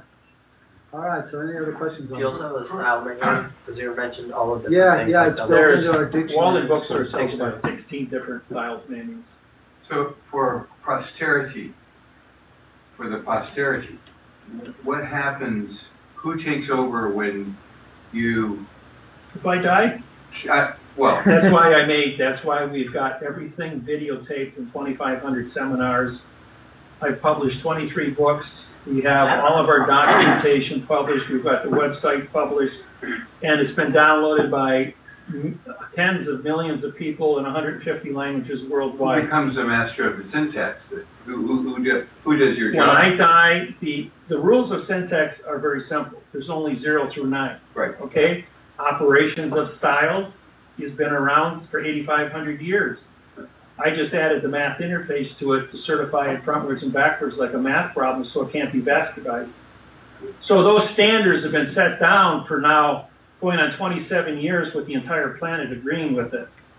The only people that are arguing are the people that sit in a foreign vessel and dry dock called judges, attorneys, and lawyers. The rest of the planet is moving past them. You know what the first rule of a conquering army is, don't you? Remove lawyers and attorneys. And the first rule of the United States of America was that no titles of nobility, lawyers, attorneys, can be hold office. 90% of our entire office is held by attorneys and judges to keep the lie alive.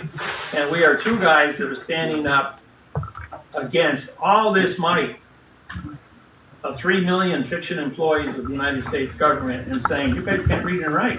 You violated your own oath of office. You don't even have an oath of office.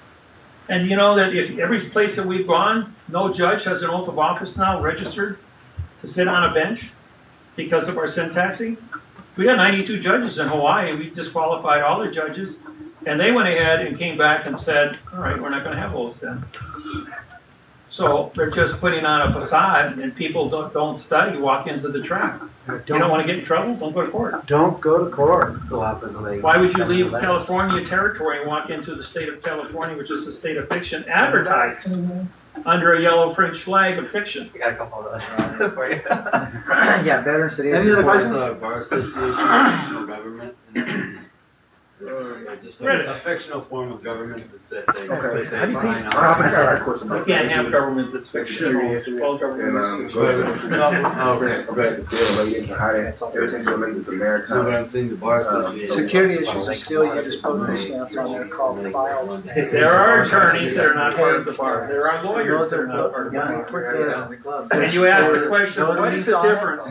What is the difference between an attorney and a lawyer? A lawyer is a counsel. So I know when I go to An attorney takes power over your body, takes power over your money, over your property, Wells Fargo, they have a hard which is time. called power of They would attorney. do it for you. And a word with a vowel and 2 consonants. Means no contract? You have a power of no contract? Yeah. What kind of nonsense is that? It's a dangling participle verb? I mean, it's layers and layers and layers of fraud. So our move is to $1 get stamp on this this simultaneously. in front of our local city councils and our county supervisors, so they can recognize And this then- technology. And the Yeah. minute you bring it up to say, okay, the meeting's over, everybody. You gotta have a little I'm trying to energy. get them to accept the bill and pass it as to adopt laws with. Right. We do that from the ground up. Yeah, you gotta get, it takes, okay, one is That's what it opinion, says, I can't two is understand certification, saying. 3 authorization, 4 is class action. Takes 16 Listen, people dude. though to make a change in policy at the county level. It takes 350 people to have something put on a ballot for the community to vote upon. So you gotta go door to door. To run for public office, you must have 500 people back you and sign a petition for you to run for office, for your name to be placed on a ballot. And to change a United States government policy in federal is 36,000 signatures. And what we did is we syntaxed the rules for making that statement of a claim. Was nullified at all. And for us, we're at. It was a lot of work. We literally took every word. You said don't go to court. What happens when they come into your home, take you to jail and put you in court? Well, believe it or not, there was something that you did that you already went to court, that you already contracted for that. Like maybe there's a clause in the mortgage when you sign your mortgage that says you abide by the community or you paid your taxes, and it said the court has jurisdiction over your home and your property and your birth certificate is under the Social Security naming you as child, which is an issue of state, and has jurisdiction through your Social Security number. But then if you syntax that and you show that it's fraud and you sue for the correct parse syntax grammar, then when the court comes and they don't have the correct parse syntax grammar laws, rules, regulations, or codes to remove you, you are then a very dangerous person. Because if they put you into a jail like they did me on January 15th, 1999, well, they put me in a pod with 15 other men. Within 1 hour, I had all 15 guys sitting at the picnic table, copying my lawsuit to prosecute Judge Grover and Schmitz for treason against the people. Then I had 40 hours, 5 days, to talk from 7 in the morning till lights went out at 9 o'clock. I had a captive audience, and these guys sat there quiet as a mouse and studied. And I didn't do an 8-hour seminar; I did a 40-hour seminar. When I got done, they kicked me out. I was 25 below zero in Shawano, Wisconsin. 25 below at 5 a.m. in the morning, and they threw me out in my underwear and T-shirt. I ran 3 city blocks through the snow barefoot to a local bar. When I ran into the bar, everyone in that bar was a parent of one of the students who was part of my law organization, just getting off third shift. And they gave me coats and pants and shoes and addressed me and called my family down in Milwaukee, come pick me up. So in the meantime, the warden got scared because everyone in my pod was quiet and studying. So he thought there was going to be some kind of a disturbance. So he broke up my pod, put 1 man in each of the 16 pods with the lawsuit and 40 hours training. So all of a sudden, like within 1 hour, each guy going into each pod, the whole place went quiet as a mouse except for the guys teaching in each pod. At the same time, they copied my lawsuit over again. Now 16 times 16 is 320 lawsuits were now copied along with a 40-hour seminar to go with it. So the warden in Madison, Wisconsin got nervous and said, there's something going on in Shawano, we got to break these guys up. So they sent 1 man to each prison of 332 prisons in 5 states. Within 6 weeks, there were 400 federal lawsuits in quantum language suing the judges for treason against the people.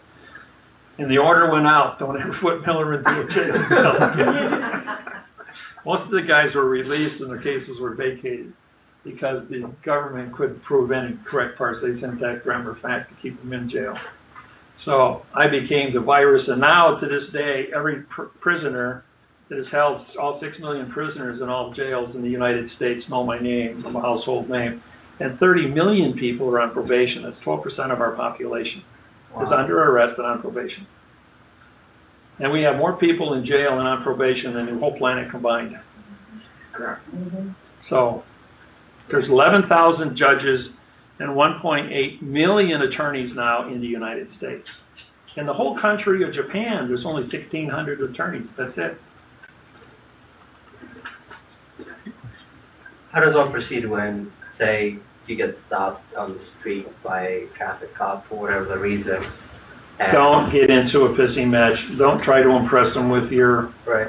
You can probably say a couple of things. Show them my business card. You can say I'm a student of David Wynn Miller.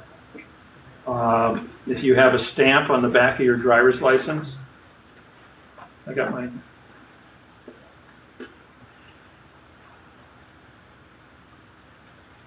See, you take my business card and you tape it. Shipping tape works really good, 3M shipping tape, because it's waterproof and it's very durable. It's as strong as the actual binding on your driver's license. Is that Hawaii? No, this is Wisconsin. So anyways, when you put a flag on your vessel, all vessels must fly a flag, and your driver's license, it's a vessel, okay? So by putting a flag on there, you can take one of my business cards and cut it and glue it on there, that's fine. And then you put a $1 stamp, and they currently have the $1 Rockefeller stamp.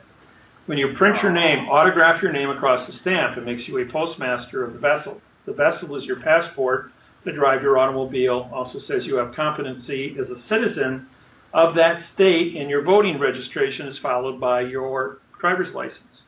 So when you take this document, it now says that you are the postmaster transporting the vessel of your body, and a police officer is not allowed to stop the postmaster from delivering the mail. Your body's the mail. These are the laws he breaks under the correct parsing, syntax, grammar that you are protected by. And when you register your domicile with the port authorities for your specific territory, then they know who you are. And then when you take the... And it works real well. Yeah, and people... Yeah, tell me your story. When people call me up and every time they get a ticket and they got my business card with their driver's license, and any one of my students gets pulled over for anything from speeding to blowing a stop sign, they call me up immediately at the stop and say, I just been pulled over, and the cop said, be careful and drive nice and let me go.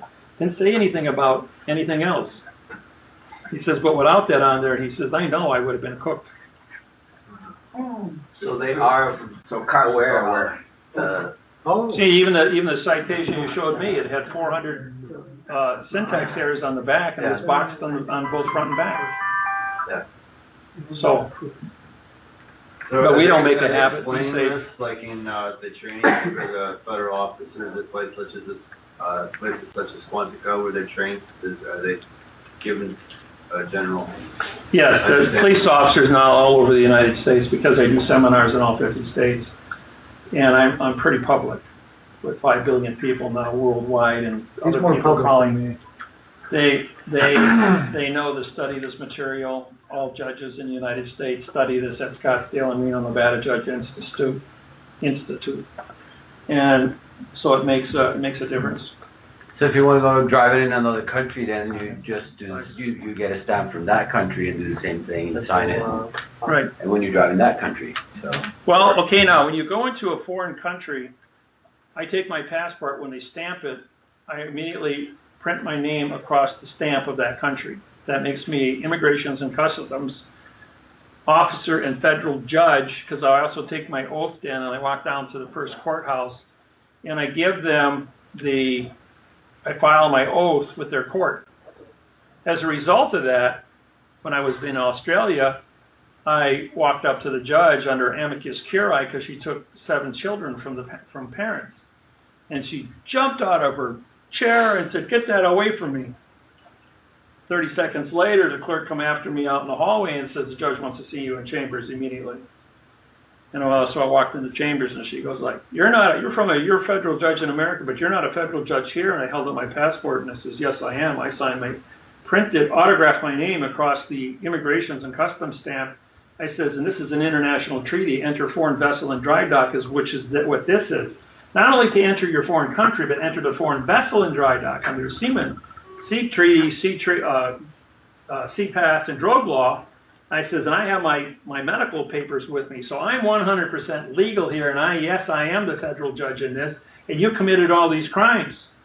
And under the Syntax fraud here in Sydney, Australia, you guys are in trouble. And I've got a signed confession for a 30-year prison sentence and $25 million fine.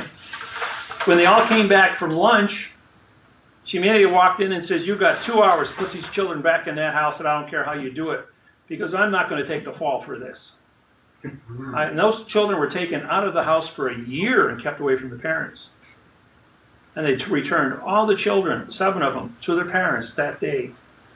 And they've been united with those children now. It's been 5 years since I did that case for them. But that they were afraid, and that set up over 1,800 people that came into my organization in the next several weeks, where I went all the way around Australia. I went to, started in Sydney, went up to Brisbane, then over to Gold Coast, down to Melbourne, and over to Perth. And I had large audiences at all of those seminars and that. And then I went out in the bush with the Aborigine tribes. And I had huge groups of Aborigine tribes that I did this and taught them and showed them how the fraud was being used to capture their land and genocide the people. Did you know up until 1967, they were issuing bounties to go out and kill Aborigine people? Just like killing too many kangaroo on the land, they would shoot and kill. Yep. That, in our day of age, they were still using genocide against people. The British government was, to take over their lands.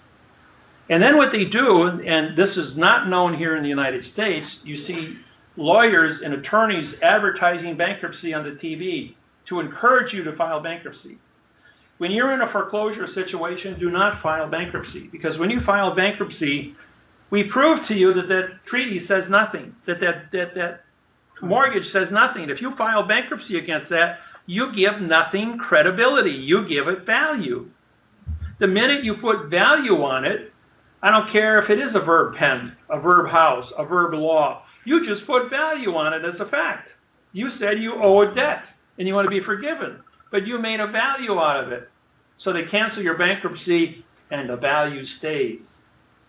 Second cause of action. Man is sued for child support. He's not the father. But the woman, we needed a rich guy. So he immediately goes out and files bankruptcy for $120,000 of back child support. When he goes to court, the judge says, you filed bankruptcy. You gave credibility to a lie, and so you're liable for the child till it's 21 years old. You'll pay for the medical, the dental, all of its schooling, pay child support, and you'll pay all the back child support at 18% compounded interest.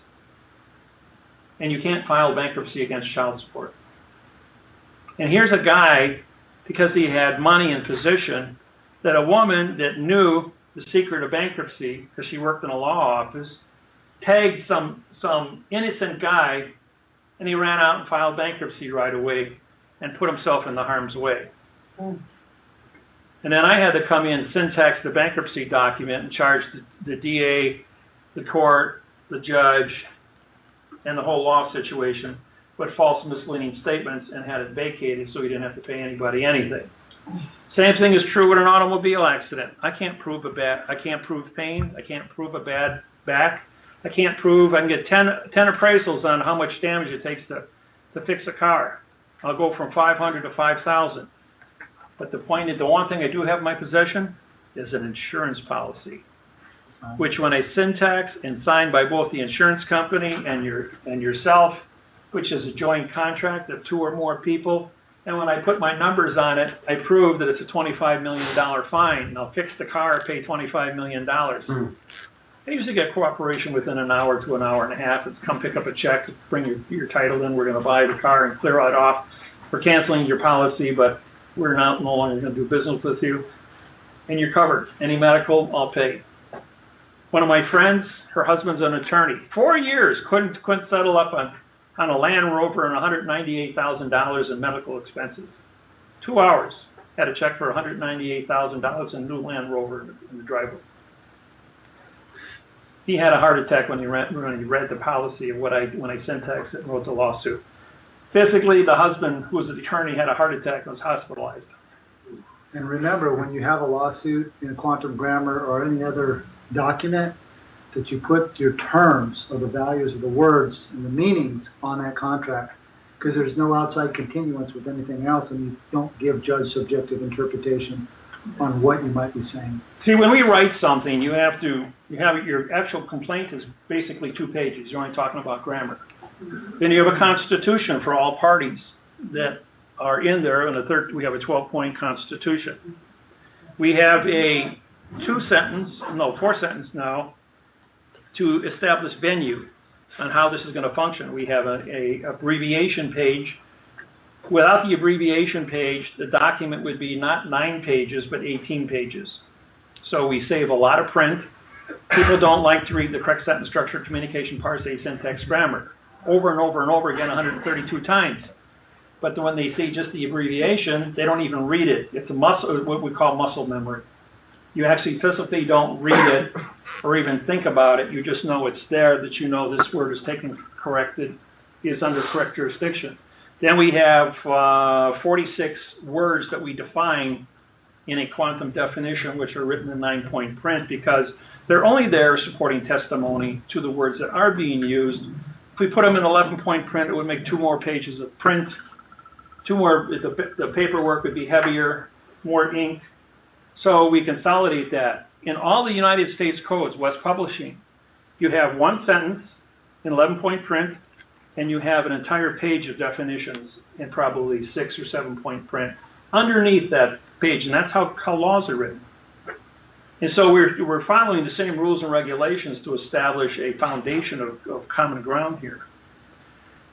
And then we have a command page where I, as a federal postal judge, or Russell, as a federal postal judge, issues a command and a judgment for both the caretaker fees for taking care of the property at minimum wage, 24/7, 2,000 hours of straight time, 67,000 hours of time and a half, $87,500 a year for the mortgages. That goes in against the bank because you did guard an expensive property worth $500,000 to $1 million. You should be able to at least pick up minimum wage for something like that. You're there 24/7, so it's a fair claim. Then you have the penalties with the government for criminal activity for modification of grammar at $25 million. That's a no-brainer because we proved engineering. It wasn't an accident that 4,700 mistakes took place, frontwards and backwards. That's a given. And when I put that down there, the government owes us 35%. How to do. So these are things that we're working on. We cover everything. Yeah, we're going. The next rally is April 4th. Are you going to take their paper, though? Would you take their paper? What paper? The government paper? Well, you mean as far as gold? I mean Federal Reserve notes? Exactly. Or even a check from them? Yes. As long as they honor it, and I can trade it in for gold bullion or silver bullion. Yeah. Okay. That makes sense. Yeah, because they have a receipt. They gave you a future tense document, paid to. So they don't commit now time jurisdiction of money. No. See, it's paid to, and then you put it in a deposit, which means in no position on an account, ACC, no count. And that's why they come in and steal the money back out as fast as you put it in. So you keep your cash in your pocket, and you keep your debt, called MasterCard, in the bank. You buy everything on MasterCard. You get your airline tickets at the end of each month. You go out there and you pay off your balance. You get a 900 credit rating. You get everything you want, and it's always there with a cushion of $10,000. So you've got room to breathe every 30 days. You've got with a $10,000 cushion. So you can get what you want when you need it, to make sure you have the money to pay for it at the end of the month, unless there's some kind of a super emergency like a car accident or an abscessed tooth. By the way, the cure for an abscessed tooth is 30 kilohertz. It gets rid of it in 6 minutes. What? 30 kilohertz shot? Huh? Zapper. Frequency zapper. Oh. By Hulda Clark. Buy it out of Oceanside, California. About 30. You got the last one for $39. What about Royal Rife? His is better, right? No, Rife was the first one, 33. And Hulda Clark came in and upgraded everything. Oh. So Clark's got several different ones, but there are 100 companies that manufacture the zappers. And a friend of mine's a dentist who just got one, and she's a dental surgery. She specializes in dental surgery, removing bones and putting in teeth. And she says these people come in and they've got abscess. And if you've ever had abscess, you know it's like gangrene, it smells. And what she does is these people are in severe pain, and if they don't get oxycodone immediately or a shot of Novocaine to put their mouth to sleep in that, they're sitting there with a whole face swollen up. She can put the frequency zapper on that. 1 minute freezes the pain because it paralyzes the DNA crystalline and shuts down the chromosome of all the poison. At 7 minutes, all the DNA, all the infection of abscess is dead. And when you wake up the next morning, you got a pink gum with no infection, because it also tells the cells to reproduce at 4 times their normal rate. Wow. And if you leave the frequency zapper, the longer you leave it on there, the faster it repairs all the tissue. And my son had a canine went abscess, in a golf ball size abscess in his lower jaw. They wanted to pull out the tooth, but there was so much poison they would have killed him. So we left this frequency zapper on with a 9-volt battery overnight. Went in the next morning with a pink gum, 0 infection, and they did a root canal, 3 root canals, and a gold crown for free on a bet that I couldn't cure my son overnight and allow him to have no infection. Where can we pick up those apps? Hold it, Clark. Where? I'm sorry, where? Hold it, Clark. Just type in zappers on the internet, on your toolbar. Don't hit zapper.com. Just hit the word zapper and hit find, and 100 websites will come up. Holder, Holder. No, HULDA. HULDA, right? Hulda Clark, German. And she's got the best. You can buy yourself a multi-frequency one.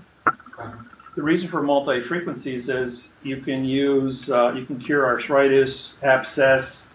You can cure over 3,800 different kinds of cancers if you have the exact frequency. If you don't have the frequency, send me email. I'll send you all 3,800 frequencies. What about sciatic nerve? Huh? Sciatic nerve in the leg. Sciatic nerves, Uh-huh. same thing. You can use that zapper. It'll do repairs because the nerves are, a normal nerve grows about an eighth of an inch a year. Mm-hmm. With the frequency zapper, it grows 4 times faster than that. So if you got a broken nerve and it's still almost touching each other, Mm-hmm. the frequency zapper can go in there and repair the damage. And if you have a specific name that they give it on a specific disease Mm-hmm. for that, I can give you an exact frequency. So it goes in there and pinpoints it and targets it, put it back together. How long will that take? A couple days. Really? Is that in the city there? What about paraplegics and stuff like that? It's in New York City then? We had a man, he was 32 years old, was in a bicycle accident, was mentally retarded with an IQ of about 60. He came to the seminar in Denver, Colorado, and I had explained about how to use amino acids to rebuild the brain. In other words, create not 6 neuron connections per neuron, but like bring them up to like 20 neuron connections, giving you an exponential, like the movie Phenomena with John Travolta, where he has a super IQ. There's a couple other movies that were made about young people that had incurable diseases of the brain, and they acquired 250 to 300 IQs and were able to scientifically, using amino acid secrets, to solve the problem, create the correct amino acids to fix the damage. And in the one movie, he died minutes before the cure came in, that the cancer took over and he was terminal. So, but there was several other movies made where they got smart enough through this fibrotic brain cancer to solve the riddle, cure the cancer, and save their own lives. So the point is, the more neuron connections you got, the better you're going to be equipped. I have a natural phenomenon of 60 times the normal endorphins of a human being without adrenaline. Without having adrenaline, I'm not even supposed to be alive. The fact that my endorphin level has caused my neurons to multiply, so I have one hemisphere now. Both my left and right are connected. So everything I see left, I see right. I write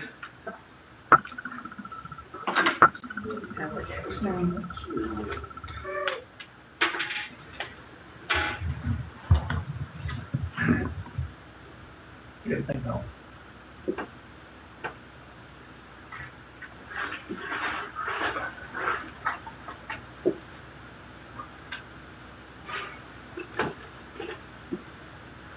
Writing cursive.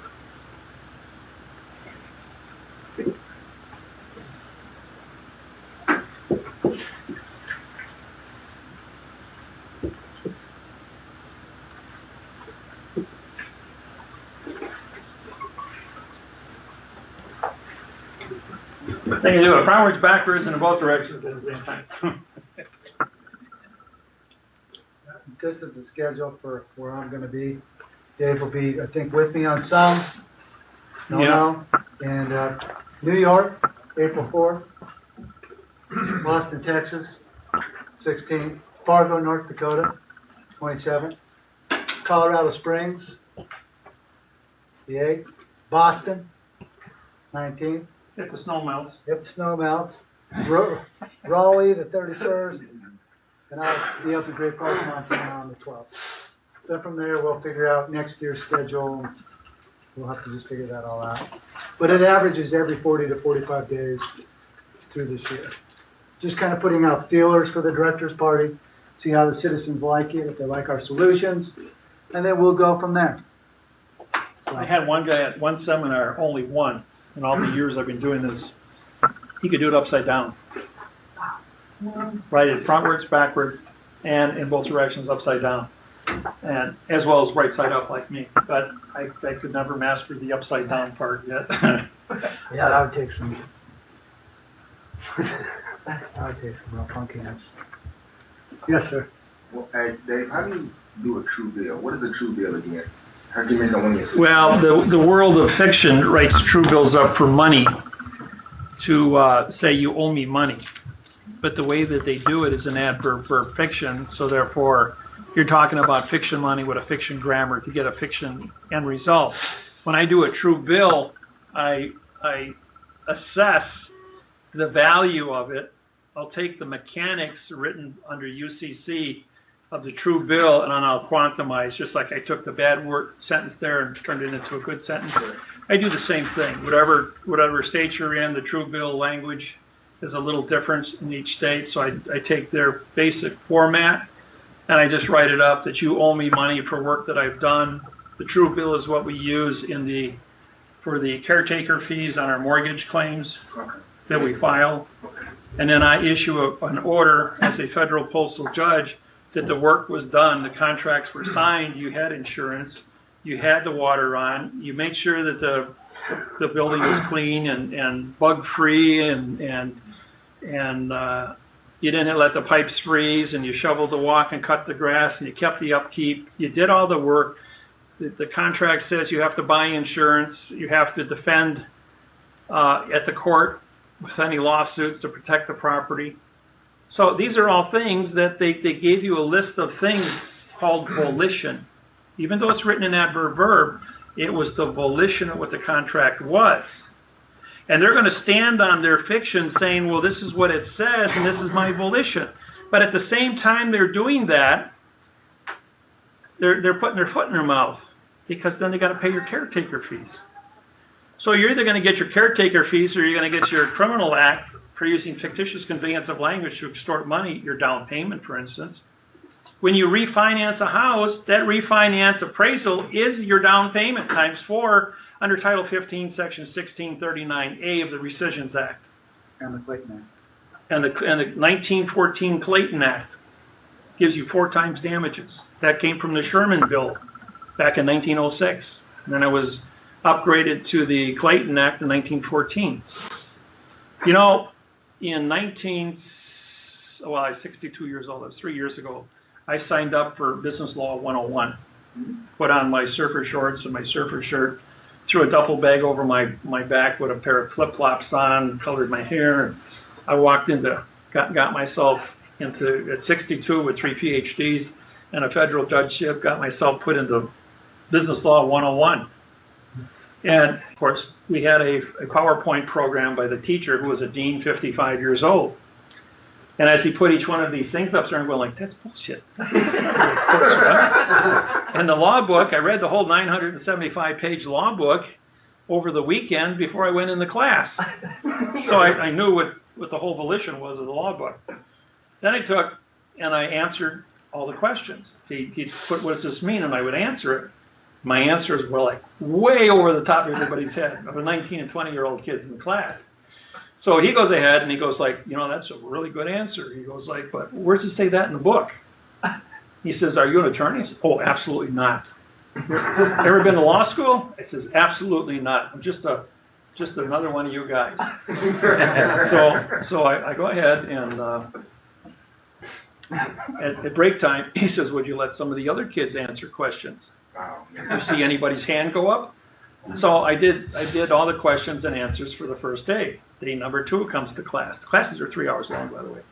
Day number 2, this time I came in, I had my business slacks on, or dress slacks in a white shirt, and my duffel bag, and so I looked a little bit more presentable, and the kids sitting next to me go like, how old are you?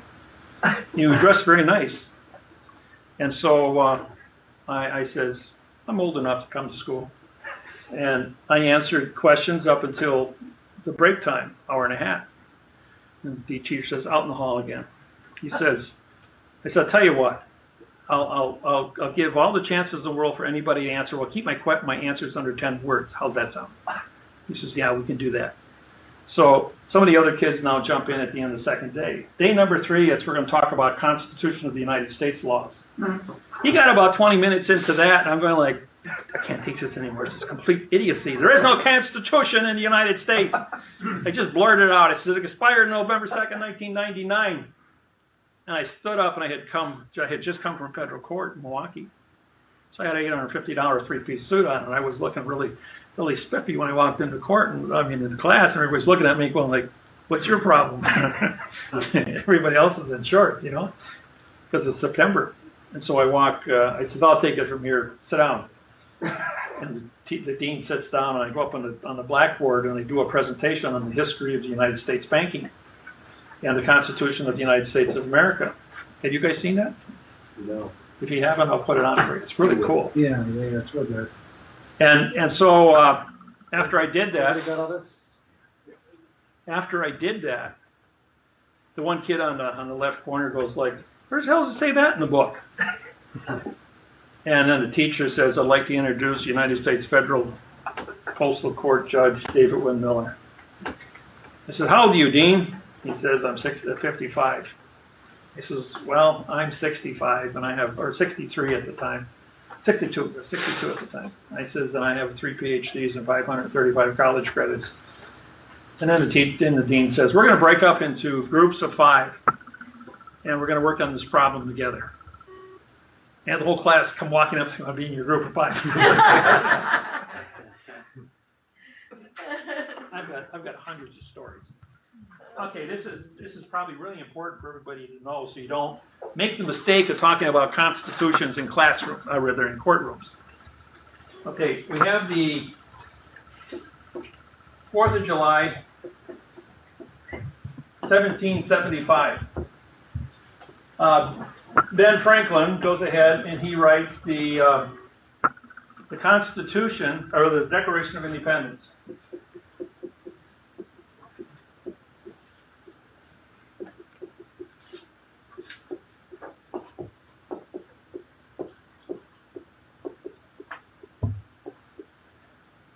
So we have an adverb, 1, 2, 1, 2.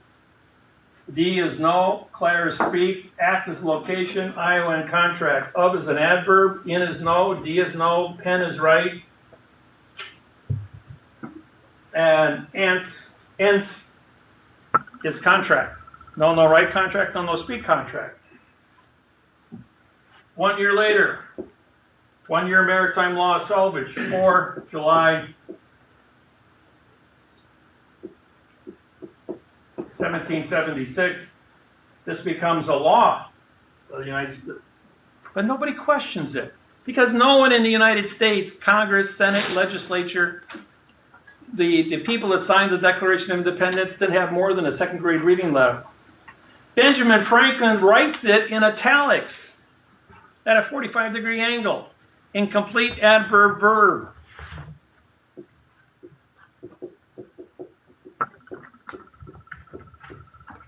We, pronoun, the, adverb, making people to be a verb. Then he calls it the United States of America. 1, 3, 4, 1, 2. We have a verb America with the verb people. State of California. Pronoun, adverb, verb. So we have all verb people, all verb states, all verb country name. Then, in 1834, Congress passes a law that says all compound nouns, North Carolina, South Carolina, New York, New Jersey, North Dakota, South Dakota, must all be hyphenated. So it says state of compound noun, making all 50 states now. New Mexico, compound verbs, or a verb. Getting a little bit ahead of myself on the timeline there. And don't forget the bankruptcy and following. Yeah. They actually passed a law saying that, huh? Yep, somebody was smart enough to think that far ahead because people were getting syntax in. So now, after this, the United States goes into war, and on the 17th of September, 1782, they file bankruptcy. The bankruptcy runs for 7 years. September 17th, 1789, and they can't pay back the bankruptcy.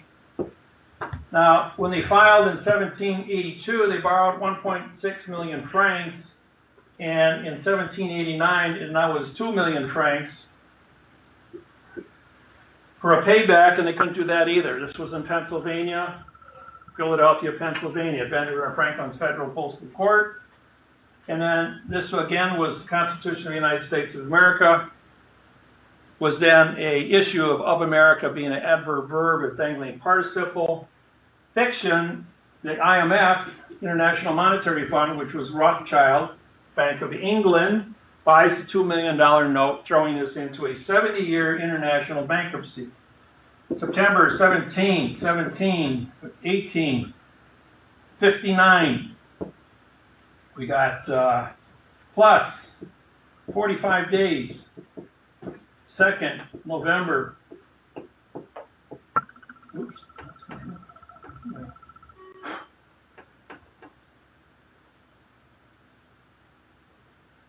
Yeah, I regret it. Yeah, 1859, 2nd of November, 1859. We are now out of bankruptcy. But Fort Sumter gets bombed, and the South declares war on the North. Now, the South is a sovereign country backed by gold.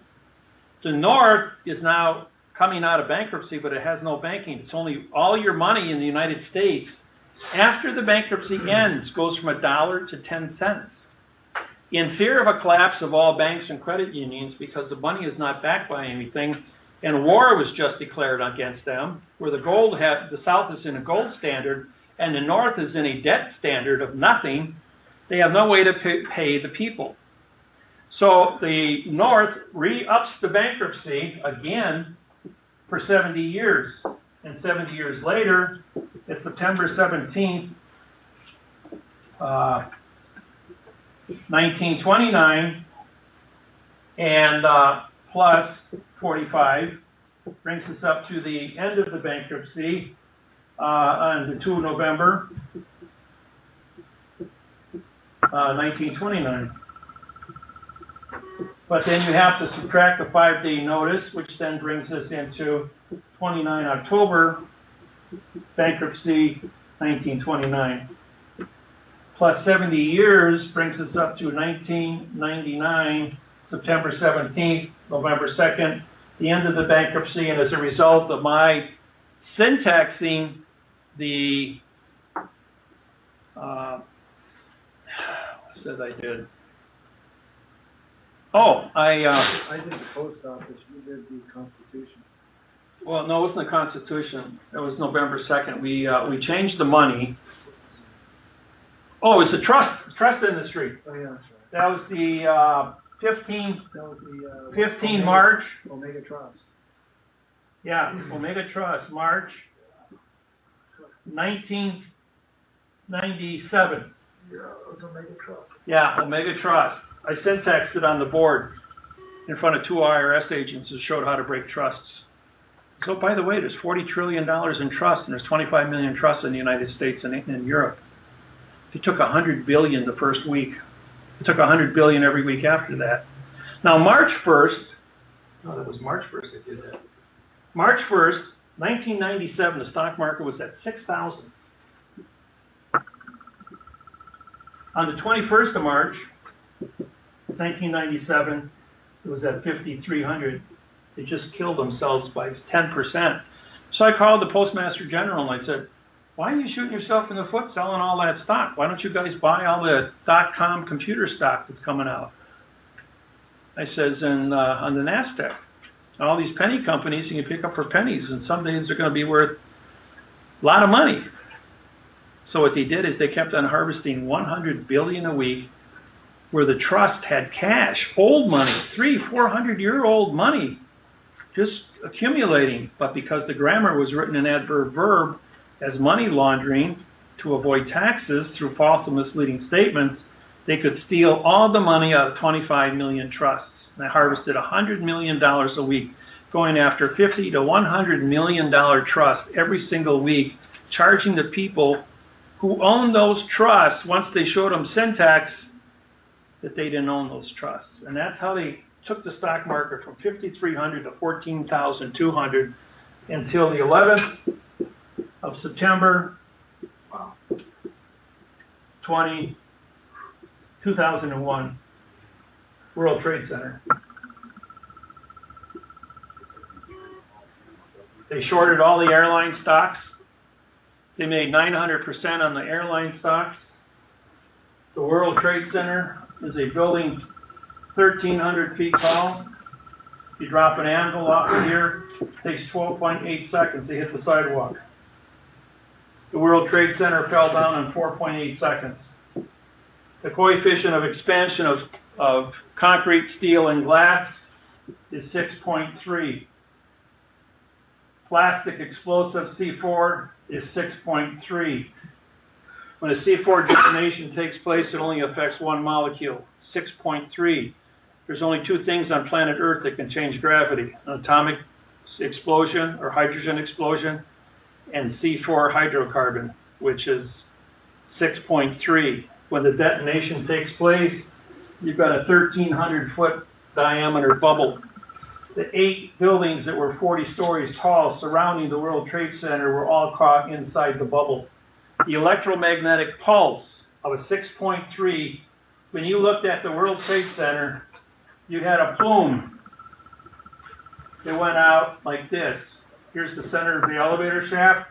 This is 830 feet per second, the exact number of an acceleration from a C4 detonation. It immediately turned the entire building into smoke, the smallest of things. Therefore, smoke would be held there until the electromagnetic collapsed, sucking the smoke into the basement and only producing a small pile because all the air was removed from the smoke. Now, asbestos is not a 6.3. The concussion disturbed it.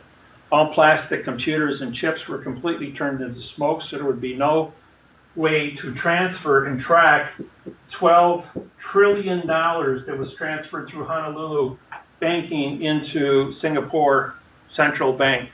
You saw the movie Millennium with Sean Connery and Sita Jones. This was the movie made from this.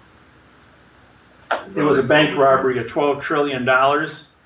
What runs under the World Trade Center is heavy rails called the subway system. The military had the entire area closed off for 1 mile. At the exact second the building was brought down, they blew out the basements, concrete floors of the gold vaults, and loaded all the gold onto the subway system and disappeared. It was only about 4.6 trillion in gold bullion, billion gold bullion down there that they used for the central bank for exchange. But when they vaporized the building, there was no computer chips. There was no living entities. There was only 3,800 people. 50,000 people a day work in the World Trade Center during business hours. There was only 3,800 people there. Everybody was told to stay home. The mayor of New York knew what was going on. The Pentagon knew what was going on. 159 people were involved in the lining of the C4 in the conspiracy, and they were all told to be in the same room at the same time at the Pentagon. And as soon as these planes flew in here, they blew up the chamber, the inner chamber of the Pentagon, saying a 737 flew into the building. 737 is 20 feet in diameter, about the same as this room, but 173-foot wingspan. There was no wing impact anywhere. The glide path didn't knock down any of the telephone poles or giraffes that were in the yard during construction. There was only one hole blown in the side of the building, 8 feet in diameter, so how did the fuselage get in there? Can you say all the people that had done that at the Trade Center happened to be there? Happened to be at the Pentagon in the same God. room that they blew up. And the first rule of the assassin is kill the assassin. Yeah. And when you look at the video, and I have the original videos on VHS because I was taping at the time, there was no windows in both planes. There was a missile pod underneath both planes, which sent a missile 20 feet before the plane into the building to blow a 20-foot diameter hole to start the fire. So when the plane shredded on the building, that the gasoline would then all burn. So you had a fire already started. Took out 3 floors at 1,800 degrees and steel melts at 2,200. That was burning. And so, how do chunks of concrete the size of automobiles get 800 feet away from a building that's burning up? Right. How do you get a plume like that unless you got a detonation? Right. The detonation is so high above the ground that the sound doesn't actually get to the ground. You could see the squibs go off as it was Yeah, collapsing. you could see the puffs coming out as the building came down. Right. But it only took 4.8 seconds, and this whole thing came down nice and clean. The best demolition ever. It was a controlled demolition completely. Right, it was the best I think control. the probabilities of that all falling within its own footprint is like 1 followed by 43 zeros. And then let alone 2 buildings, there were 3 buildings to collapse. Oh no, 8. There was 8 buildings around the World Trade Center that fell down, that were caught in the thing, that were turned to smoke. Yeah. And so what you were looking at was not a building, but smoke. And that's why now, anytime you have a C4 detonation or an atomic detonation, you have plasma walls, just like sunspots on the sun. There are electromagnetic eddies that are created called plasma. And what happens is wherever there's a plasma around concrete, steel, or glass are not affected. The frequency of the blast goes around those things. So when they dug up everything on the ground, they took all the good steel and it tested to be exactly what it was specified for. The concrete was all specified, but there was only a small pile smaller than this room that they did all the testing on. Everything else was turned to smoke and blew away as smoke 50,000 tons from both buildings. Wow. And the big cloud of white that you saw cover all of north, going all the way up the eastern seaboard, was asbestos. Wow. And now you have 10 million cases of lung cancer by asbestos over the whole entire seaboard. And those people will die of cancer of the lungs. Then they filed 3,800 lawsuits, and Mrs. Mariano was the only one that came to me and said, will you sue for my husband, $385,000. And when the federal judge in New York City saw my lawsuit, he awarded her $385,000. He ordered every policeman and fireman and rescue worker $385,000, and canceled all 3,800 lawyer and attorney lawsuits because they were nom de guerre dead people suing for dead people in adverb fiction. And nobody got paid, and the whole thing went sealed. And that's what happened. I won all the cases that were supposed to be won, and the government canceled $1 trillion worth of wrongful deaths. And I did it all because of 6.3 coefficient of expansion. What is my PhD's in? Metallurgy, chemistry, coefficient of expansions of gases and metals, heat treating, all the engineering, all the things that are required to put this building up and take it down, and understanding the coefficients of expansion was my thesis. And when I saw this, did your gal get paid? Yeah, she got her 385. I did the math on coefficients, and that told the whole story, because you can't. That 4.8 was the fingerprint. Once that was there, you can't cheat a math problem. Then I had the whole thing, and I got on national television, had a 1-hour program out of Phoenix, Arizona, and I told the world what happened. They took that video from 1 hour, and they used it to pay all the rescue workers. I've done a lot of big things. I could talk for hours on my big lawsuits of taking over countries and getting constitutions and independence of countries, and what I did down in Australia. But that's just beaten up on big lawsuits. Those are all up on the internet already. So. Was the bombing of the Pentagon, was that for the purpose of getting rid of information in that certain area? That No, kill the assassins, the people that lined it, who would talk, the military. Flight 93 never took place. It's the only plane in the history of the world that ever had a 100-foot wide crater 50 feet deep and no airplane parts. Mm-hmm. You know what it takes to build like the Northwoods project that had been submitted 20 years earlier, or whatever, to submit it to Kennedy. You know that depicted the same kind of thing happening. You know what it takes to destroy a turbine engine, aircraft turbine engine? Those are titanium blades baked with ceramic coating. It takes 4,800 degrees. They're virtually indestructible from anything. And they said they vaporized with a plane just crashing into the ground. I don't think so. I don't think so either. And no plane has ever left a crater when it hit the ground. Yeah. What's the will missing planes we've been hearing? This is like 2 or 3 of them. Oh, okay. Like, here's another one for you. Everyone's familiar with the Philadelphia experiment. 1944. Okay. Here's Earth. Here's Philadelphia, Pennsylvania. 1944. Who goes to 45? Is that 44 or 45, folks? I know it was the end of, right at the end of 44, because the war ended in April of 45.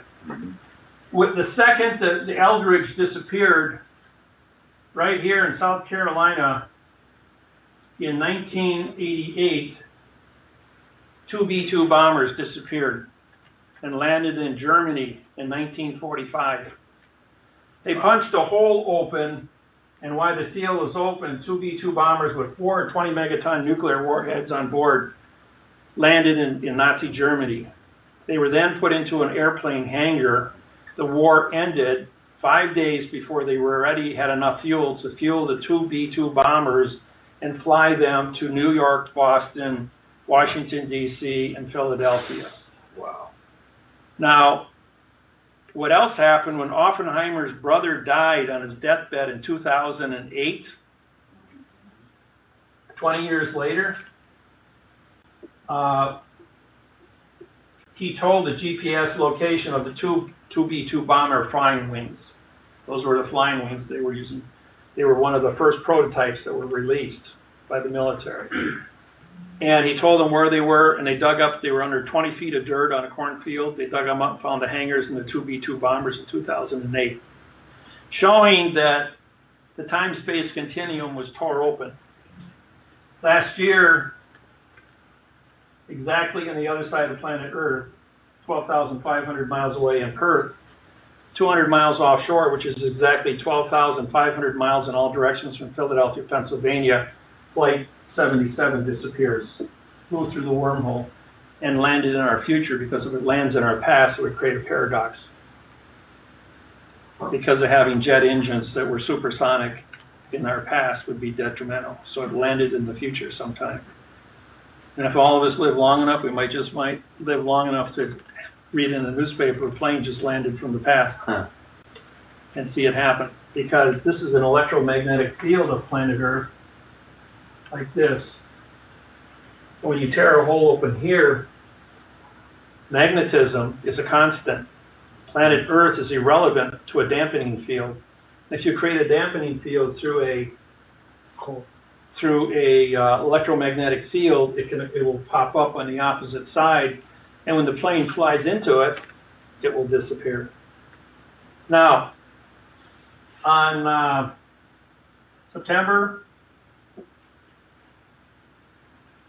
was it 20?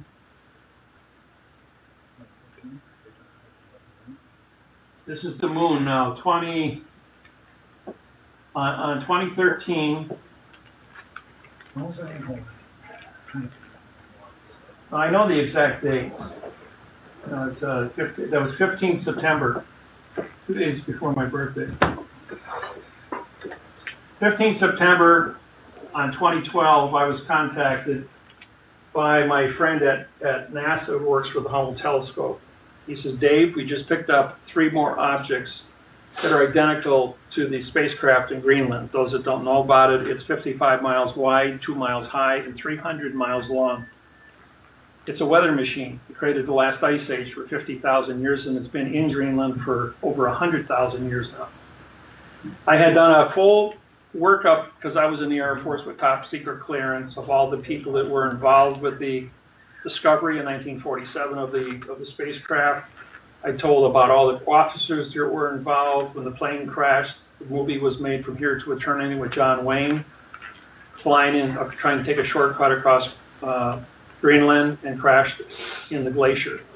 When they tried to send in rescue planes as they flew into and hit the different limits, because Greenland is up here like this, and the craft is here. When he tried to cut across, this field goes out around 200 miles from the spacecraft. And as he tried to cut across the south end, he hit the dampening field, which shut off all his electricity, and he crashed. So when they went ahead and sent in rescue planes, they tried to come in, and they were able to map a circle. When they plotted the circle, they came up to here. Then the CIA established a base here with dog sleds, went 200 miles across the ice, and found the spacecraft. They got into it in 1947, which gave us all of our new technology, our microchips, our cell phones, our plasma TVs. Was there anybody living in that spaceship? No. The people that came from there were called the Moys, the same ones from Easter Island. They're 85 to 88 foot tall people. Oh. Now, on planet Earth, you've got, here's Earth, here's Greenland. And when you go from Greenland through the Washington Monument, through the Yucatan Peninsula, through Colombia, you end up in Easter Island. It's a perfectly straight line to the Moys on Easter Island. So, and they chopped all the trees down and genocided their existence. So this same spacecraft, 3 of them were photographed beyond Pluto, coming into our solar system. 1 year later, it took them 1 year to come through our solar system, and they landed on the 15th of September on the dark side of the moon. The moon then moved on the 21st of September, 17.6 degrees out of orbit, giving us 5 full moons a month. Now the moon has a crater at the 3 o'clock position, and it has that big starburst. When you look at it, white spot where it blasted almost 25% of the moon's crater. It's a really big one. Yeah. The very next day, after the 21st of September, well, actually it took 5 days to move the moon, you have to put a dampening field where these 3 spacecrafts now create a spacecraft. It looks like this.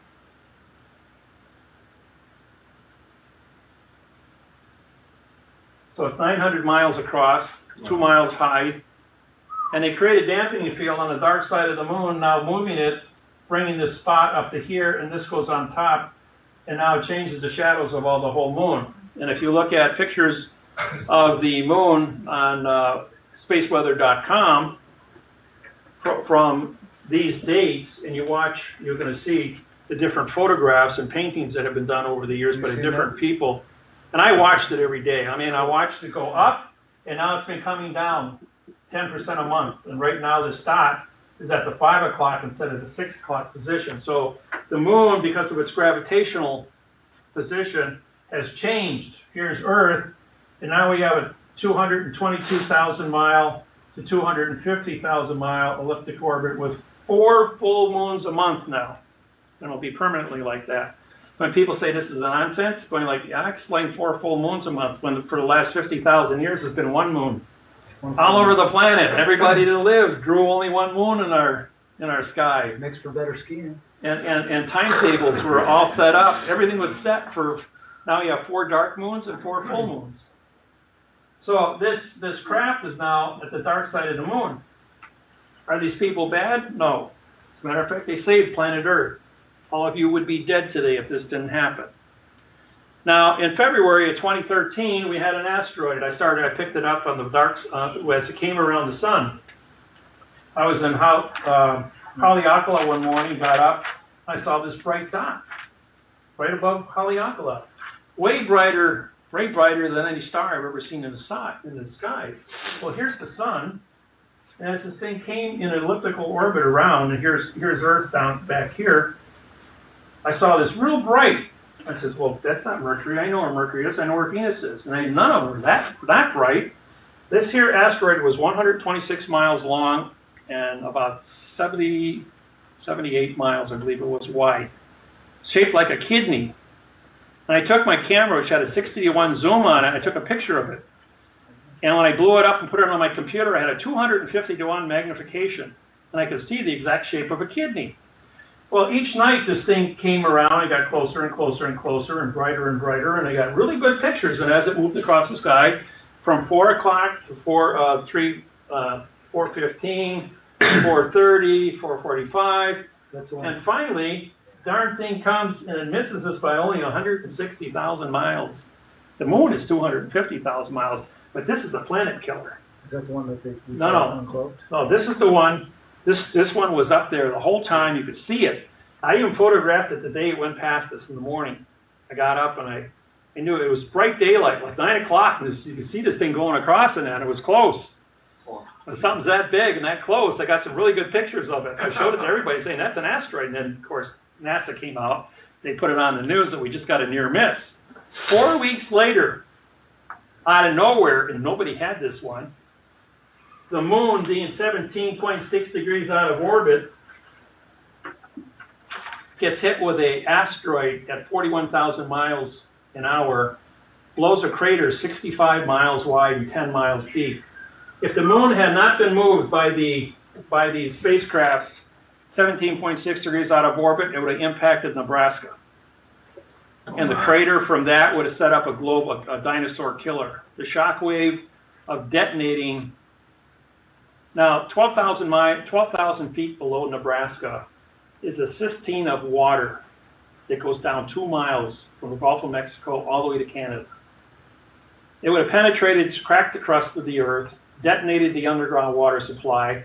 At 1,250 degrees, water turns into hydrogen and oxygen, which is rocket fuel. And when you have a compression of 41,000 miles an hour with the heat, it would have detonated the water, creating billions of tons of rocket fuel detonated simultaneously in a fireball that would wrap the entire planet, destroying the entire world like the dinosaurs. So these people, if they hadn't moved the moon, we'd all be dead today. So there's cause and effect. Now, do we want to talk to these people in adverb, verb, and babble? Or do we want to use a prepositional phrase and mathematically communicate with them intellectually, showing them that we're not crazy, and have a nice mathematical communication between two nations? I mean, these boys could have let the stone fall, but they didn't. Right. And if you look at the moon, it's got nothing but pockmarks on it. It's been hit thousands of times. And this Greenland spacecraft probably was responsible by putting dampening fields that they could project and moving the moon from time to time to capture asteroids that hit the moon. Because some of those asteroids impacts are hundreds of miles. The moon's running interference for us. Then. Exactly. It's a catcher's mitt. On October 4th, 2004, David and I filed copyrights for a galactic-postal-union just for these situations in the future. So, well, we don't use the word union because union means no contract. Yeah, at that time it was a claim. We changed it. It used to be the Unity States or World Corporation. And then we changed it. We dropped the word union and just said corporation contract. Because all paper is corporate, all contract is corporate. So we cleaned up our language, we refiled our documents, we did our oaths, our charters. We have everything where it's supposed to be. No matter where you go, there you are, and wherever you are, that's where you're supposed to be. And so we're doing something to not only, and you know, the powers to be, I don't care how rich they are, how arrogant they are, the Illuminati, the 40 that they say are ETs that are 900 years old, all these guys know one thing: another rock could hit us. And if we can't communicate with ET and get into intergalactic communications as we destroy our own planet with pollution and run out of our raw materials, they're going to have to go out into space. In order to get out there, we have to be able to communicate with people that know how to do that. These people that built this big spacecraft 300 miles long, that's an intergalactic spacecraft. It's got the hardware and the technology, and there's been a lot of other ones that have been photographed. You know, in 1950, there were 5,000 UFO sightings per year. And now every single cell phone has a camera on it. And there's 5,000 a week that are recorded. Now, when you see a small spacecraft that's no bigger than an automobile, think about it. This is not a long-range vessel. It doesn't have intergalactic, like a 300-mile spacecraft would be. So if you go ahead and you need something small, it comes from two places. It's either a mothership someplace out there beyond our scope, or it's a time craft from 500 or 1,000 years in the future that is coming within the electromagnetic pressure of the planet Earth, because we have 2,300 lightning strikes per second hit planet Earth with the energy. With that said, you have a condition here with this energy that if you open a window within the energy, you should be able to travel forward and backwards.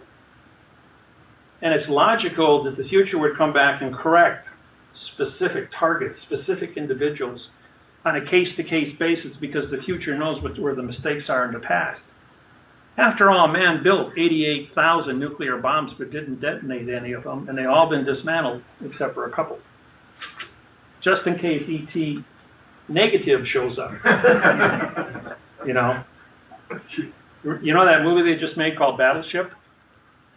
It was a blockbuster at the movie theater. After that movie was made, it was a true event that took place south of Hawaii. They refitted every .com battleship from World War II, the British, the Russians, the French, the United States, China, Japan. All the old battle wagons, all U.S. battle wagons were refitted with all .com. No circuitry. The old put a charge in and shoot a bullet. That nothing electronic or nothing high frequency could affect anything. And they refitted the entire mothball fleet, and they still sit there today, nice and quiet, ready to go if something like that shows up again. That was a true story. That's why they made the movie. And at the end of the movie, they made a claim that everything has been refitted just in case a pulse comes from the sun and shuts off all of our computers, burns out our satellites.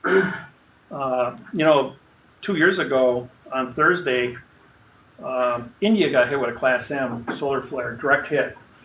Canceled electricity for 1 billion people for 48 hours. 2 years ago. That happened. That was the biggest flare since I've been keeping records. But sooner or later, there's going to be a situation with a flare, especially with us killing our ozone, which gives us our protection, and global warming. It's going to get more and more dangerous.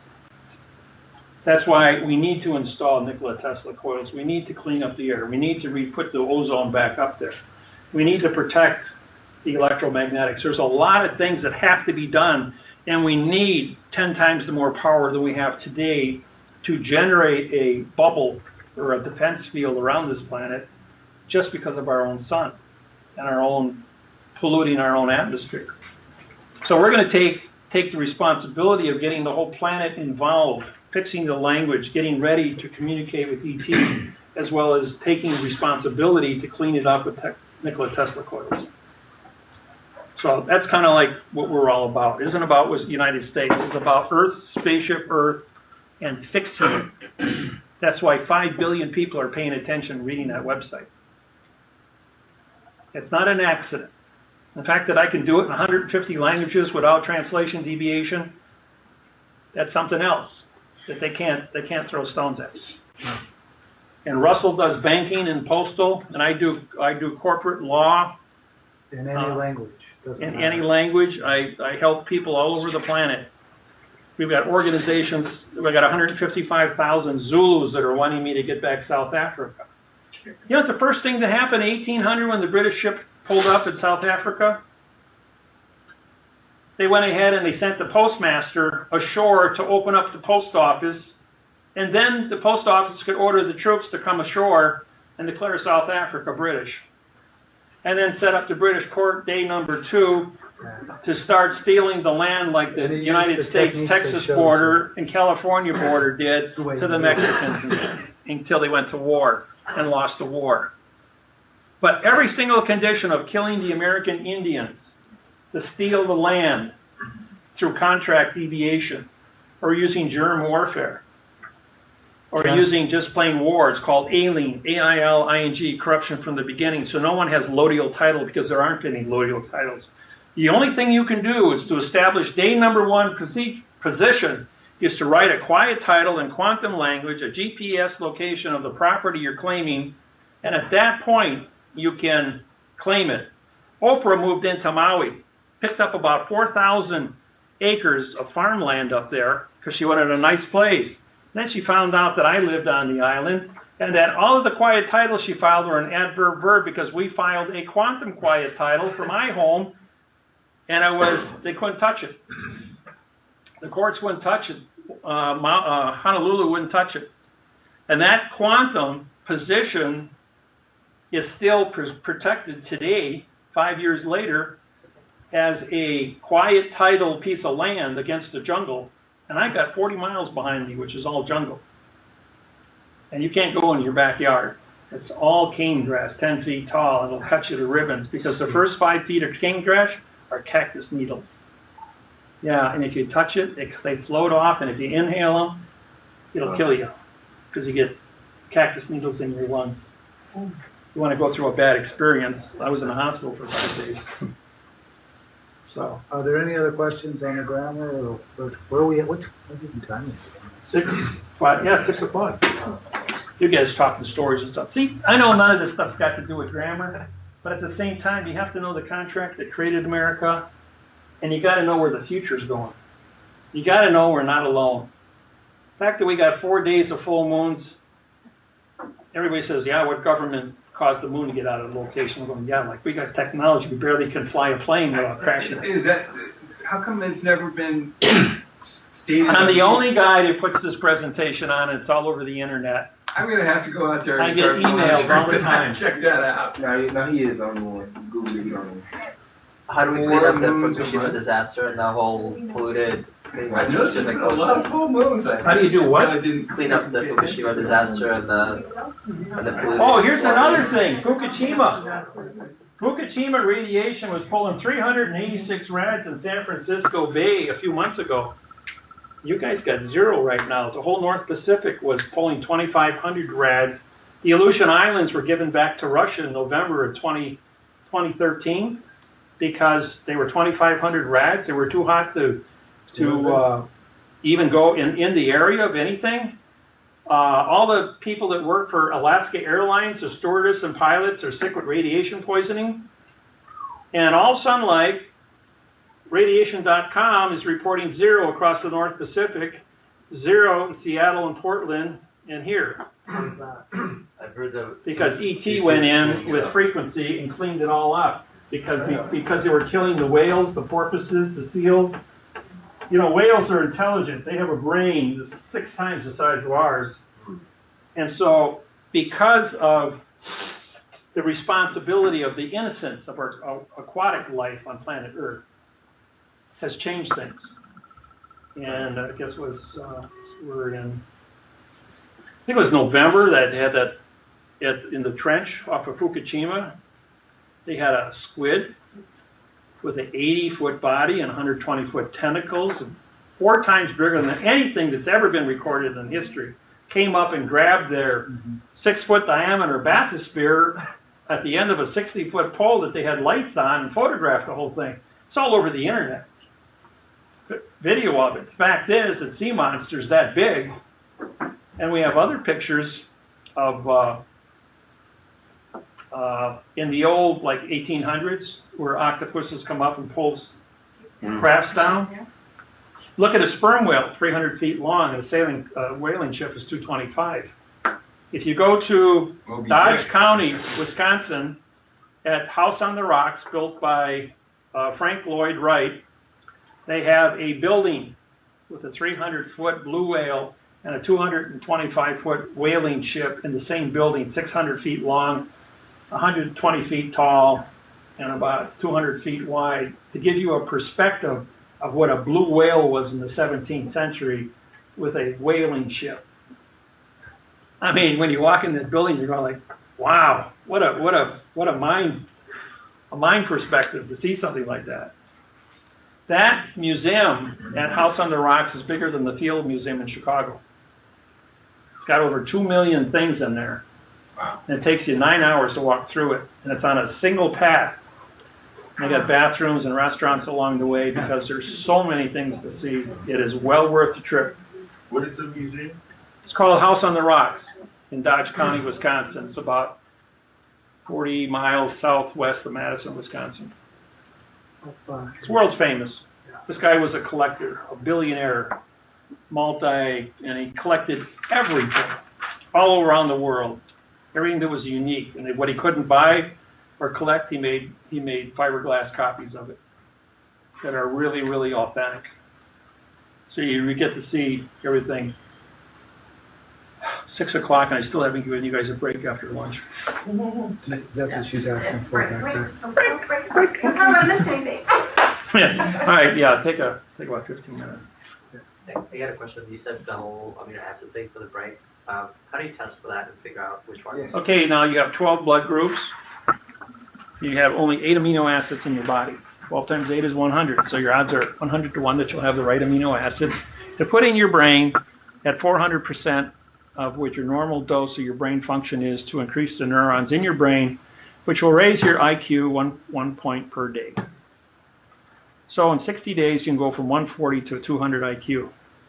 When you start having clairvoyance with a 200 IQ using 20% of your brain, it's really weird because, you know, Russ and I, we can't really pick up and read things without syntaxing. We see the world through rose-colored glasses. We don't think the way other people think about things. We don't look at, there is no competition. There's only problems to be solved. There's only people to be taught. And short of somebody coming up when I do astrophysics with me, I spent 4 years with the Nuclear Polaris submarine program in the degenerative nuclear effects of plutonium on steel to build around a nuclear submarine reactor system, the metallurgy that went into that, and the science, the nuclear science that goes with that. And so when I go into coefficient of expansions of metals and gases, talk about lithium and thorium for batteries. He can actually understand me with metals. Yeah, we get into conversations with scientists, and they stand there and they're going like, "What are these guys talking about?" They're talking about things that even haven't been invented yet. Yeah, so that's good. No, but the question goes, how do you test again to figure out which ones are exactly the ones? Well, first you got to know your blood type. Okay. And you can go to the library, pick up a book on blood science. Once you know your blood type, then you have to know what all your amino acids are in your body, what your different amino acid ratings are. The one for your brain is the one you've got to find. And then you got to test for them. They sell that as a pill at a GNC store, or have one manufactured exactly to what you need. Once you know what it is, they can manufacture that amino acid. And by increasing your brain's food, you increase the neuron production. Now, when I went to night school, full-time college for 17 years, and I worked third shift nights as a tool and die and maintenance welder. So I had these 4 big bottles of oxygen, 330 cubic foot bottles of oxygen sitting next to my table. So I took the regulator and I jacked it a little bit with my cutting torch. Pure oxygen, and I was jacked on pure oxygen. At first, I got kind of high when I normally is 14.7 because we're only 340 feet above sea level at my job. And as my body got more and more used to oxygen, I could increase my dosage to 25%. So I had all my neurons in my brain awake. So I'm reading 400 words a second with my brain saturated with oxygen and everything working together as I'm blowing through these manuals and books and welding technology and engineering. And then I got into my law books. And then when I broke the math interface and grammar in 1988, I sat there shaking with my brain saturated with oxygen going, I can see the whole world.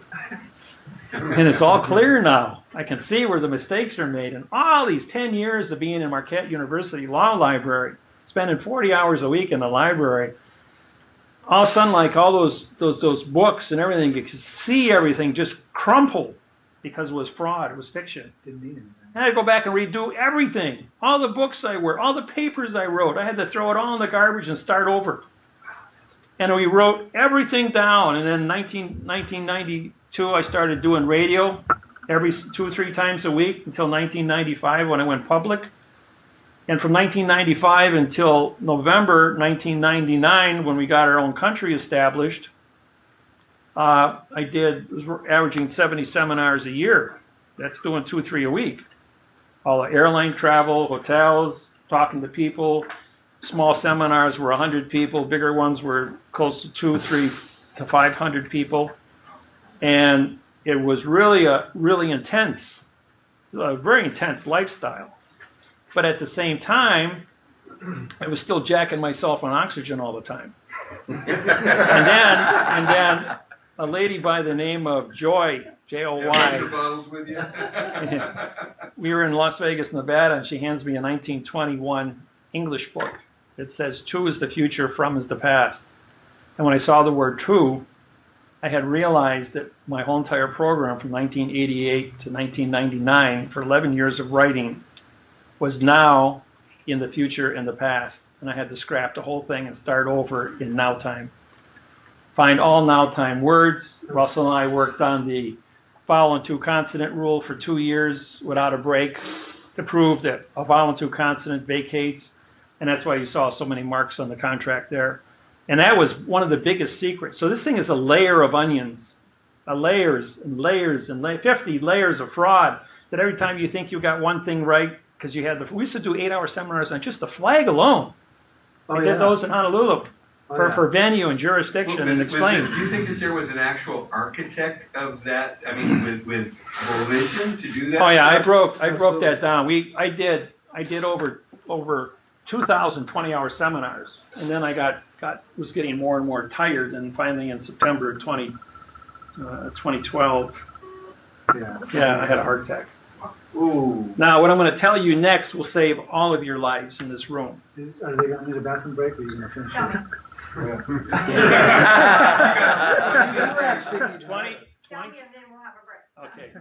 20% of all humans on planet Earth die from scoliosis of the veins.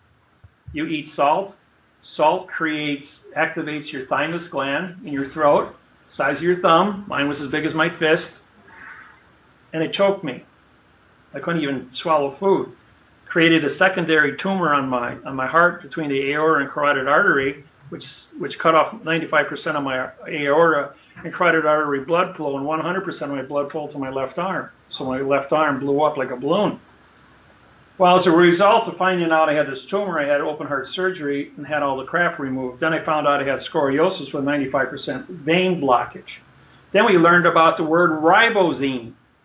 And ribosine is an enzyme comes from night crawlers that the Chinese have used for 2,000 years. Yeah.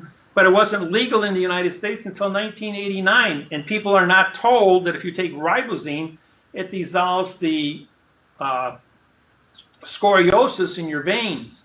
Scoliosis comes from eating salt, which recrystallizes in your veins and scrapes the walls of your veins.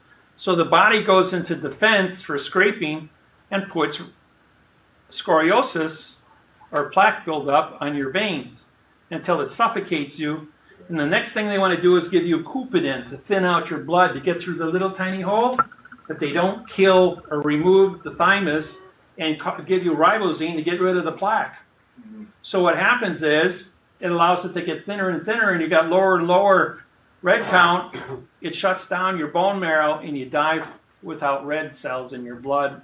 And the brain suffocates one night, and they write it off as you died of natural causes. Yeah. Wow. But 20% of the planet die of scoliosis. So what you got, number one is heart disease, number two, and scoliosis of the heart is what heart disease is. Number two is all the cancers, 3,800 varieties, which can be cured with frequency zappers, and number three is scoliosis. So if you get rid of the scoliosis with ribosine, your veins are going to be open.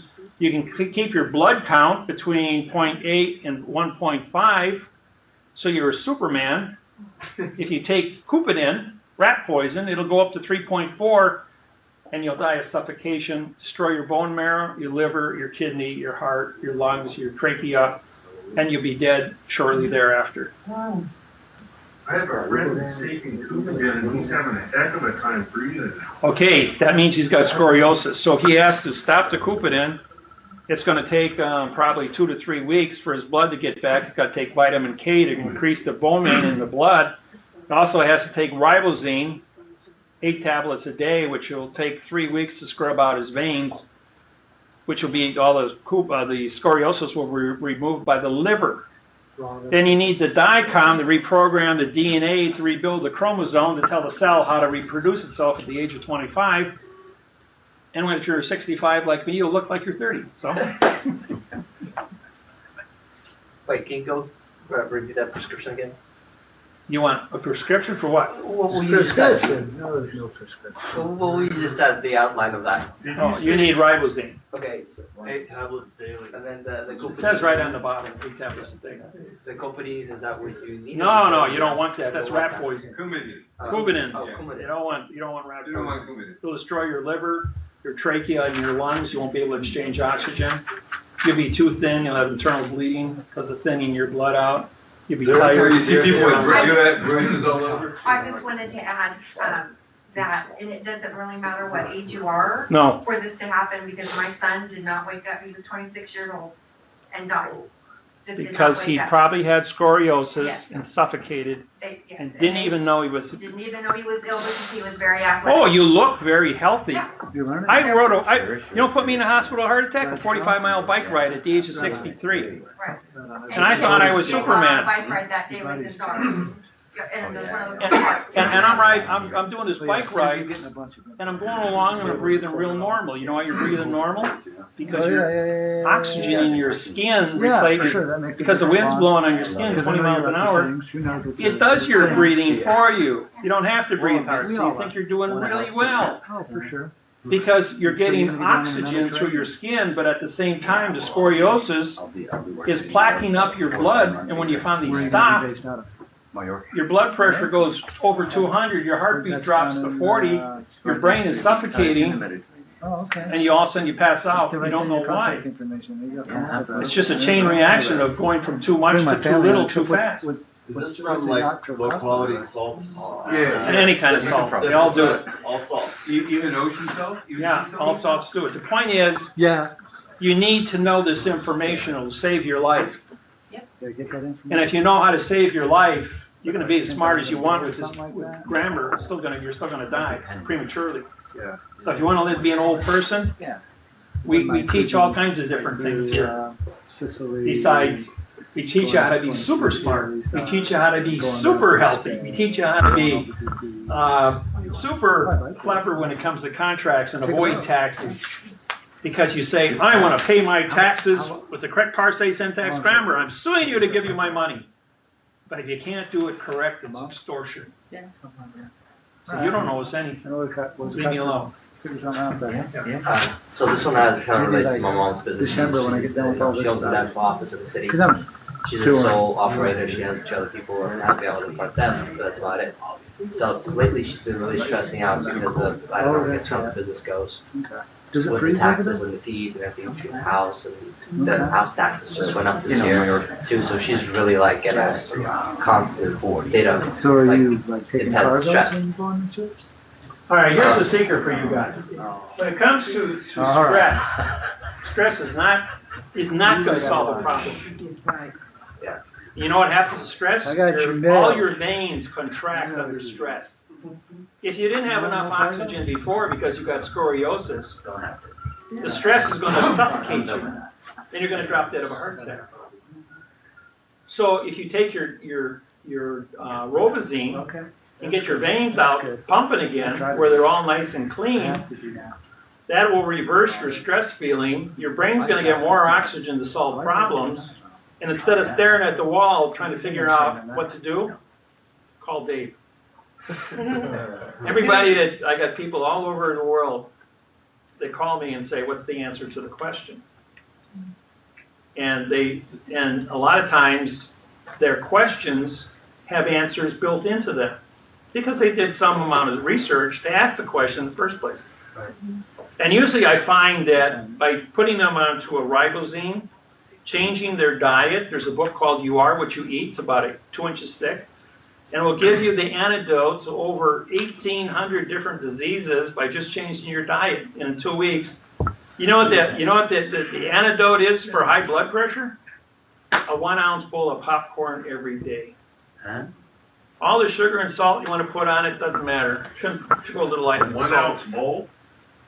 1 ounce of seeds will make a whole bowl of popcorn. Okay. Use rice corn that does not have husks. Husks get stuck in your throat and cause strep, because then the body can't produce. The uvula that hangs down in the back of your throat is your antivirus and antibacteria indicator that measures your airborne bacteria and creates saliva.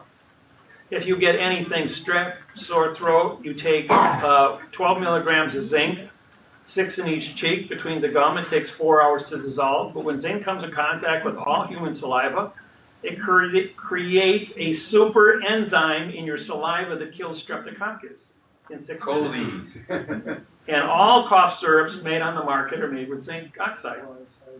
So for a penny, which is what a zinc tablet costs, because you get 200 for about $4 or 100 for $4, you can take 1 tablet and cure yourself of strep throat, reduce your fever, increase your 185 different body functions 400% more efficient, and it's also an aphrodisiac. I'll be on that first thing tomorrow. If you took a zinc tablet, crushed it up, put it in your soup or your mashed potatoes or something, you ate it, and you took it with a meal, you wouldn't even know it going through your system, but in 2 weeks you'd be climbing the walls looking to have sex with someone. And you wouldn't have a cold, right? You wouldn't have a cold. Yes. What about the Dicon with the Ribozine? That's what I did. I spent $12,000, bought the Dicom, and took the Ribozine together, and I cleaned up my veins in 2 weeks. Oh. I didn't have to wait 90 days for the Ribozine tissue to die after my thymus was removed. But the operation was $150,000. Wow. Okay, where would you find Dicon? It's sold out of Washington State. Just type in the word. Dicoms are produced in Los Angeles, California by Doctors Ulysses. When you type in Dicom, and look for the Russian type because Ulysses is from Russia. And then the Ribozine comes out of Washington State at a pharmaceutical facility there that imports it from China. Can you buy it online? Yep, all that stuff's available online. Zappers are available online. Do you have links to like these kind of sources on your from your website? No, I'm not allowed to put that up there. I just do it at the seminars. I tell people. What was the thing? I heard what's his name? Kevin Trudeau talking about cold virus or the. Do you know anything about that? Eliminating the what was it? The cold sore virus. Herpes? Yeah. 105 degrees Fahrenheit will cure all known diseases. It's called incubator technology. That was proven by 8 Japanese doctors in Tokyo in August of 1976. There was a 12-page article that I just happened to read and memorize. back then. And then all the science and health magazines were destroyed in order to remove from the market because they didn't want anybody to know that incubator technology would replace chemo and all the cures for cancer. I heard you say on that. How long would you have to be in that incubator? What's that? How long would you have to be in that incubator? 125 hours at 105 degrees, 2 atmospheres pressure, IV drip of sodium pentothal to put you to strict sleep.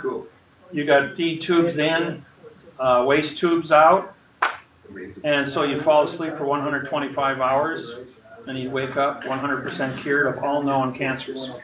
If you, in the event you had, some of them you can cure at 103 degrees. You could go in the incubator with just 103. It wouldn't hurt you for 60 hours. You just got to find out. And you do a test grid. You have a biopsy taken of the cancer, or if they have a specific name. You start at 100 degrees Fahrenheit to 105, and you grid it 1/10 of increments and time. So you're testing it for time in 10-hour increments, and you're testing for percentage of degrees. And from the plotting, from the plotting of a chart for both time and temperature, you know, you got 100, you got 101. So you got this graph here, and so on, up to 105. And then you do your time from 0 to your time goes up this way, and this comes down this way, and where it crosses, that's when the disease is killed. So you have an exact time of temperature and time, and it will die of old age without reproducing, and it purges the body, whether it's active or inactive. You mentioned there was a hospital, I think there were 2 hospitals in the whole United States. Mayo Clinic, Minnesota, and Mayo Clinic in Florida. Mayo? Or Georgia.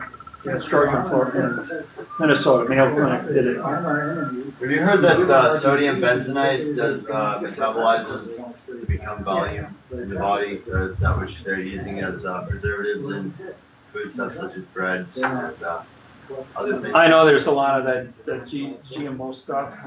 You've got MSN with chlorine that's used to cure a lot of stuff also right now. It's being outlawed because it cures so many different diseases. Well, you have sodium hypochlorite too. I mean, sodium chloride. Yeah, sodium chloride with MSN.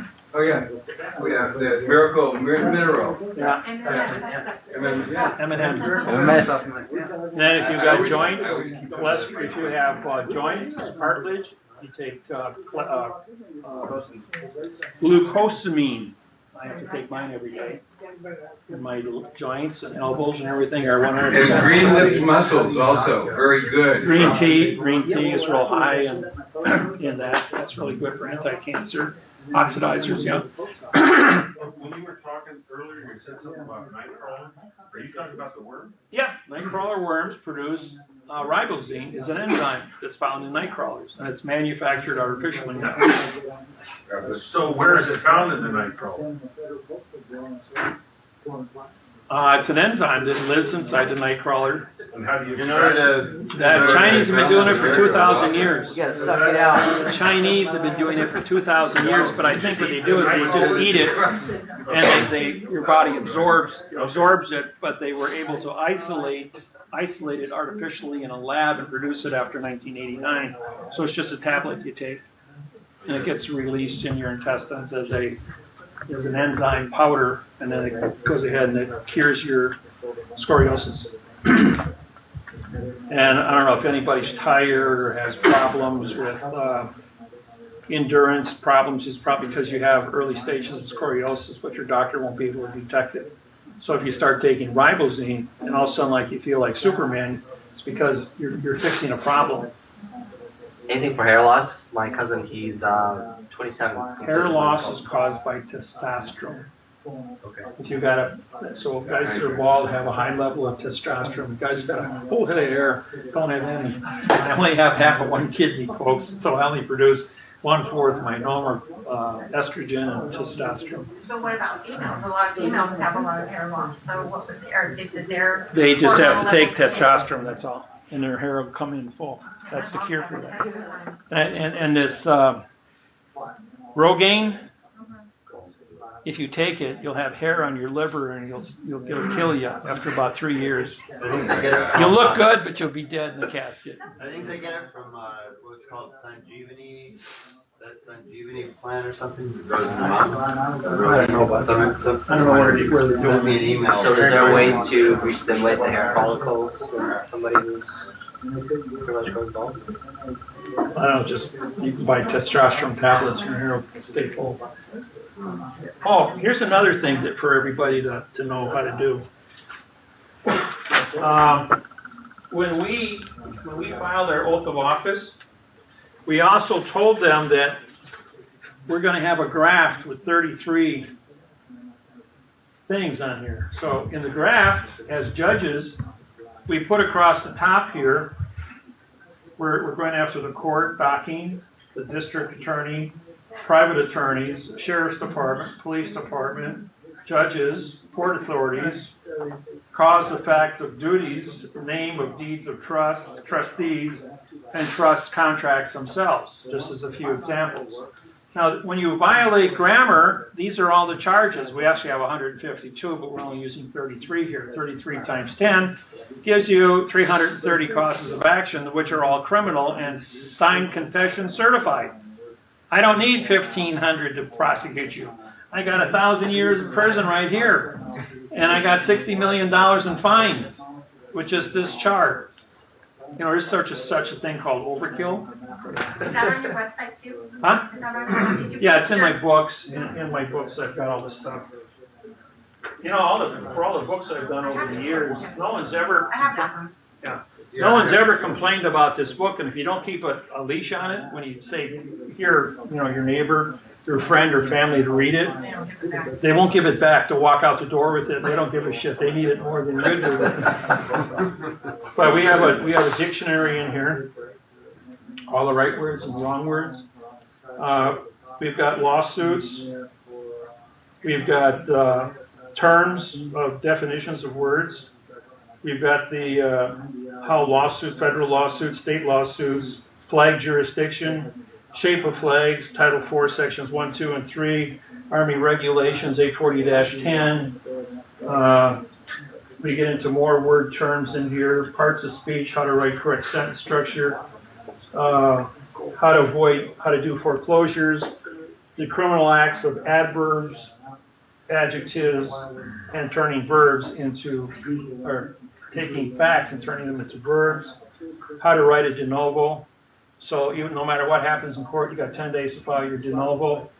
Because you sued for correct grammar and they want to talk about it, it's an automatic de novo, and nobody can make that go away because it's a criminal act under Title 15, 1001 and Title 15, Section 1692E. I've got the Lord's Prayer in here, written in quantum language, which has tripped every minister who reads it, resigns. Because now he realizes that everything written in the Bible is all 82 King James versions are written in adverb verb. All hymns are sung in parse of no contract. And when you learn how to do this, you can see right through everything that's going on. Is there a cutoff for filing the de novo, or can you do that at any time, or does it have to be within the 10 days? Well, some courts advertise 30 days, others advertise 10 days. Federal is 10, state courts are usually 30 days. That's 30. All state days is Monday through Friday. All federal is continuous. Weekends also.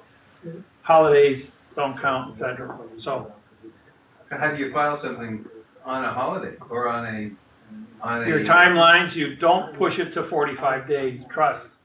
Get it in as soon as possible. Don't wait till the last minute. As a matter of fact, if you're going to write a lawsuit, you might as well write the de novo with it. So the second he says, I'm going to throw that out, he's saying, see this, I got a de novo, I'm taking you to court. And I'm putting you on here as a co-conspirator to obstruct this. And now we're going to also send a copy to the Federal Postal Court to put you on trial in the Federal Postal Court, because they've already got your signed confession for criminal activity. That makes them feel real warm and fuzzy. How do they have the signed confession? Is their judgment, is their signature on the denial? Yeah.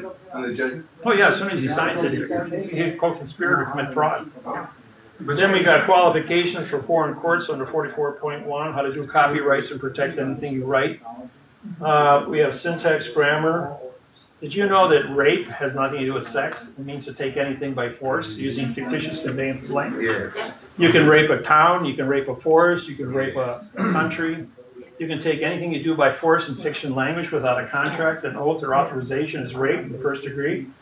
And I've had police officers play their little games of intimidation that says, you know what?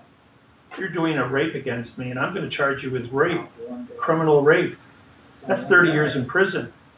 You think, and whatever you write down, I'm going to syntax and adverb, verb, and the end conclusion is, you can't read and write. You didn't pass your civil service exam. You don't have an oath of office. Therefore, you're a civilian and raped another civilian without an authorization, and you carry a gun, so you use force to conduct the rape against me. That's another 30 years in prison. You feel warm and lucky today? The cop goes, get away from me. Get out of my county. I'm not taking you to court. You're not going to check my grade scores in school on my civil service exam. You're not going to flush my 30-year pension down the tubes or anything else. See, depends how efficiently you talk. Yeah, you make it sound real easy. What's that? You make it sound real easy. Well, it is. I've been stopped many times in different states. I know you did a book in the original. Was that the first one or second? This is the 23rd one. I keep upgrading these. And you know when I repair them, I write in the borders here because there's so many things that are changed. I just grab my 12-point pen and I write it in here, and then I send it to the publisher and I say, put that in and leave the changes because you got to see where I was for my copyrights to what you saw before for 10 years and believe. I just discovered that I made an error because of a simple word like to. Or I used the vowel two consonants in the middle of a sentence and disqualified the whole thing, so I had to correct it. How much difference between the one 2 years ago and that one? Well, this one here is copyrighted in 2012, July. Okay. So this is already 3 years. If you got this one, it's still the current one. But when I had the old spiral notebooks, I took the witness stand in 1996, and those were 185 pages. And those books weighed 4 pounds apiece, and I always carried 2 40-pound boxes, reams of 3-ring notebooks. And to print one, each one of them, the printing costs and buying the binders and putting them all together all has to be done by hand, punching it all out. And then finally I took the witness stand in 1996 to testify. And he says, what are you doing? I says, I'm testifying on my book. He says, that's a 3-ring loose thing. He says, you're only an author if it's bonded, hot glue bonded, or stitched, or riveted. He says, that's just loose paper. Anybody can take it out and put it back in by snapping your rings. He says, get out of my courtroom. You can't testify. I scrapped all my books, went out, rewrote them, had them all bonded. Next time I went to court with my book, I take my book up on the witness stand with me. It says, I hereby enter this into evidence as a bonded author. Now I'm an authority when I speak. And I'm accepted in all state and federal courts around the world. And the judge goes, can I keep that? He says, yes. But I can't gift it to you. But I can leave a copy at the clerk's office and might find your way back here. It says I might drop one on the floor if somebody should pick it up. I mean, finders keepers, losers weepers. So the judge laughs and says, just leave it with the clerk, I'll get it later. But I always pass these out at the courts and they're really, really accepted. Next time we go back to court, they're passing out shortcake and whipped cream and ice cream to everybody there. Really happy to see us in there because they know if they screw up, they're going to be toast. So it really does work. They know if you screw up, you're going to be toast, or if they know they know I know. Yeah.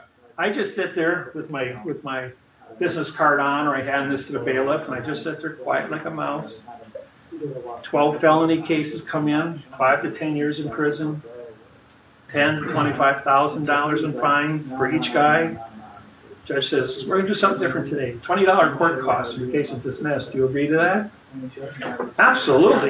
There's a $20 bill. Can I go now? The guy was just going to prison for 10 years.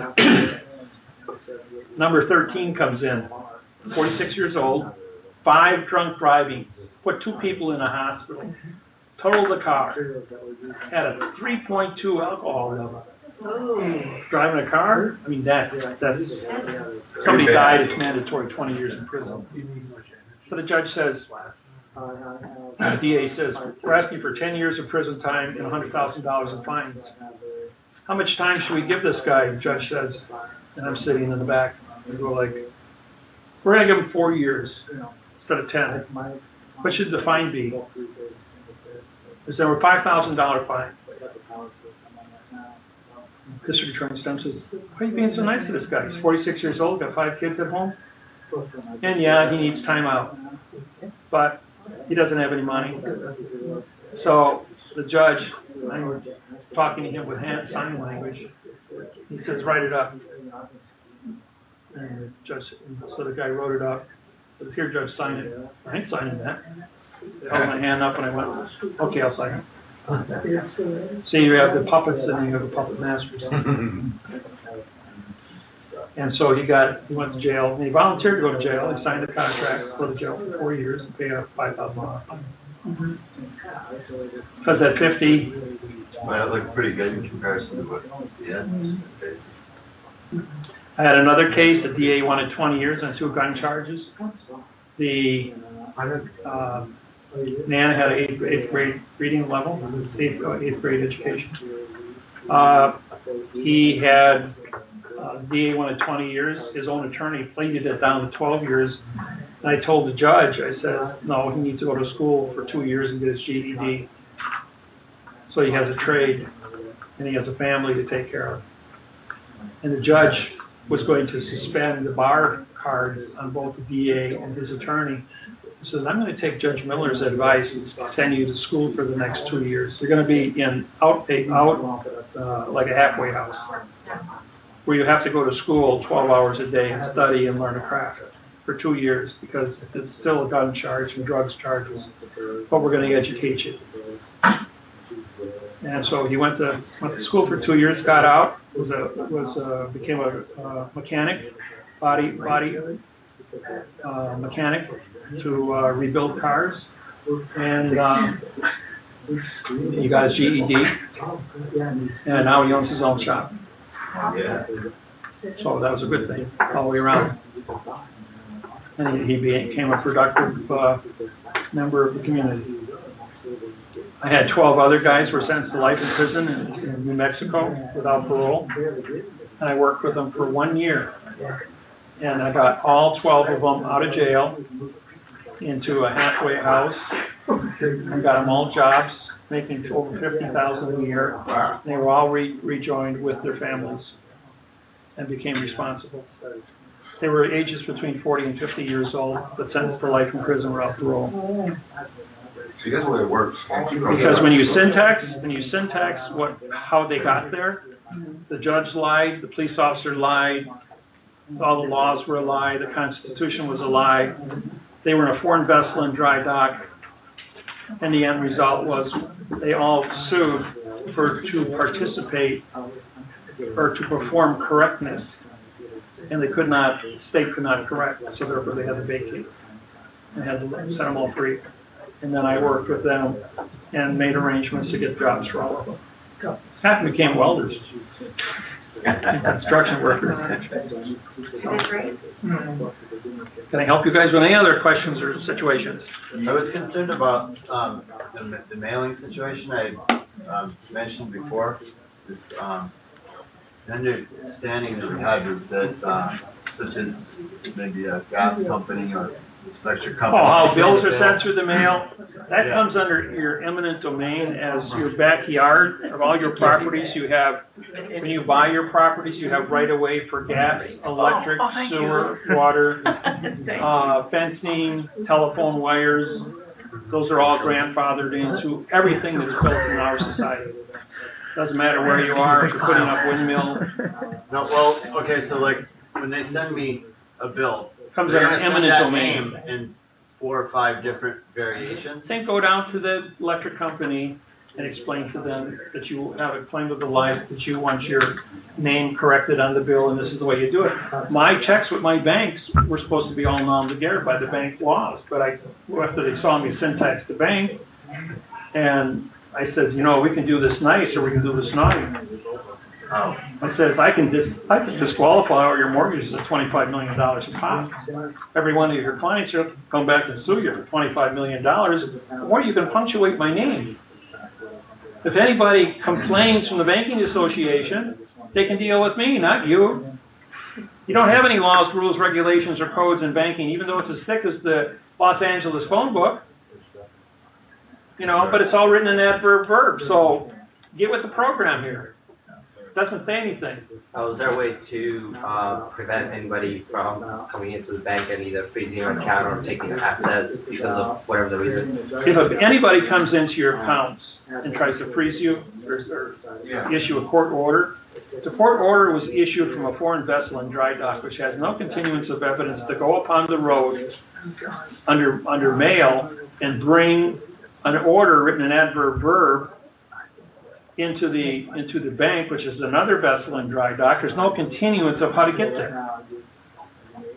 So as a result of that break in the continuance of evidence, that's why when you're arrested, you're put in the handcuffs. You go from the courtroom, you're still in a vessel in dry dock, put into a vessel of a bus, which means you don't get to touch planet Earth, and they take you to a prison, which is a vessel in dry dock, and they let you off the bus onto the ship because all the concrete that's poured around the prison, the driveways, are foreign vessels in dry dock. When they came to Hawaii, I was in Hawaii, I told the Hawaiians, I says, you got an island, it's volcanic. The white man came here, and he went ahead and he put roads in. Those roads are foreign vessels in dry dock because there is no such thing as concrete in Hawaii. It's all volcanic rock. You got to bring limestone from the mainland to bring it over here as a foreign object and pour a road. Therefore, when people got killed on the road, they went to sue in the court for saying, that's not our venue, that's not our jurisdiction. Your people died on a foreign vessel in dry dock that Hawaiians are responsible for. Take it to the Hawaiian court to sue. So I became the federal Hawaiian court and prosecuted people. Yes. So if they can't freeze a bank account because of the eviction, then what about like garnishments and things like that? If you syntax the grammar on a garnishment, it's mail fraud extortion. It's a $25 million fine. That'll slow them down.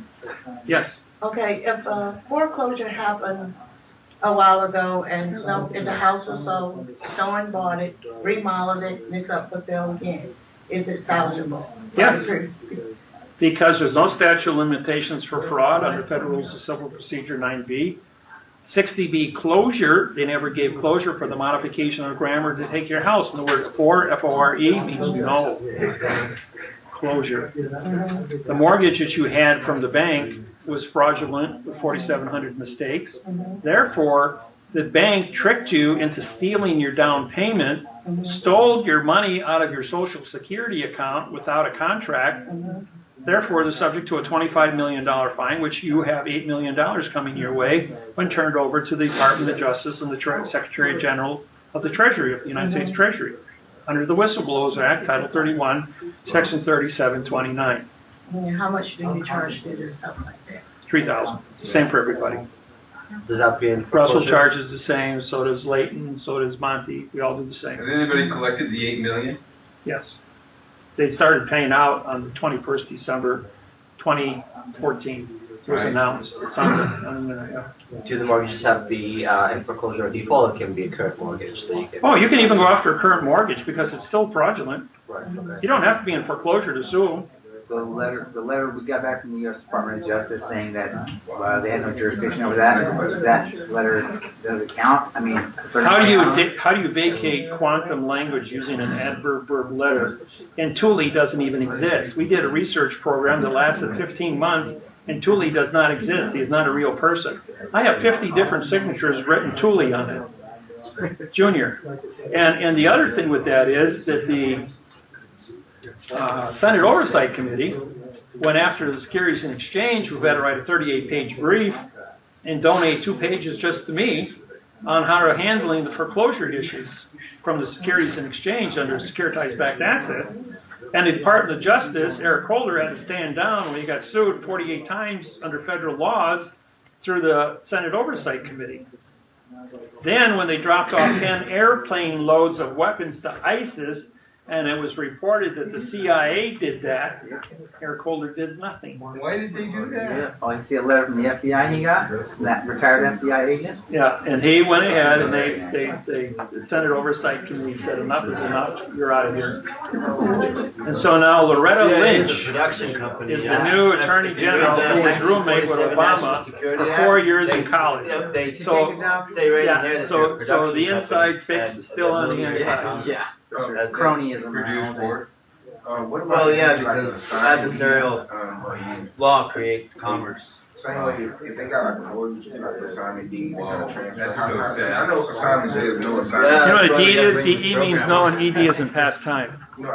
It means no contract. Word deed means no contract. Deed of trust. Of is an adverb making deed a pronoun now, and trust becomes a verb. You want to show me the verb trust in any dictionary of the world?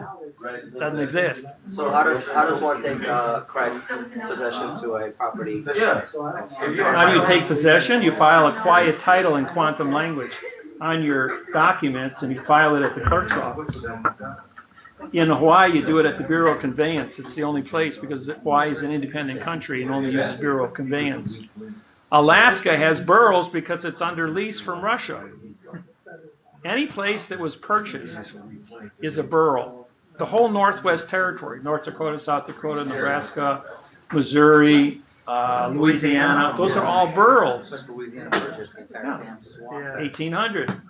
Lewis and Clark came in 1834 with Sasha Goian. She signed her name across the stamp to send to the President of the United States of a sovereign territory not in the bankruptcy of 1834 with the United States of the first bankruptcy, because that was a purchase from France. It was a purchase, so therefore it was sovereign territory, and Sasha Goian then became a sovereign postmaster by canceling the stamp to send to the president, putting her on the gold coin November 2nd, 1999, as the first female postmaster of the North American continent because she did it right.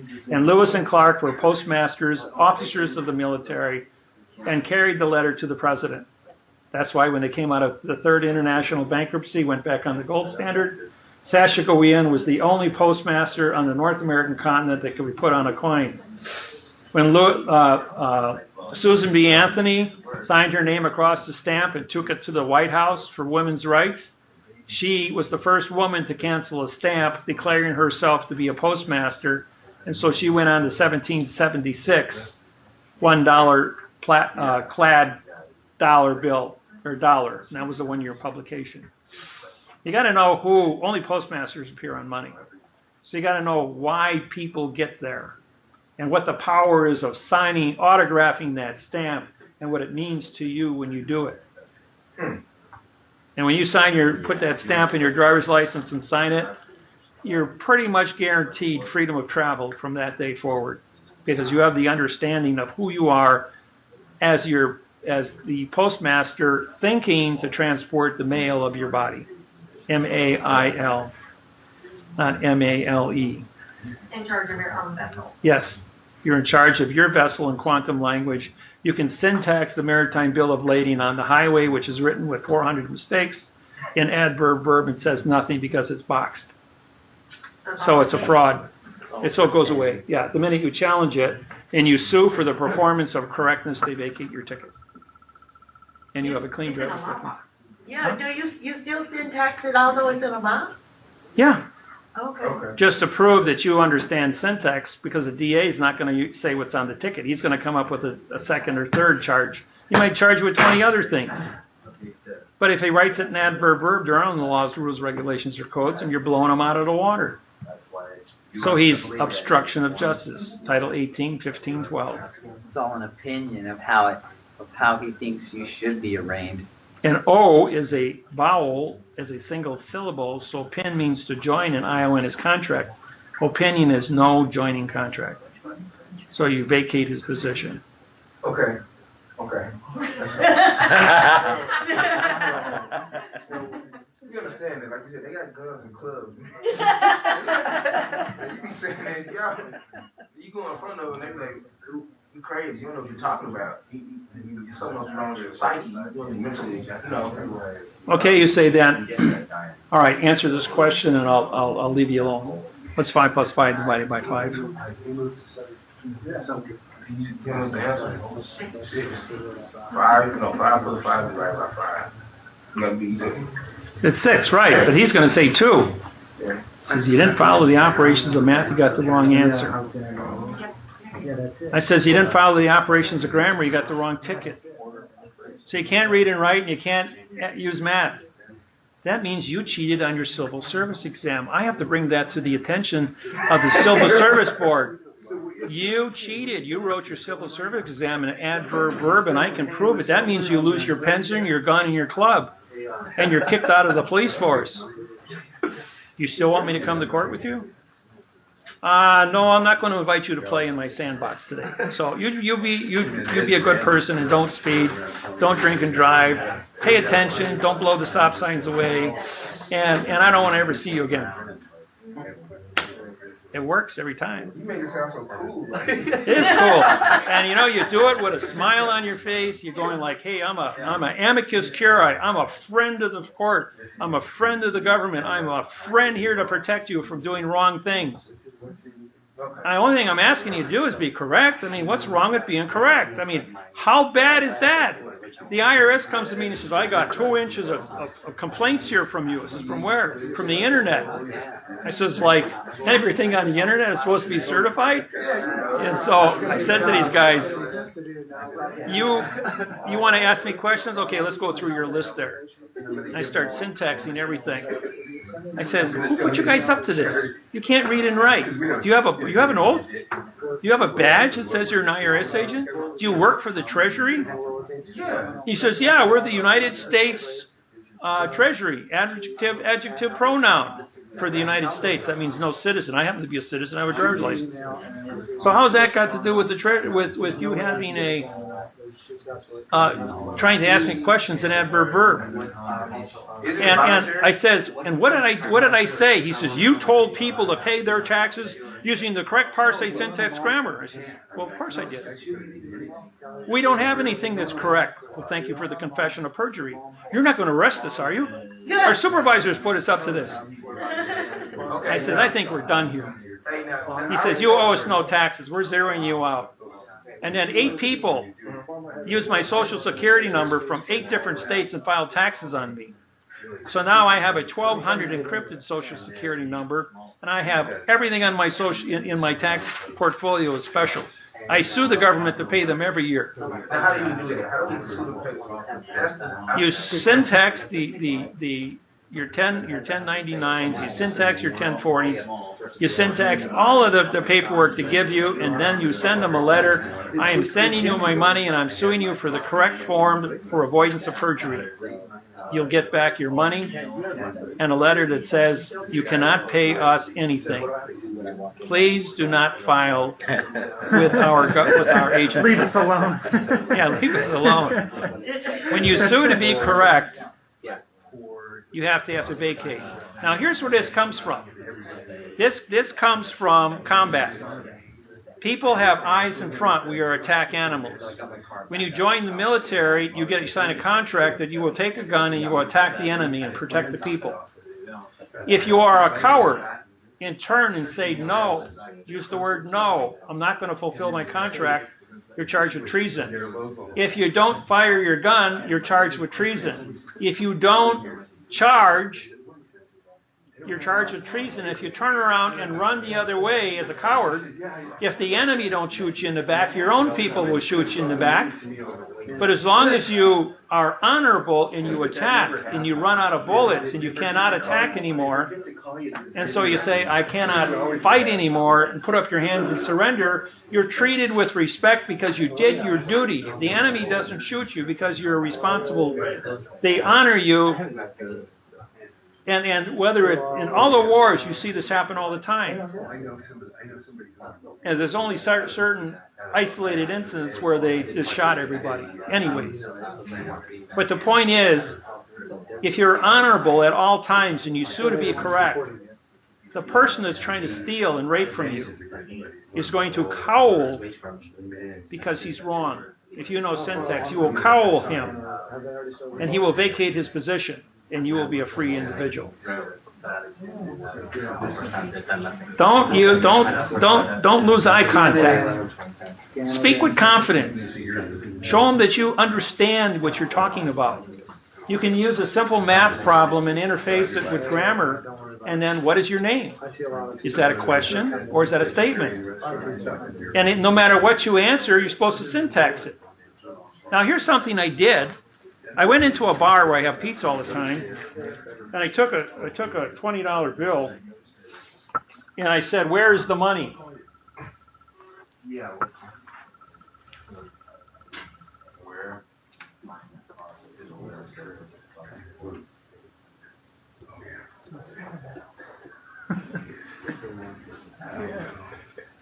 In the next 14 weeks, 2,000 people tried to answer this question, "Where is the money?" And I had a $20 bill hanging there.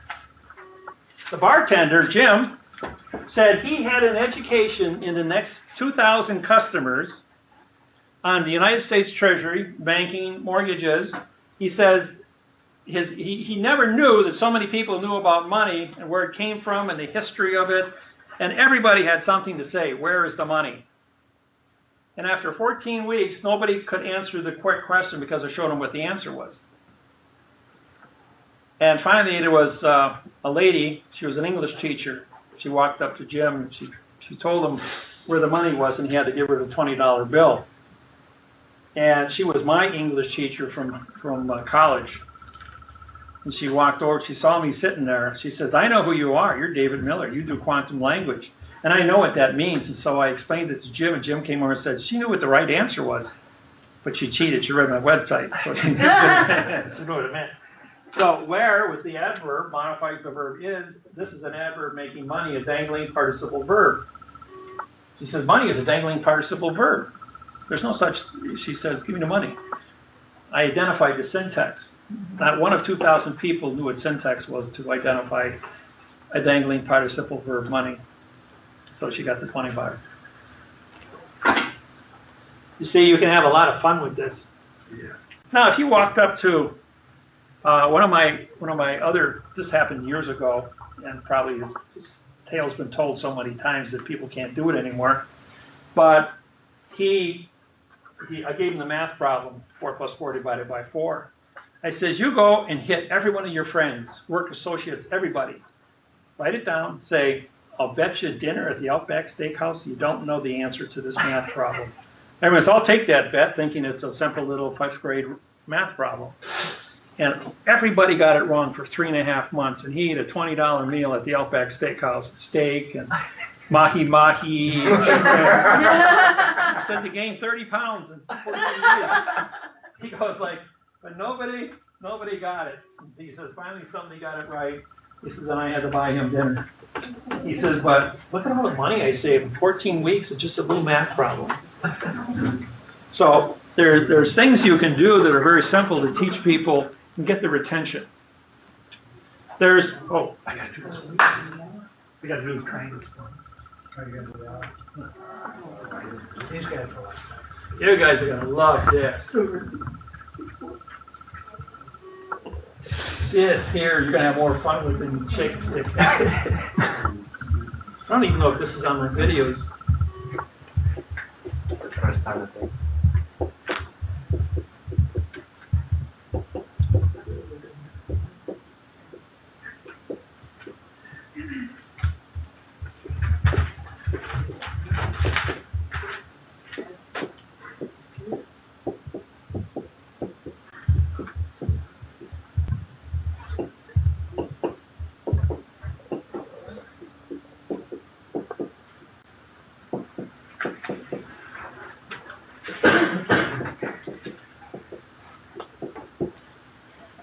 Now read what it says in the 3 triangles out loud. There Paris in the spring, Once in a lifetime. once in a lifetime, bird in the hand. Now count how many words are in each triangle.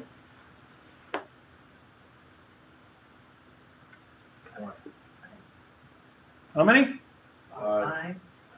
Okay, you read Paris in the spring, once in a lifetime, bird in a hand, right? Once in a lifetime, bird in a hand. And Paris in the spring. You read four words, but you counted five. When I asked you to count it, you used the left side of your right side of your brain, which is your numbers and logic, and you counted five words. But when I asked you to read it, you used romance and you skipped over the double article, the double article, and the double article, and you read four, but you counted five. I've given this little game to people, and they read it out loud 3 times. At the seminar in Missouri, they read it out loud 50 times. Every single person in the audience read it out loud, read 4, and counted 5. Out loud. Took like 45 minutes to go through 50 people. And the last guy in the room stands up and says, "People, you don't pay attention." He read 5 and he counted 5. And everyone in the room said, "What?" And I had to look at it a second time. Some of them did it 2 and 3 times. Going, why can't I read 5 and I count 5? I only can read 4 and count 5. How we play games with our brains. And as a public speaker, I have to take control of a room and show you. I have to convince you that you go through life, your whole life, and you never once look at syntax. You never look at math and syntax. You got math wrong. You hated it in school because you didn't pay attention to basic operations, and you got English wrong because you didn't pay attention to syntax or how syntax is used. How many of you did I really get here? Half of you? I say half of you. That's a good puzzle. I didn't realize it was 2 D's and 2 A's. See, your mind, you were all brainwashed since you were 9 months old not to read an article. TV, newspapers, magazines, everything you touched was brainwashing you not to see an article. Rothschild told Stalin, "Yeah, I'll give you all the money you want, but nobody can see the article. Nobody can use an article. And anybody who does use an article will be shot in the head and buried in an unmarked grave." And 80 million people were executed for using an article and failure to conform to adverb verb. That's the seriousness of this. This planet they've been killing people through adverb verb wars for 8,500 years, but they never went to war over a math problem in 10,000 years. So don't think this is just such a big game. This is serious. And when you're talking about E.T., and you go ahead and you play word games of fiction, they're going to throw a rock at us to kill the dinosaurs. They just about threw one at us in Nebraska last February. But there was probably enough broadcasting with quantum language that said, "No, we better move the moon in location and save these people." They're finally getting it. Thank you. Hey, it might be a factor. Okay? So that's my game.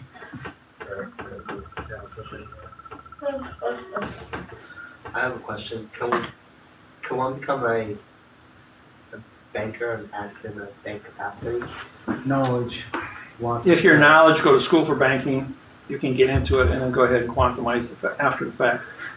The only thing we are doing with banking on a global basis is we are not putting bankers out of business. We are not closing down banks. We are not prosecuting anybody. The only thing we're doing is teaching them how to perform a correct contract so they can't cheat people, and they themselves can't be cheated. We are taking an honorable position. We're not scaring people. We're just educating people. So we're being a really good guy to everyone. Yeah. They don't have any. And we're keeping the banks open. We're keeping the governments functioning. We're keeping the food and the energy and the shelter, transportation, all moving without glitches. We only have. The government tells you we have 4% unemployment. Only one person out of 4, only 25% of the population has a full-time job. So 25% of the people are supporting the other 75%. That's how bad it is, and it's worse over in Europe.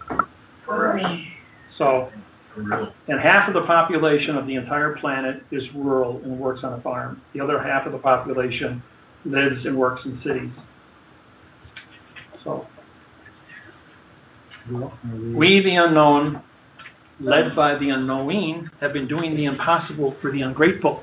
And we have been doing so much for so long with so little, we are not qualified to do anything with nothing. Thank you for coming to our seminar. Dave, can I ask you one question? Would you clarify just for me for 1 minute about closed account checks and the settlement of debt liabilities? Don't do it. You go to prison. No. Writing checks on closed checking accounts. Somebody emailed me the other day and asked me to explain it, and I said, well, I'd probably better ask somebody who knows more. Don't do it. No, you should just